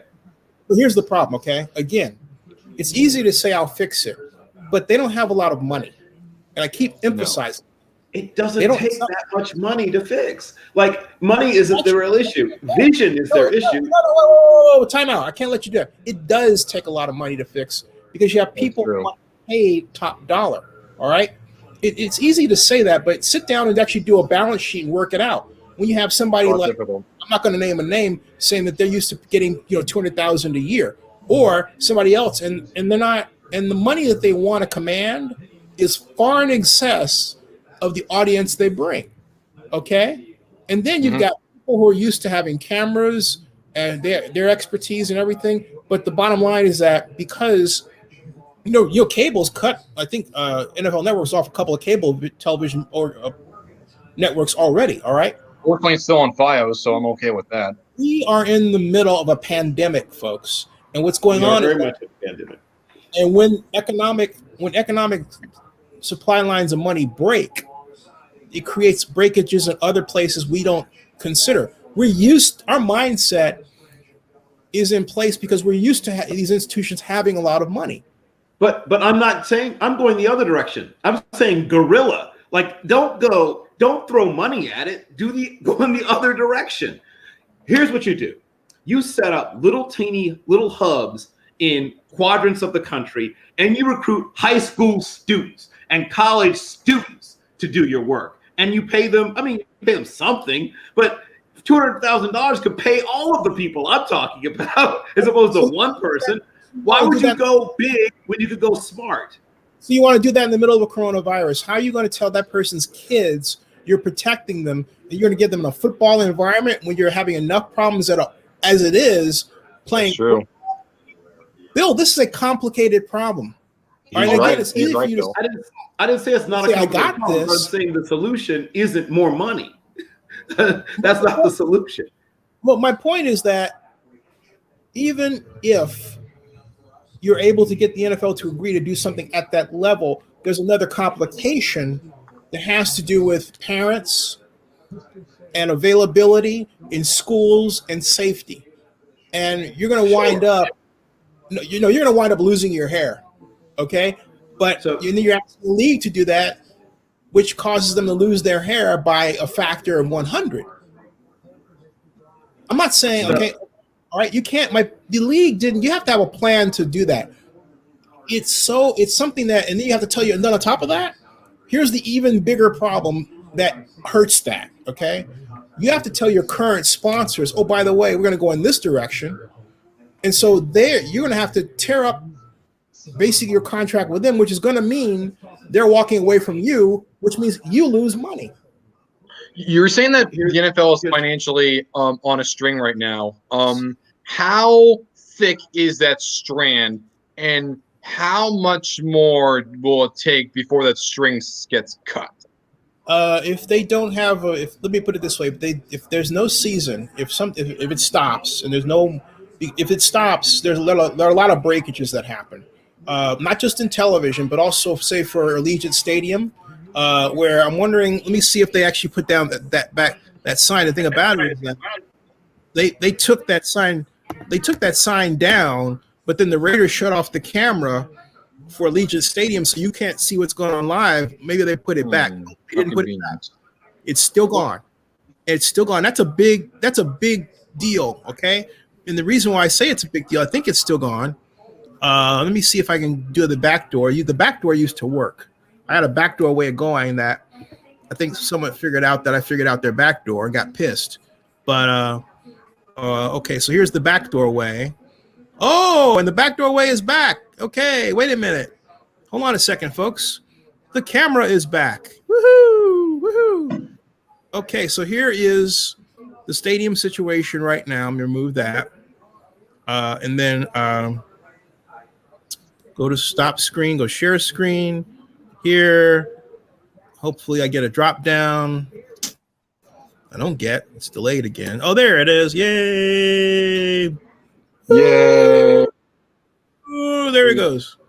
That's live. We are looking live from beautiful Las Vegas Stadium in Las Vegas at 9:29 p.m. Thursday night. And folks, it's all nice and lit up.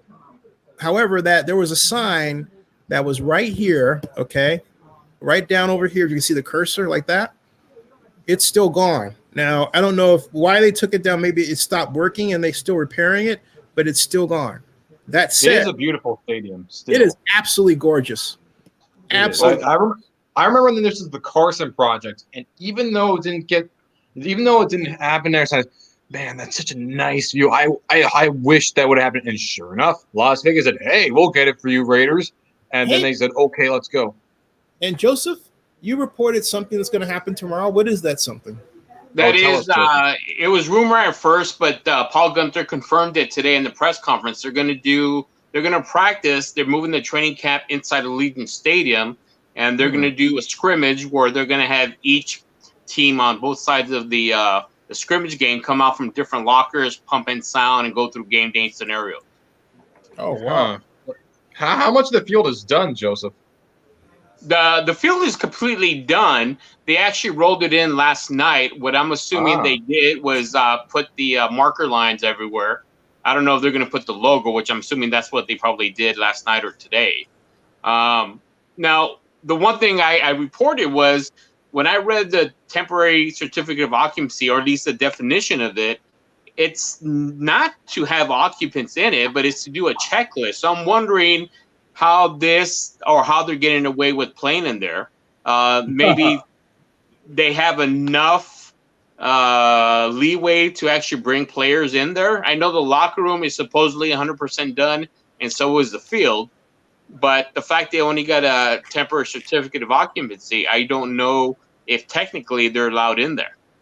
Well, yeah, that's the thing. They won't tell you what's finished and what's not.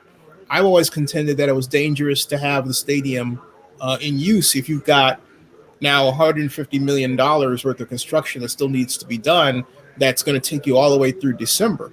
And the reason why I brought up, I don't know if it's safe, because you got to remember they canceled the country concert because it wasn't going to be ready, and it obviously wouldn't be safe, or else they would have it. But the other thing is because of the COVID thing. That's why they canceled the Garth Brooks concert. Yeah, no, I mean it's the other aspects of the construction are what's called off-site infrastructure, and that's not done. But the good news is because they don't have people, they kind of don't have to worry about it as much, you know. So they got a sort of a savior from that.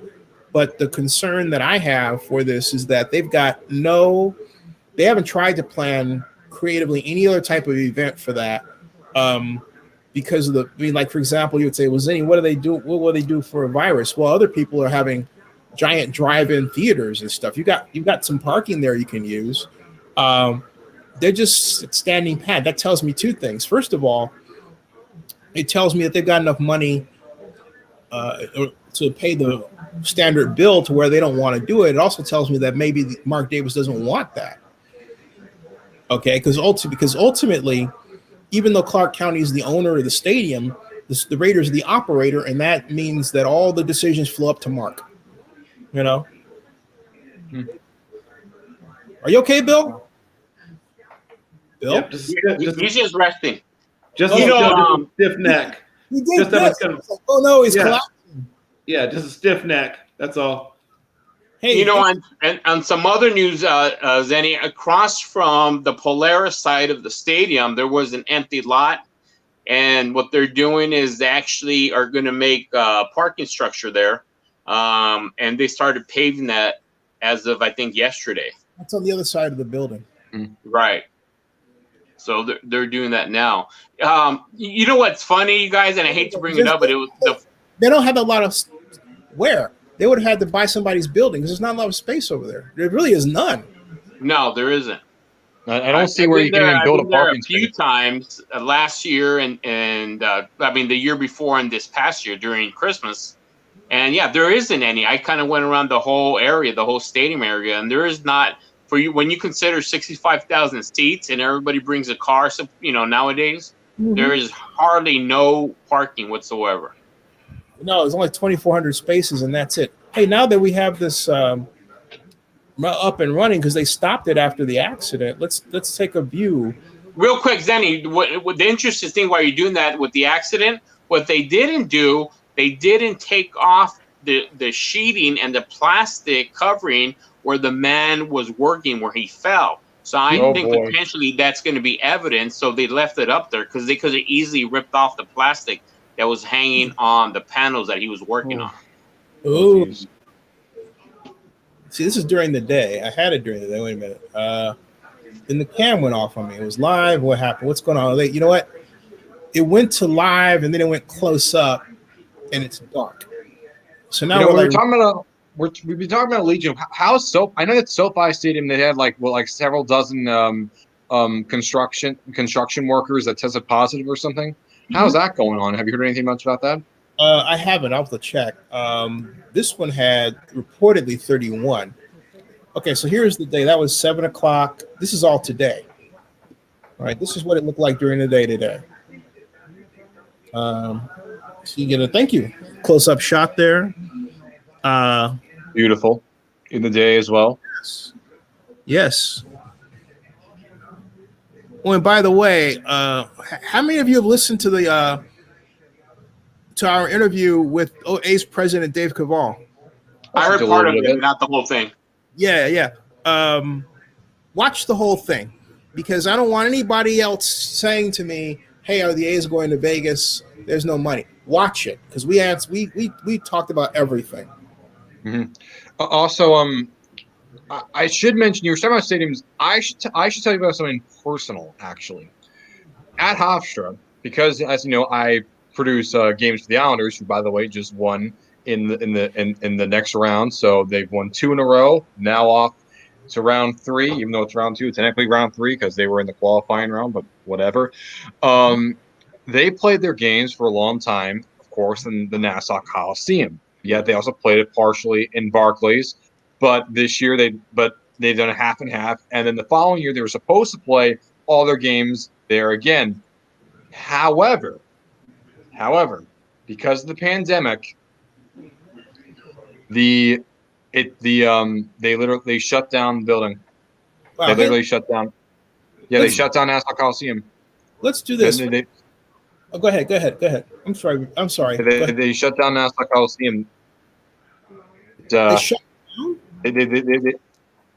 No. What happened was that they just had a new deal on its future. But honestly, right now it's a white elephant at the moment. It's let's do this, and it's very sad. Let's do this because we could go the rest of the night. I want to give my mom some time. It was closed.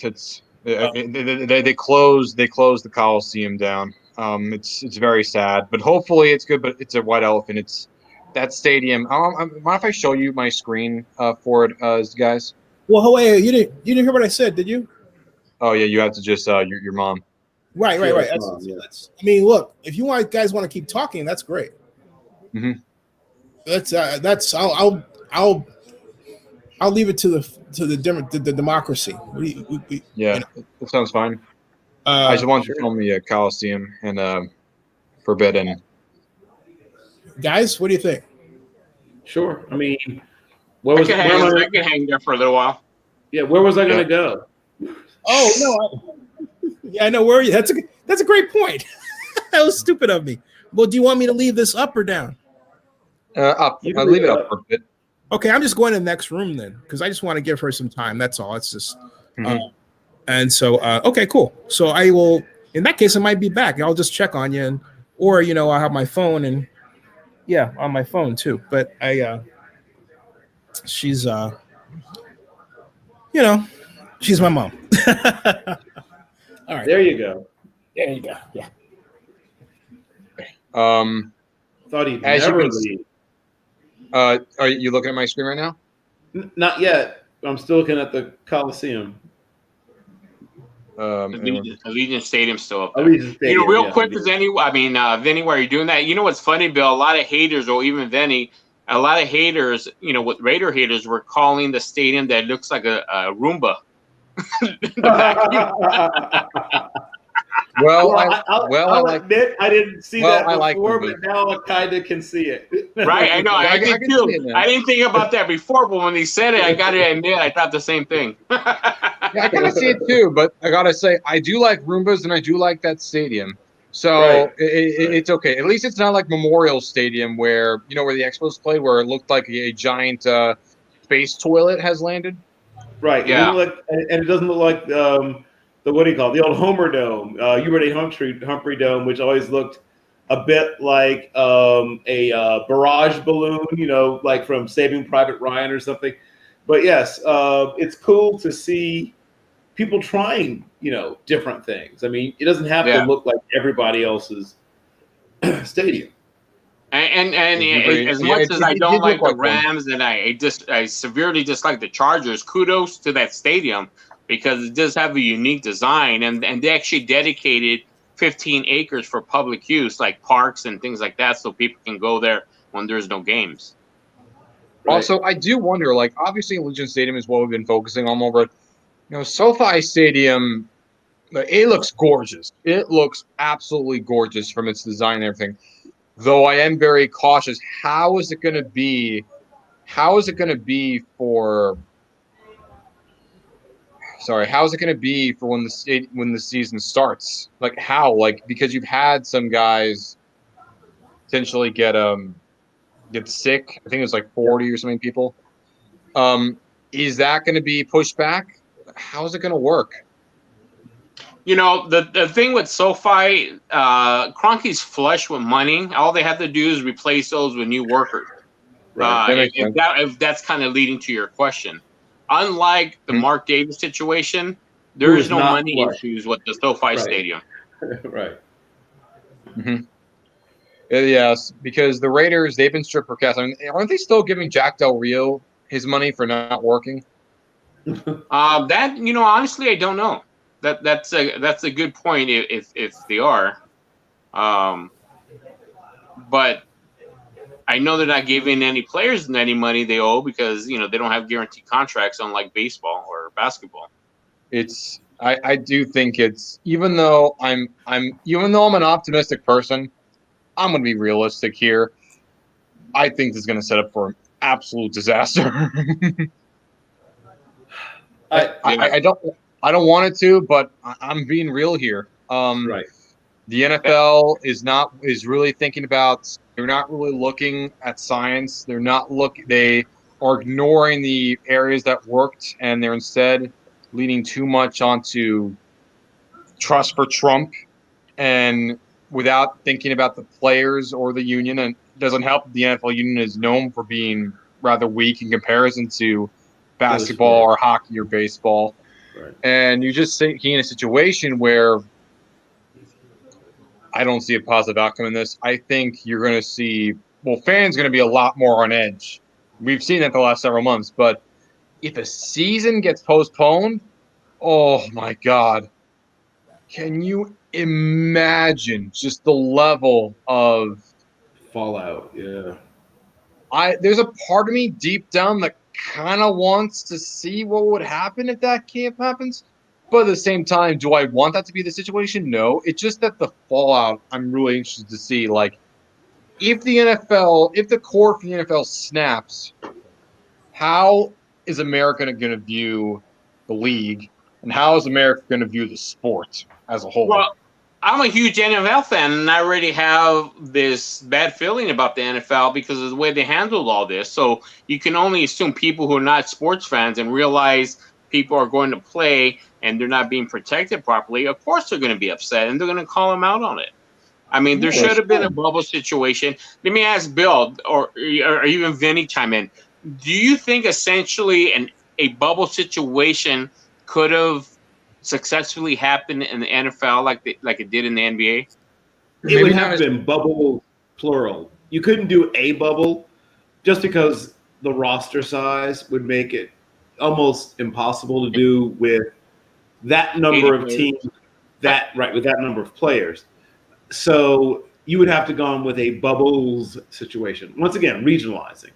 So you put the Jets, the Giants, Eagles, Patriots. Like you have all the East teams, all the North teams, South teams, and West teams all together in just one bubble each. And they should have did that. I mean, that's a good point, guys. I think they really should have done that. I mean, even though even though I wasn't a huge fan of the MLB not having a bubble, the one thing I will be happy that they did this year is that they kept all the teams in, like, everyone's in the same division, and they only play against them in their division and the corresponding division in the other league, well, in the other conference, same thing. So you would have, let's say 10 games could work, and you'd play against each team in your division 6 times, 3, half and half, and you play 4 games on the other corresponding conference. So let's say you're the Houston Texans, and you play against the Colts, Jaguars, and Titans twice, and then you also play the Saints, Falcons, Buccaneers, and Panthers. You have 10 games, and if they want to, they could maybe expand the number of playoff teams from the 14 that we're going to have to maybe 16 due to the lack of trying to get back some revenue. Because honestly, if that does happen, I wouldn't be shocked deep down if we could even see, who knows, maybe we'd even see 9, 18 playoff teams or what have you. And I'm kind of mixed on that, but I think the NFL might be extremely desperate for money. And I feel like even if they do something like that, it's going to blow up in their face really badly. I was thinking when you're saying that they could essentially did what the MLB did, because they had enough time since March and even before the draft to realign the schedules. Let me take the Raiders, for instance. They play the Chargers. They play the Broncos. They play the Chiefs. The Chiefs. Yep. So they should have played all those games first, so that you're creating this sort of bubble. And then if you have to play the other teams, obviously you're going to come out of that bubble. But they had a chance for every individual NFL team to play within their region first. Right. And that's something, maybe that's possibly a misstep they could have possibly have done to kind of realign the schedule, to kind of eliminate the travel, to eliminate, going across country, obviously. Back in May, Troy Vincent was asked, hey, do you have another schedule? They asked Troy Vincent, hey, do you guys have another schedule? No, what you see is what you get. This is the only schedule we're having. Because they did say that they'll have some flexibility, like maybe the first 2 weeks afterwards. But that can't be enough. That can't be enough in the slightest. They're going to need more than just a week. You're going to need like a month ahead. You got to look a month. And what's even worse is that the NBA finalized their bubble plan around the same time the NFL, the MLB, the NBA, and NHL announced their bubble plans. Around the same time, the NFL, I think even a little bit before, the NFL made their schedule. And while these two were able to think ahead, and even though they had to just finish the rest of the schedule, they still thought ahead. The NFL said, oh, we're stuck with what we have. We're going to have just this. Don't worry. Nothing's going to change. Nothing's going to change. And, my God. But you got to think about it. There's a reason why they canceled the preseason games, because they know something's going to happen. I mean, why would you cancel all 4 games? Because they're trying to get to the beginning of the season, so all the TV revenue comes in, and they're hoping at least they can play at least 4 games. Also, not only that, if I recall, doesn't this year's Hard Knocks have the lowest ratings in the last 10 years or something? It's only going to be the 2nd episode, or the 3rd episode this coming Tuesday. I don't know if you could say that yet, but you can judge by the first 2 episodes. I haven't checked that. Well, I heard that the ratings, because it's just I'm just very worried. I am legitimately worried, for the future financial stability of the league. I'm confident in the NBA. The NBA, they know what they're doing. NHL know what they're doing. MLB don't know what they're doing, because it's just all over the place. Each side despises each other. And for the NFL, like, they're handling this worse than everyone else, and they haven't even started playing yet. So you could only imagine how bad this could impact them. Like, they've been saying for a while that, the NBA, as much as I love football, I love basketball too. I love all the sports. They've been saying that the NBA has a chance because of the way it's run, because of the relationship between player and owner, executive, because of the way they market, because of everything else, because of how smart they are. There's a good chance that can exceed the NFL in terms of its popularity. And even though I was a little skeptical there, I think if the NFL really hits hard with the pandemic, I could maybe see that might be a possibility. I don't know for sure, but it could happen. What do you guys think? Well, you know what, the NFL, I've been griping about in my vlogs is that I've even shown, at least on the Raider point of view, snapshots of the Raiders doing OTAs when the NFL told everybody not to have them. They had the individual players on their own going through drills. Fast forward to once the training camp started and they started testing, you had all these players come down with the virus. How do we know that they didn't contract the virus during the OTAs that they were having that they weren't supposed to have? We've seen pictures of Tom Brady get kicked out of I don't know how many public parks, but he refused to stop going to the public parks and practicing with Gronkowski and his other players. How do we know that kind of behavior didn't evolve into, once they started testing, all these players coming down with the virus? Brady's never cared about science. I mean, if you even look at the TB12, it's full of quackery and misinformation. I'm not trying to just tank on the guy, but you're not going to expect the best science. It shouldn't be that super surprising that he's ignoring guidelines because, as great as he is as an athlete, he's not exactly the biggest fan of science. And this is going to come back to bite him. He might hurt the team. The Buccaneers are a team with a lot of hype, though I'm a little bit cautious. What if Tom Brady, let's say, God forbid, Tom Brady or anyone on the Buccaneers, let's say Bruce Arians gets the virus. Bruce Arians is, in his 60s? He is in his 60s. He's had health conditions. He had a lot of health issues. And look at Ron Rivera. Ron Rivera's in his 50s, and he has cancer. How do you expect them to be out there on the field knowing that they have a higher chance? I mean, look at Herman Cain. Herman Cain might not have had cancer at that time, but he did before. But he decided that he was all tough and all. He'd go into the Tulsa rally. Then he surely contracted the virus, and he passed away. Do you really want? I don't want that to happen. Trump doesn't bring that up. What? And Trump doesn't bring that up. Nope, he doesn't, because they'll say, "Oh no, he had cancer." Well, yeah, he had a pre-existing condition. You don't know someone's personal. I mean, look at Mark Andrews on the Baltimore Ravens. He has type 1 diabetes. Therefore, he already has a pre-existing condition. Let's say the Ravens go out there and he gets the virus.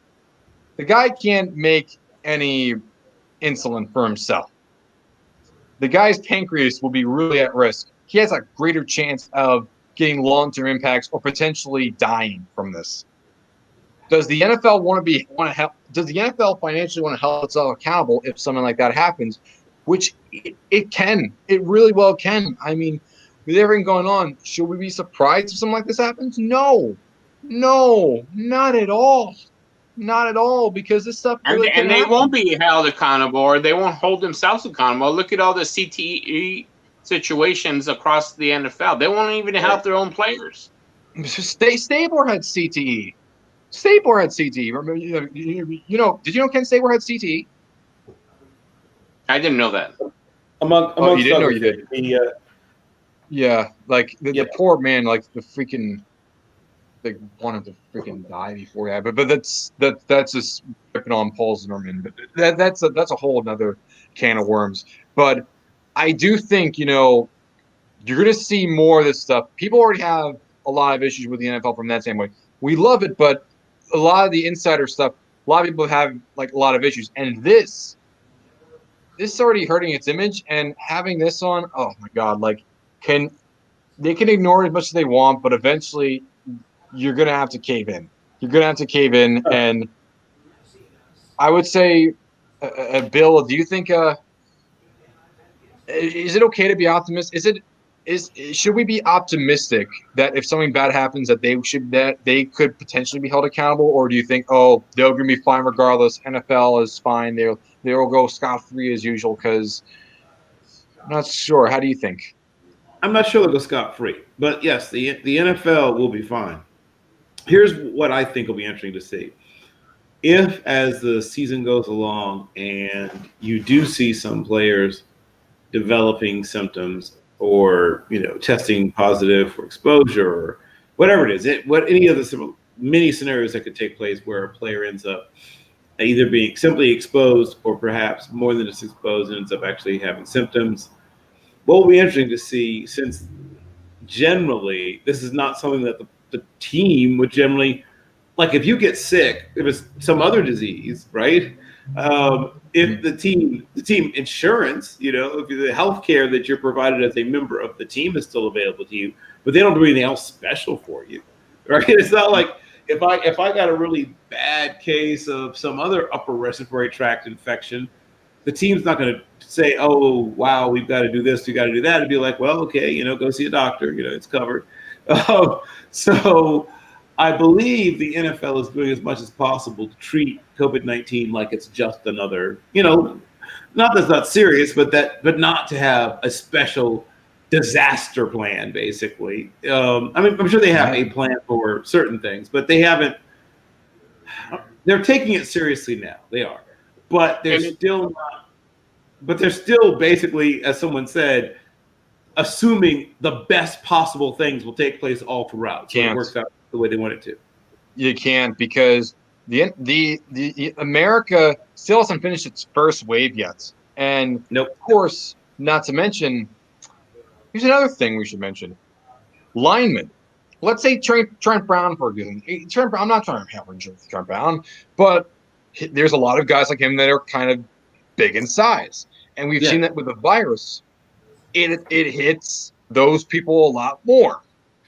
And having said that, the statistically, what one of the doctors, I think in Dr. Fauci's camp, said that obese people have a higher tendency of death or to catch it and have really bad complications. Now, as much as they're athletes, they are obese people. When you take, for example, someone who's 6'4", the average weight of somebody 6'4", at least by American standards, should be anywhere between 220, 235.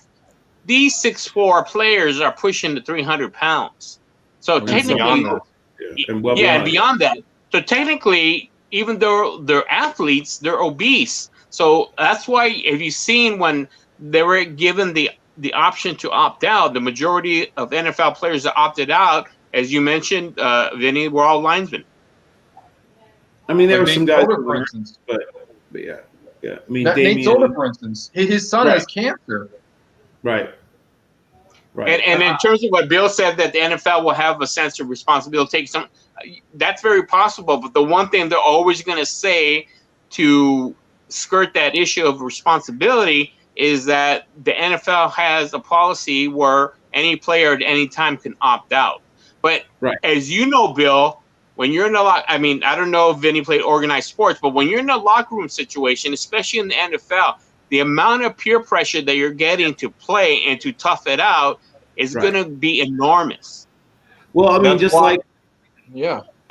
like for so many years when guys would hide concussions or what, just like people often make a lot of these crazy analogies from, the military to football. And of course, I can tell you this. They're tougher people. They're tough. They're manly men. No, they're not manly men. Right. They were just like that because if they even said anything, you could get cut and there would be someone in your place. And because a lot of these people, that's where they mostly got their money, they had to stay quiet. Not because they were tough. You don't buy me that Kool-Aid. I'm not drinking your Kool-Aid. I'm not buying into that old boomer talk. That's all BS, and they damn know it inside. Well, here's what I will tell you. Obviously, it takes a lot of physical and mental fortitude to play football. It's a very difficult sport to play, and it doesn't touch anywhere close to what it takes to actually go into a combat zone. Those are two radically different things.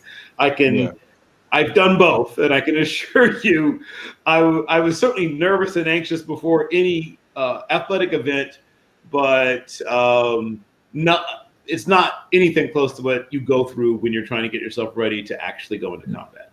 Two very different things. But the thing that is very common is the unit cohesion through shared suffering that leads to the pressure to not want to, quote unquote, let your guys down. That much I can tell you is very similar. A lot of the techniques used by leadership in both the military and in football is very similar.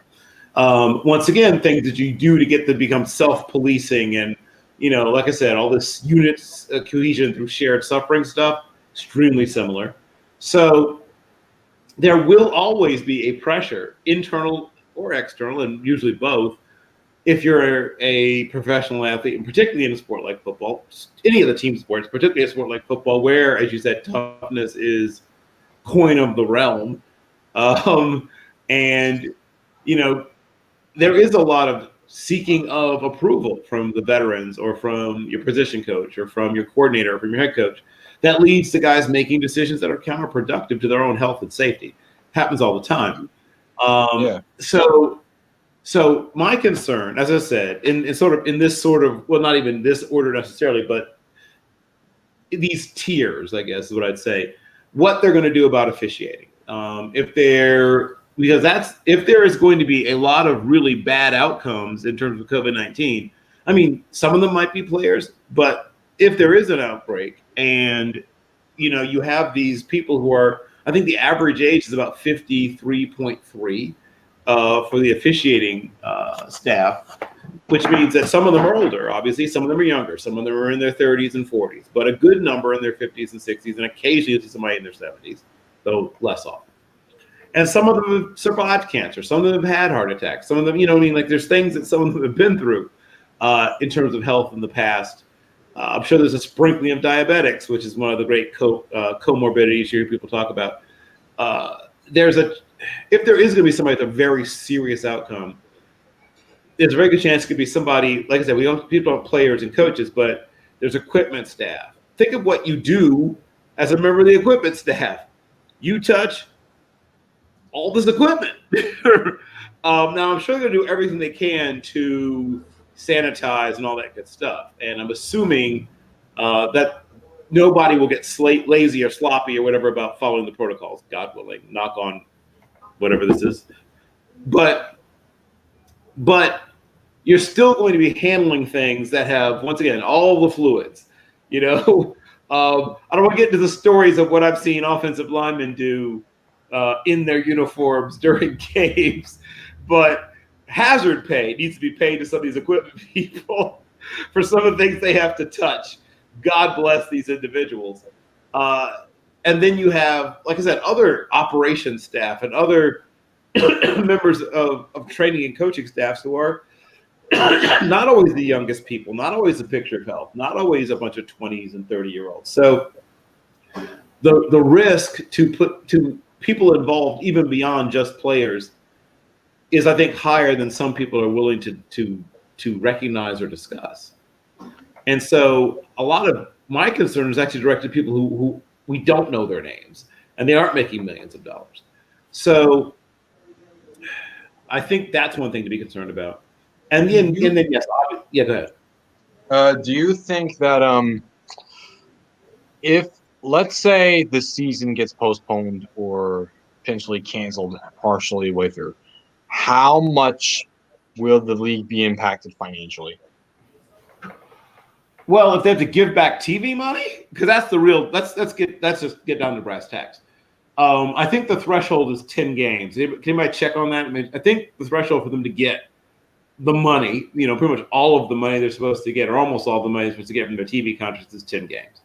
Which is why my prediction is that they're going to find a way to get to 10 games, no matter what. If they're having to, bring back previous, people who to officiate games who maybe have been working at the high school or college level, if they have an opt out or a sick out, or guys legitimately getting ill, who are and women and men who've been working the games start to get ill.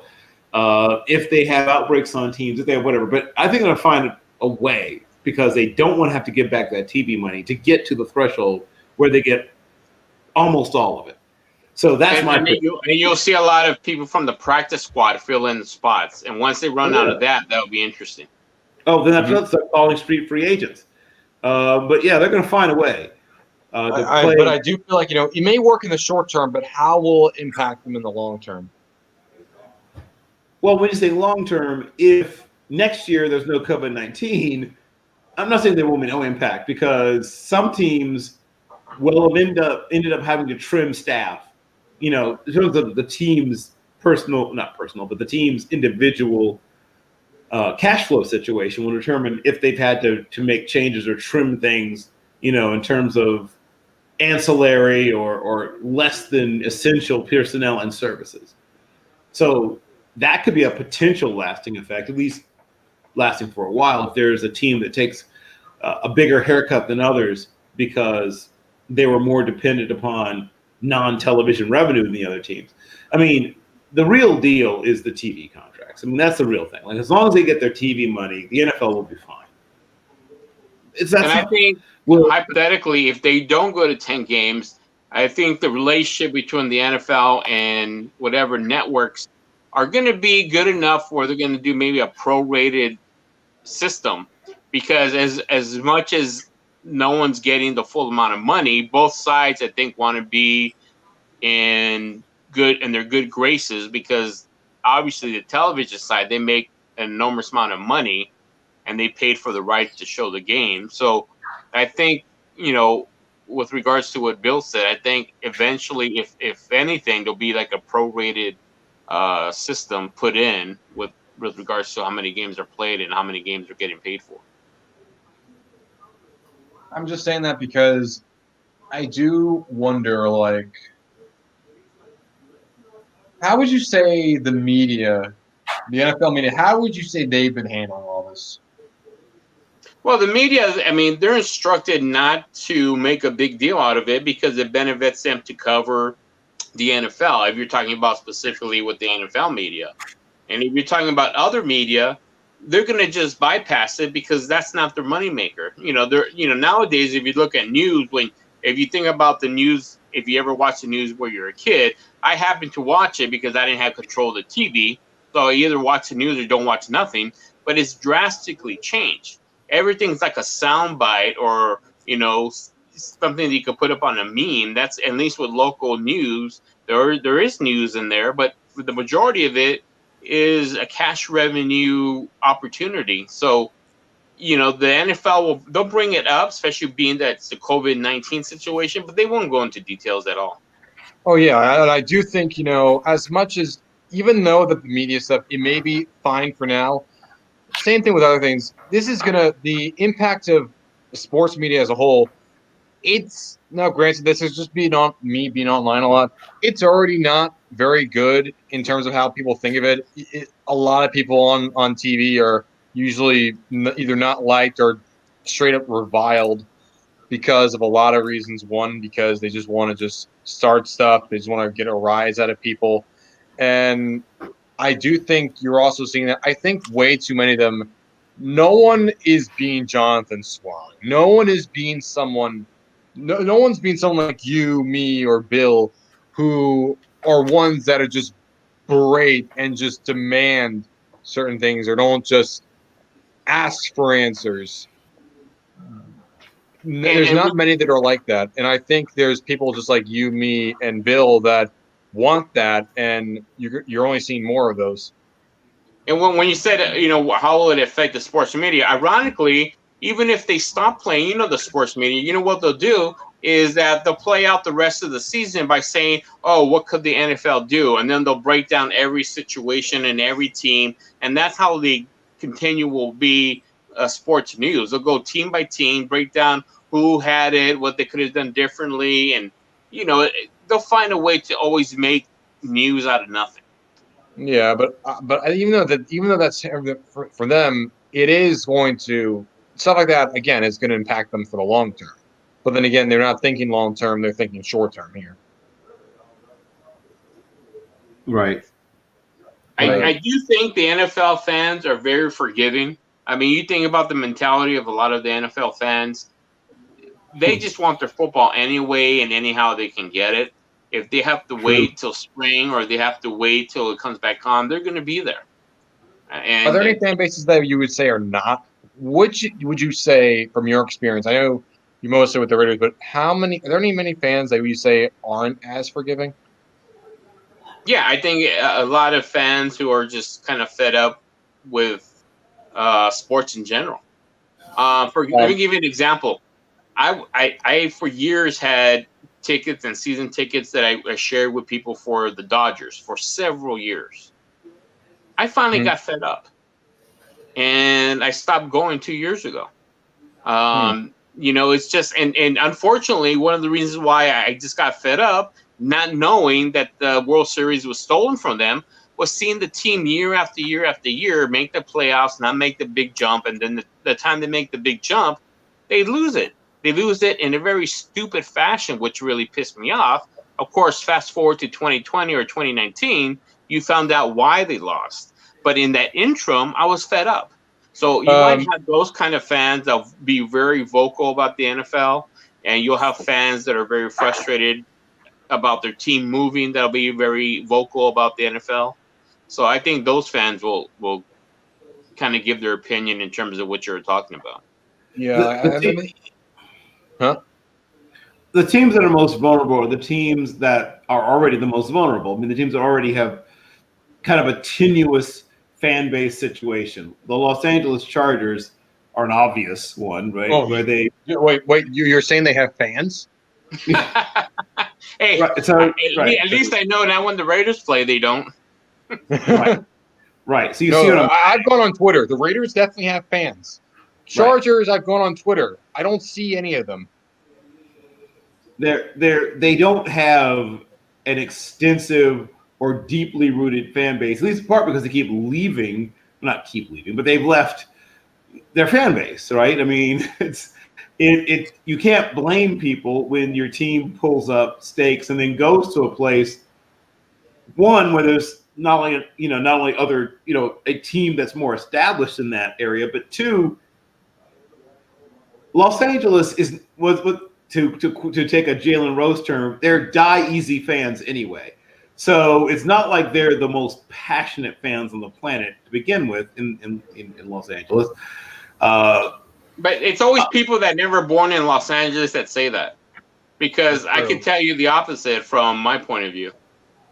Okay, don't take what I'm saying wrong. I've been to Los Angeles. I've been to Texas. It's not comparable. You know what I mean? You could talk to an 80-year-old woman who's breaking down like the depth chart at Nickelback. You know what I mean? It's just different. It's a different level of passion. I'm not saying that there are not serious football fans in Los Angeles. I wouldn't say that. I'm saying that it's not the same as a place like, Philadelphia. They're insane. There's something wrong with those people. And let me revise my comment. The LA Raider fans are very passionate. I don't know about the Rams and Chargers, but at least I can tell you that much. Well, what I'm doing is I'm taking them all as a whole. And yes, because of the Raiders fans, it keeps it up to a certain level. And as Vinny sort of joked, the Chargers, from my experience, the Rams, even though they started off their entire history in Cleveland, they spent 5 decades in Los Angeles, and then following that, you also spent 21 years in St. Louis. So, you don't really have any fans at all in Cleveland anymore, but you've always had those people in Los Angeles, and even though they're in St. Louis, and you still see some people that still support them from St. Louis, but there's still a dedicated. And one little difference with the Rams having been quote unquote Los Angeles, you got to remember in the 80s when the Raiders came, they moved to Anaheim. Anaheim. But this was the thing in the 80s, and if you're not a native LA person, Anaheim is another world away. It's like San Francisco and the Bay. So that was never considered an LA team when they left because the difference was off the wall. And during those times, Orange County hated Los Angeles. They thought they were scum. They thought they were too urban. They thought there were too much minorities. So that was another world. People in Anaheim did not like anything or anybody from LA. Right. I mean, that makes sense. I've driven it's a nice little trek. I've driven out to where the Rams used to play from not far from the airport. So I used to work for Nielsen, the data news company, AC Nielsen. And they have a big training center and office and everything out in Los Angeles, but it's almost in Carson. It's like a little past LAX. And so it's not far from El Segundo, right? So it's a nice little trek from there to Anaheim. But I did it, to sort of get an idea of, yeah, you're right, Joseph. It's two very different everythings. Is there how big is the rivalry between LA and Anaheim? Say it again. I didn't hear you.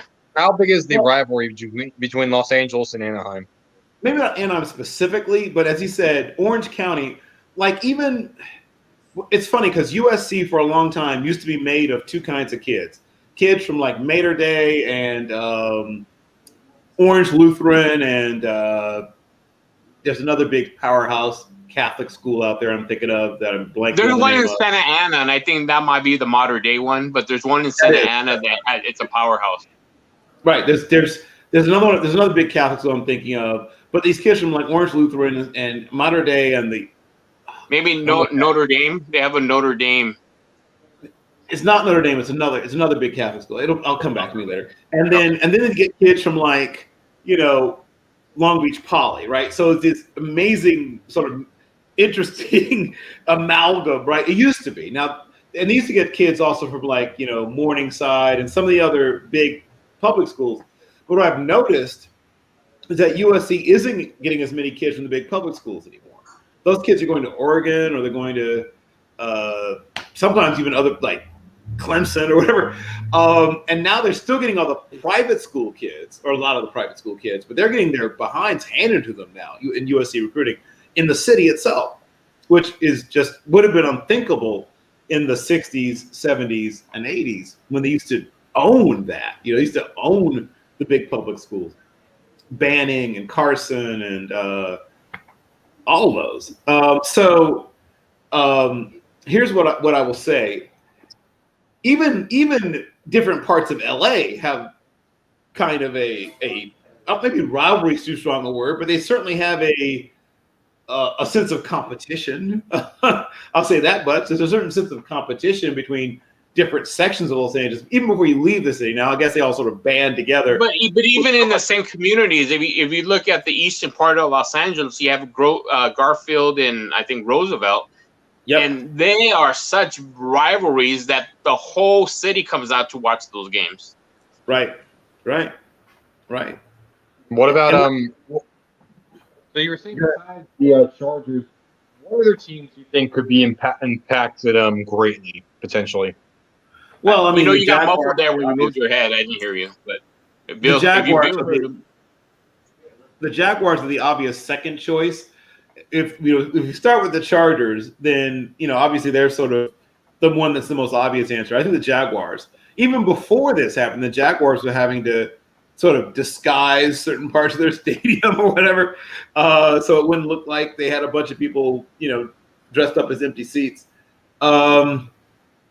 So this now, of course, compounding this is that Florida has had a real struggle with COVID-19. So it'll be interesting to see what happens just in that whole entire state if there is indeed, when indeed there is a second wave. So even if there's no fans in the stands, and I don't know what Jacksonville decided to do regarding this. What do you think? What about the Bills? What about Buffalo? That fan base is pretty much bulletproof, my friend. I mean, I don't know what else to tell you. They're cuckoo crazy puffs. I mean, they're going to still, even if they can't get inside the stadium, they're going to show up, right? Because Buffalo Bills fans. And I guess they're going to have to do what they can to keep them socially distant while they're diving into tables. But yeah, and plus there's nothing else going on in Buffalo. What about the Bengals?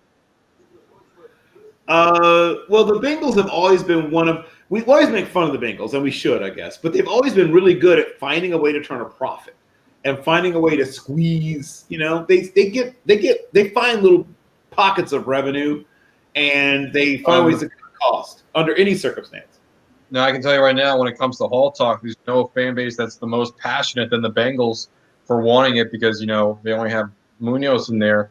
But outside of that, I wonder, the Lions, maybe, but their fans are loyal, so I'm not too sure. Well, most NFL teams have some extremely loyal fan bases.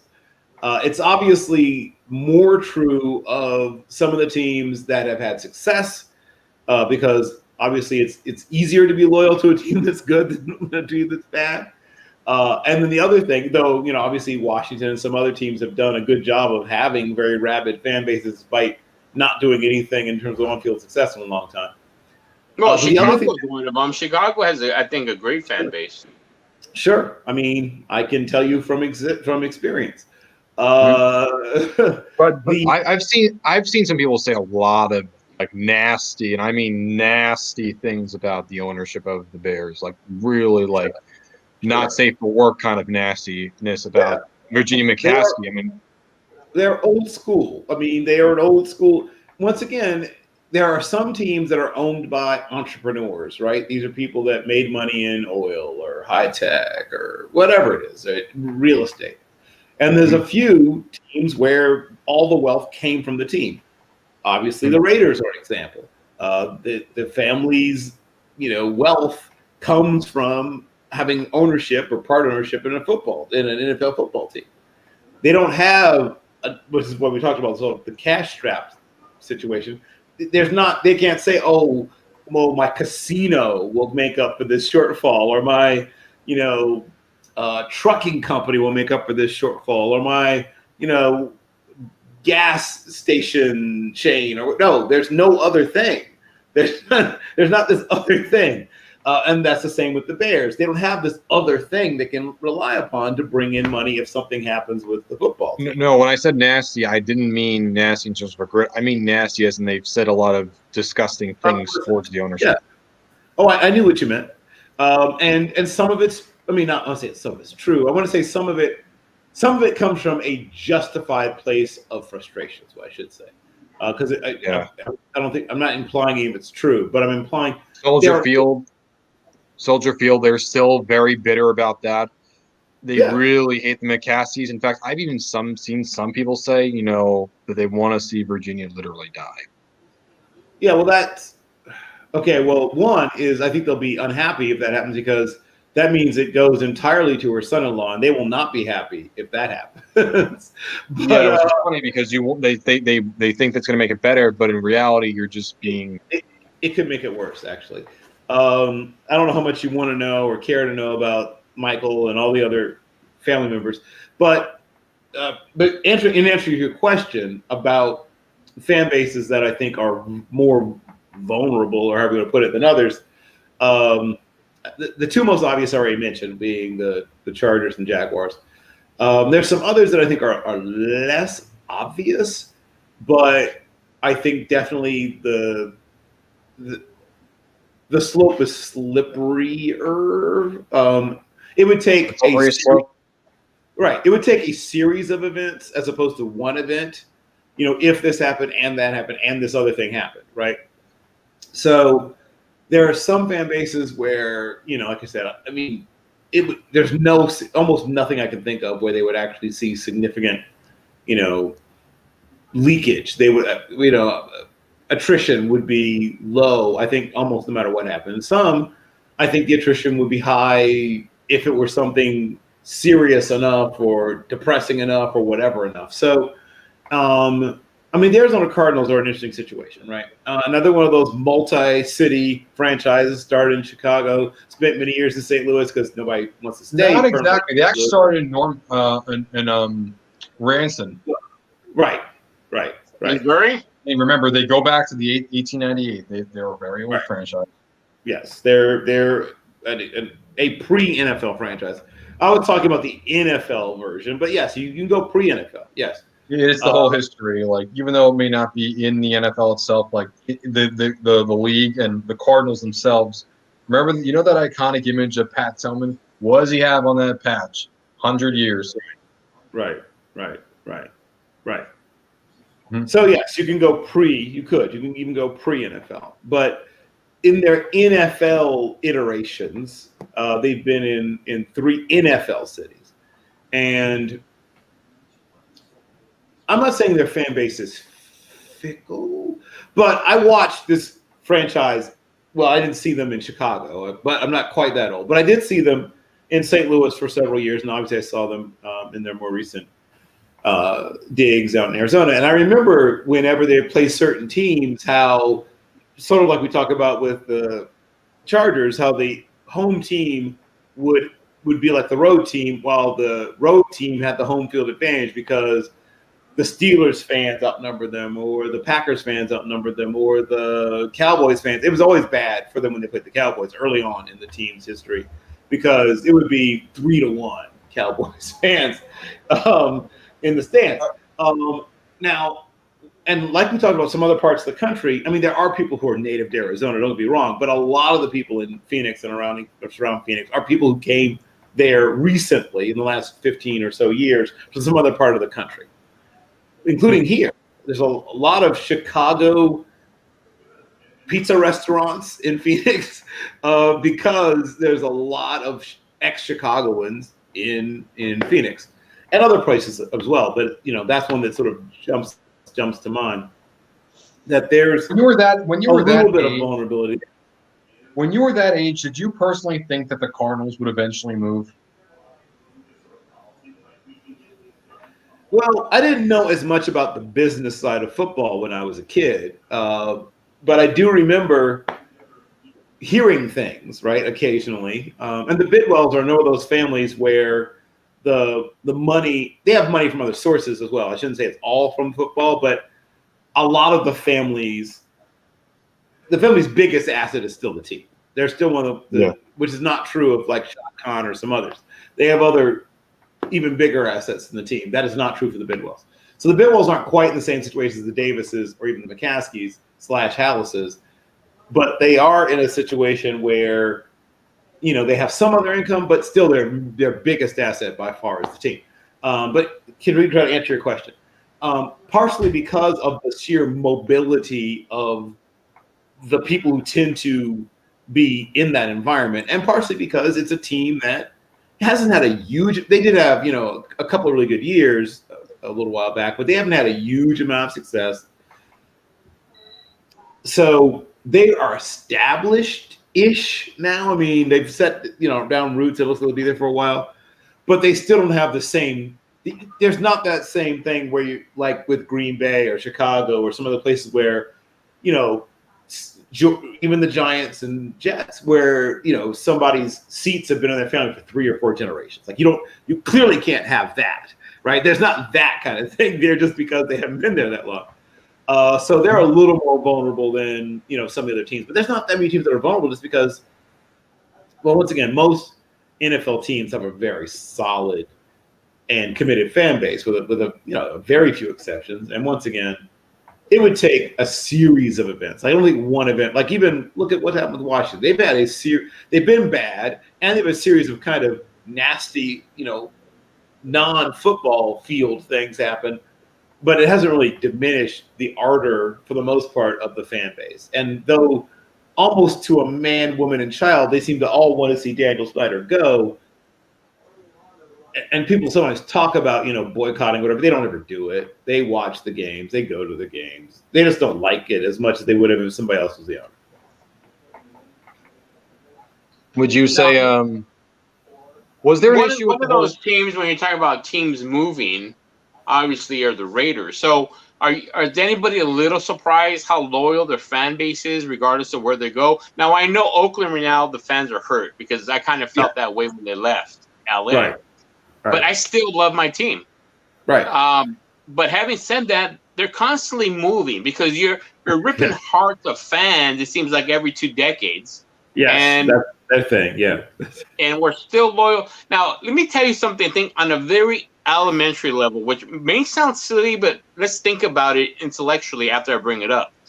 Think about the teams that are unsuccessful. They have horrible uniforms. People love the Raider uniform, and I wonder if there's a segment of that fan base is loyal to the team because they love the color schemes, they love the pirate, they love that whole aura of the team and the autumn wind. So let's speak on that. Well, mystique does count for something, and yes, there's certain things, even in places where the NFL is not a big time sport, like you're walking down the streets of Helsinki, Finland, and all of a sudden you see somebody in a Raiders jersey. It's like, oh, okay, yeah. I mean, there are clumps of Raider fans, not big ones, but clumps of Raider fans in almost every part of Europe, right? Even sprinkled in a few parts of Asia. And they're really big fans in Mexico of the Raiders. They even have a nickname. There's a lot of them in Mexico. Yeah, Mexico is a huge. I mean, that's not a clump, Joseph. That's not I'm talking about places where it's just like little clumps. Trivia. Do you guys know what the Raiders are called? Like their nicknames in Mexico?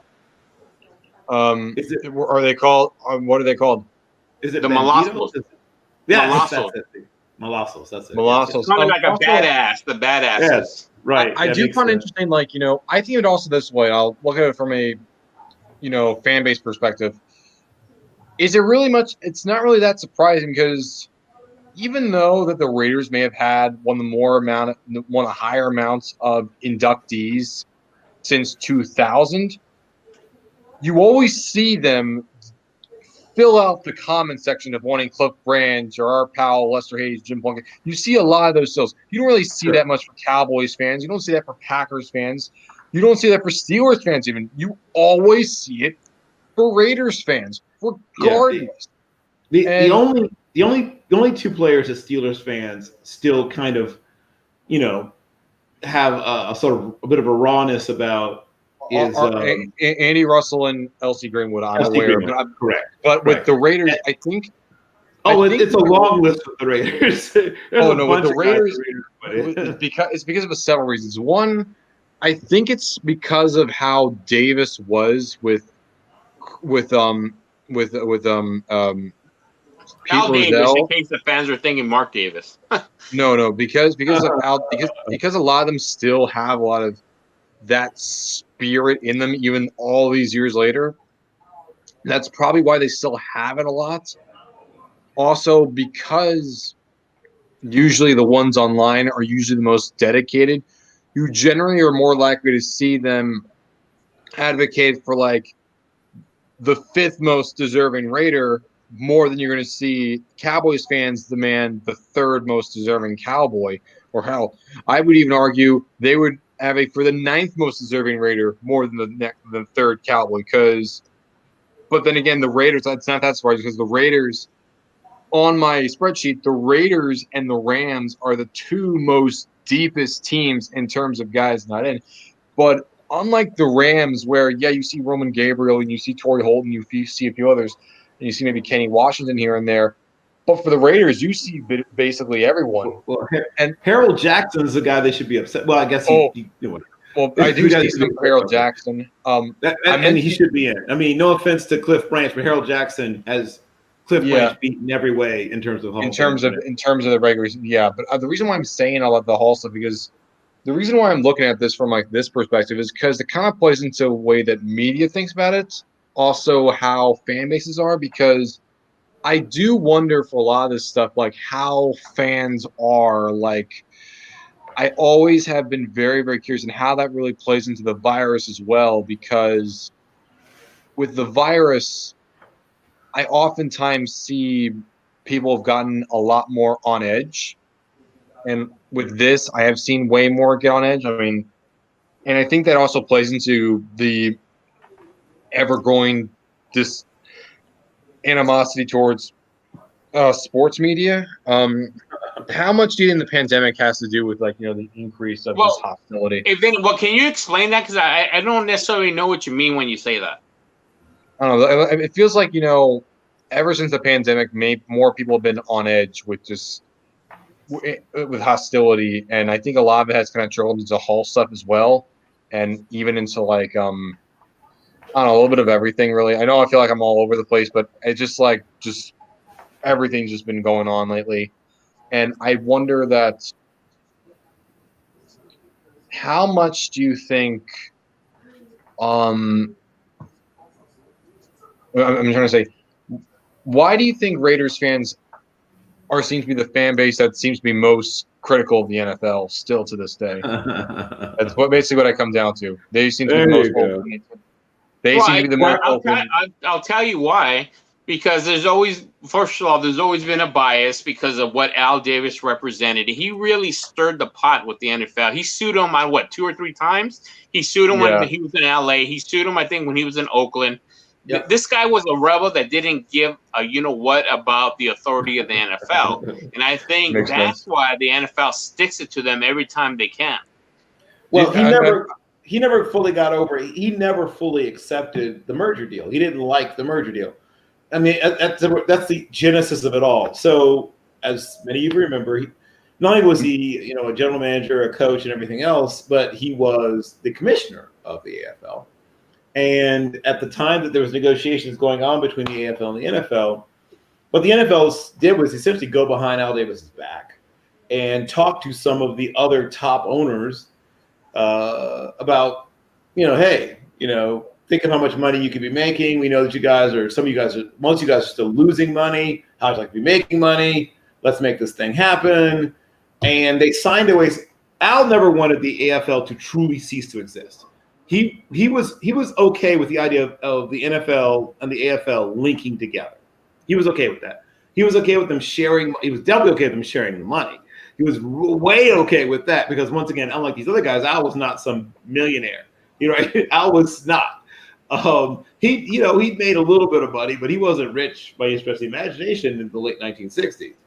So he wanted essentially them to join, but not be absorbed by the NFL. He never wanted that. He always wanted it to be on equal footing, in essence. And yes, we share the money, we share this, we share that, we have a Super Bowl. He was fine with all that stuff. He never wanted the AFL to be part of the NFL. He wanted the AFL to be a partner of the NFL. So when this vote came up, it blindsided him, and he's supposed to be the friggin' commissioner. So, he resigns in frustration. He never forgave Pete Rozelle, Pete Rozelle, for going sort of behind his back and talking directly to the owners of the AFL franchises. And he never got over it. And he was always an AFL guy at heart. Like some of the AFL guys, most of the AFL guys became NFL guys, right? They embraced the NFL, never Al. Al never fully, it stuck in his craw. He never fully got to the point where he could accept that the AFL had ceased to exist. Do you think that's also why? Do you think that's also why the Raiders fans are most likely to bring up, like Art Powell or Dave Grayson, whereas let's say a Bills fan is not as likely to bring up Tom Sestak, or a Broncos fan is not as likely to bring up Lionel Taylor? Do you think that's probably the reason as to why they bring up a lot of that AFL stuff more than like the Bills or whatever? Well, once again, none of those other teams had guys who were an AFL commissioner, right? I mean, that makes a difference. Al Davis, to a certain extent, was the face of the AFL more than any other. I mean, we always talk about Adams to some extent because he was the richest of the right. I mean, he was the one that sort of he did some stuff money wise to help the AFL stay afloat, and also Lamar Hunt. Thank you, and Hunt. They were the two guys who were legitimately rich. Right, I mean, rich, like NFL. But Ralph Wilson, how big of a role did Ralph Wilson have? Well, Ralph Wilson was number 3 on the money list. Obviously not as rich as the first two, but rich. I'm sorry, but to that point, I think that's one of the things you could talk about. Al was he did so much with so little. when you compare to those owners that you're talking about. Sure. Well, like I say, he wasn't rich. I mean, you've got to be more creative when you're not rich. That's true no matter what business you're talking about. It's true in sports. It's true in everything. I would also say that there might also be an issue because there's been a lot of AFL guys still on it. And I think because of that perceived notion, is that actually true? No. The idea that the AFL was inferior to the NFL, and because I think that also has a play in the fact because they're most likely to hate, media as some other ones. I think that also plays a big role into it because they think we're inferior. Let's truly show them. I think that plays a big role into it personally. That's why I linked the Hall into it too, because whereas other teams, let's say like the Cowboys or Packers, will have a lot of guys and don't advocate for as much. The Raiders, yeah, they have a lot of guys in there, but they still want a lot. They don't give a shit. They don't care. They just want their guy. They're aggressive, and I think a lot of it has to do with the merger and the idea that the AFL was inferior and a lot of stuff. Do you think that? Right. Yes. And, I mean, it's all those things and more. And, the tuck game. And, I mean, there's a long list. Immaculate reception. And, I mean, like, we could spend we could do this until the sun comes up. But here's the thing. Every fan base has, long list of times they've been screwed, right? Every Vikings fan remembers watching, speaking of Drew Pearson pushing off on Nate Wright in the NFC Championship game. And the quote unquote Hail Mary pass, but there's everyone has those things. Everyone has those painful experiences of watching your team get screwed. But the Raiders turn into an entire elaborate conspiracy. And once again, there may be something to hang that on because of Al Davis and his enmity with the NFL, particularly Alvin Pete Rozelle. But I truly don't believe that NFL game officials think about that stuff. Right? No. How come the Raiders are the ones that have the conspiracy? Is it because of like the whole stuff with Al Davis, or Al was himself personally quite paranoid? I mean, let's be honest about that. Al used to have people come and sweep his locker room for bugs, dude. Did you know that? Yeah. Yeah. Okay. Have you ever heard of that press conference he gave when he fired, what's that the coach's name, the young coach recently before he died? The Kiffin firing, right? Yes. Listen to that press conference, and then you know what Bill's talking about. Yeah. He was personally paranoid. Yes, he was a personally paranoid individual. Oh, Zenny's back. There's a book on the Raiders where he tells a story of Weeb Eubank. See, not only was Al Davis paranoid, but Al Davis is known for spying on people. Yes, which is why he was so paranoid, because he thought if I could do it, someone else must be too. And you kind of see that with the fans themselves being a little bit paranoid. Eubank was the coach of the Jets. And the Colts, yeah. He used to say, well, the Jets in particular, he used to, because the Jets were rivals to the Raiders, he used to scream to the light bulb, hey, Al, I know you're up there, when they were at the Coliseum. So, and that was, among other things. He was even paranoid of me when I was trying to bring Super Bowl to Oakland. And they were in the middle of a lawsuit. And so Amy Trask was really nice to me. We had the same flight to the Super Bowl. And she came up to first class and tucked my head in the pillow. But at the same time, Bruce Allen's bad-mouthing me in the newspaper. And then Al Davis, when I went up to talk to him, he goes, no questions. And I said, I'm not a reporter. He goes, I don't care. No questions. Why do you think? Why do you think? I'm the guy that if they got the Super Bowl, that would have been $9 million in the Raiders' pocket. Okay.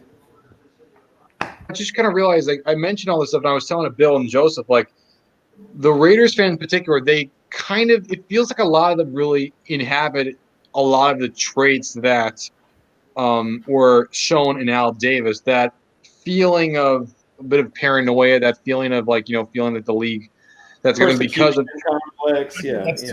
I don't know. I don't think that's it. I think what's going on is, to be frank, I think it's become very hard to define exactly who a Raider fan is because of the way the move was handled.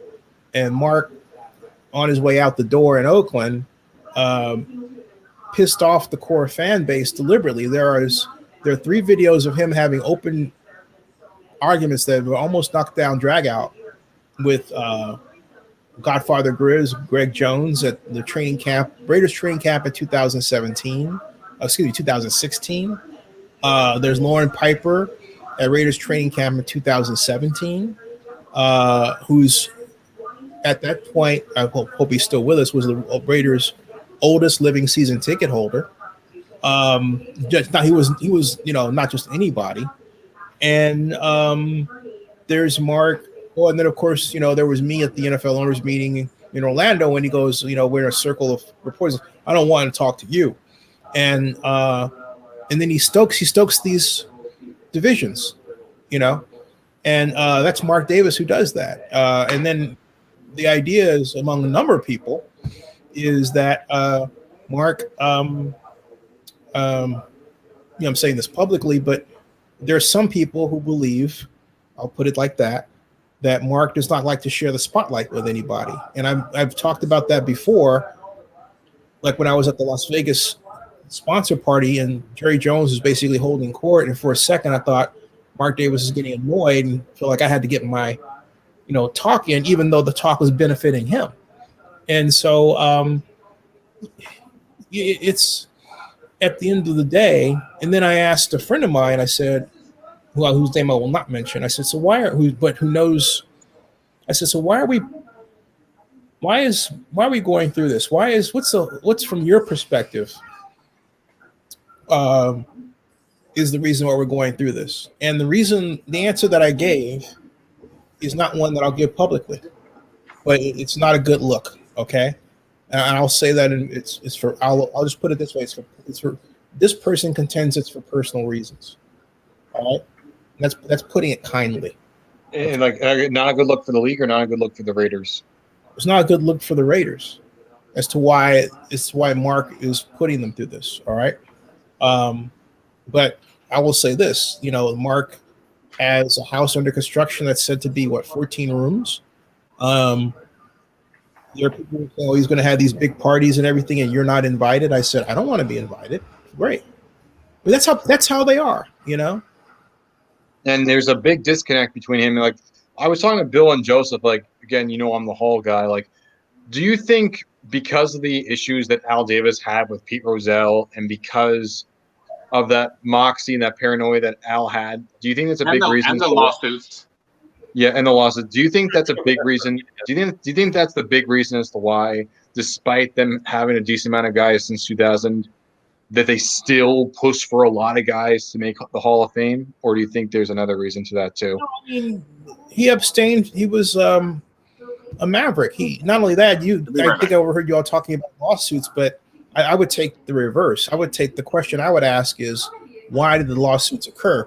It wasn't so much that they happened. The question is why. Okay, and you have to take each lawsuit as in a case-by-case basis. The one that I feel personally was the most just is the one that actually caused a really great NFL. And I'm gonna have to go this big because at some point this makes a lot of noise. But because I gotta take Mom to the beauty shop in the morning or tomorrow. Mm-hmm. But at any rate, to answer your question, it's the marketing lawsuit between the Dallas Cowboys and the rest of the league. And Al Davis happened to agree with that. And what I was going to suggest is that we pick this up tomorrow. And that way, because there's a lot of conversations that are, I think you guys are having that are great here. Yeah, it's mainly because I'm just really analyzing the fan base, and I just notice how the Packers have a lot of guys. You don't see them pushing for Dillwig or Sharp as much as the Raiders as they do. Well, yeah, like that. But you don't see them push for their guys like you see the way the Raiders push for their guys. Yeah. Do you think it's because of the way the fan base is, or do you think there's a deeper reason to that, or do you think it's just the way the fan base is because of Al Davis? Oh. Why do you think, even with the number of guys that, even with a high number of guys they've had since the year 2000, how come the Raiders fans still push for a lot of guys when there are other teams like the Cowboys and the Packers that also have a lot of guys but don't push as much? Why do you think the Raiders fans are always pushing, demanding for more guys? Because I think it may be that well, if you take a look at it, there are a lot of teams that seem to have their players listed a lot more, and the NFL has an Eastern bias. Yeah. Part of that is because if you take a look at the attendance for the top 10 teams, the majority of them tend to be back east. Mm-hmm. That is exemplary of an active fan base, you know. Mm-hmm. So I think that's what you see there. That's one part. Let's pick this up tomorrow because it's almost 2:00 here. Yeah, it's getting kind of late, but anyway, guys, always great to speak about this, and I do think, like I said, we're gonna win this. We're gonna get Branch. We're gonna get all those guys in. I promise. Well, our Powell should get in before any of those guys, and Harold Jackson should get in before any of those guys, and Billy Howden. Either way, Ray Chester. Either way, we're gonna get them all, and I promise you, we're gonna fight, and we're gonna beat the Lions. We're the Cubs that we're gonna avenge and beat the Lions. I promise you all. I promise. No, I'm not just BSing. I'm dead serious. We will. Let's get in Roger Brown and Billy Houghton before they die. I really love to see those guys get in while they're alive. Oh yeah. They're both in their 80s, but they're both still fairly healthy. You have a chance to do this. It just nothing's worse than when they put them in the year after. Can't forget Art McNally, man. He's like 95. I seen Tom Flores up close in person. Man, he's kind of suffering there too. So I would push for Tom Flores as well. Well, Flores already is a finalist, and he's bound to make it. But either way, I think he's in it. But anyway, guys, always great to speak to you guys. DNC was great, and this one, and like I said, you have a chance. You have a pen in your hand. You either want to make the country good for the better, or do you want to the country to be more indictment? You want things to go for the better, or you want it to get even worse. You have a choice. Yeah, you have a choice. Pretty simple choice. Yeah. Simple. Once again, gentlemen, a real pleasure. I look forward to what's our next thing? What are we doing next? Do we know? Well, right now we don't have any big thing. I didn't really try for the RNC. I thought about it, but I thought. What about a wrap up? Since we had 3 days of this or 4 days of this, and maybe kind of wrap up tomorrow for an hour. Maybe we may not have. I sort of thought so. Yeah, we should do that. Yeah. Even though we didn't cover the RNC, we can maybe do like a joke live stream if we really wanted to. Well, I mean, we have to pay attention to whatever we do. I don't think it should be a joke necessarily, but whatever we do, we should treat it for what it is. Now, we should be honest about what we see and what we think, but I think we should be. I think we should treat it the same way we would treat anything that we're judging on its merits or lack thereof. But guys, if you haven't already checked it out, check out my interview with Brian McLaughlin. Some very interesting things about the state of FCS football with what's going on. So that was earlier today. So if you haven't checked it out, please do. All right. Well, either way, guys. Best of luck. I salute you all. The broadcast. Everyone.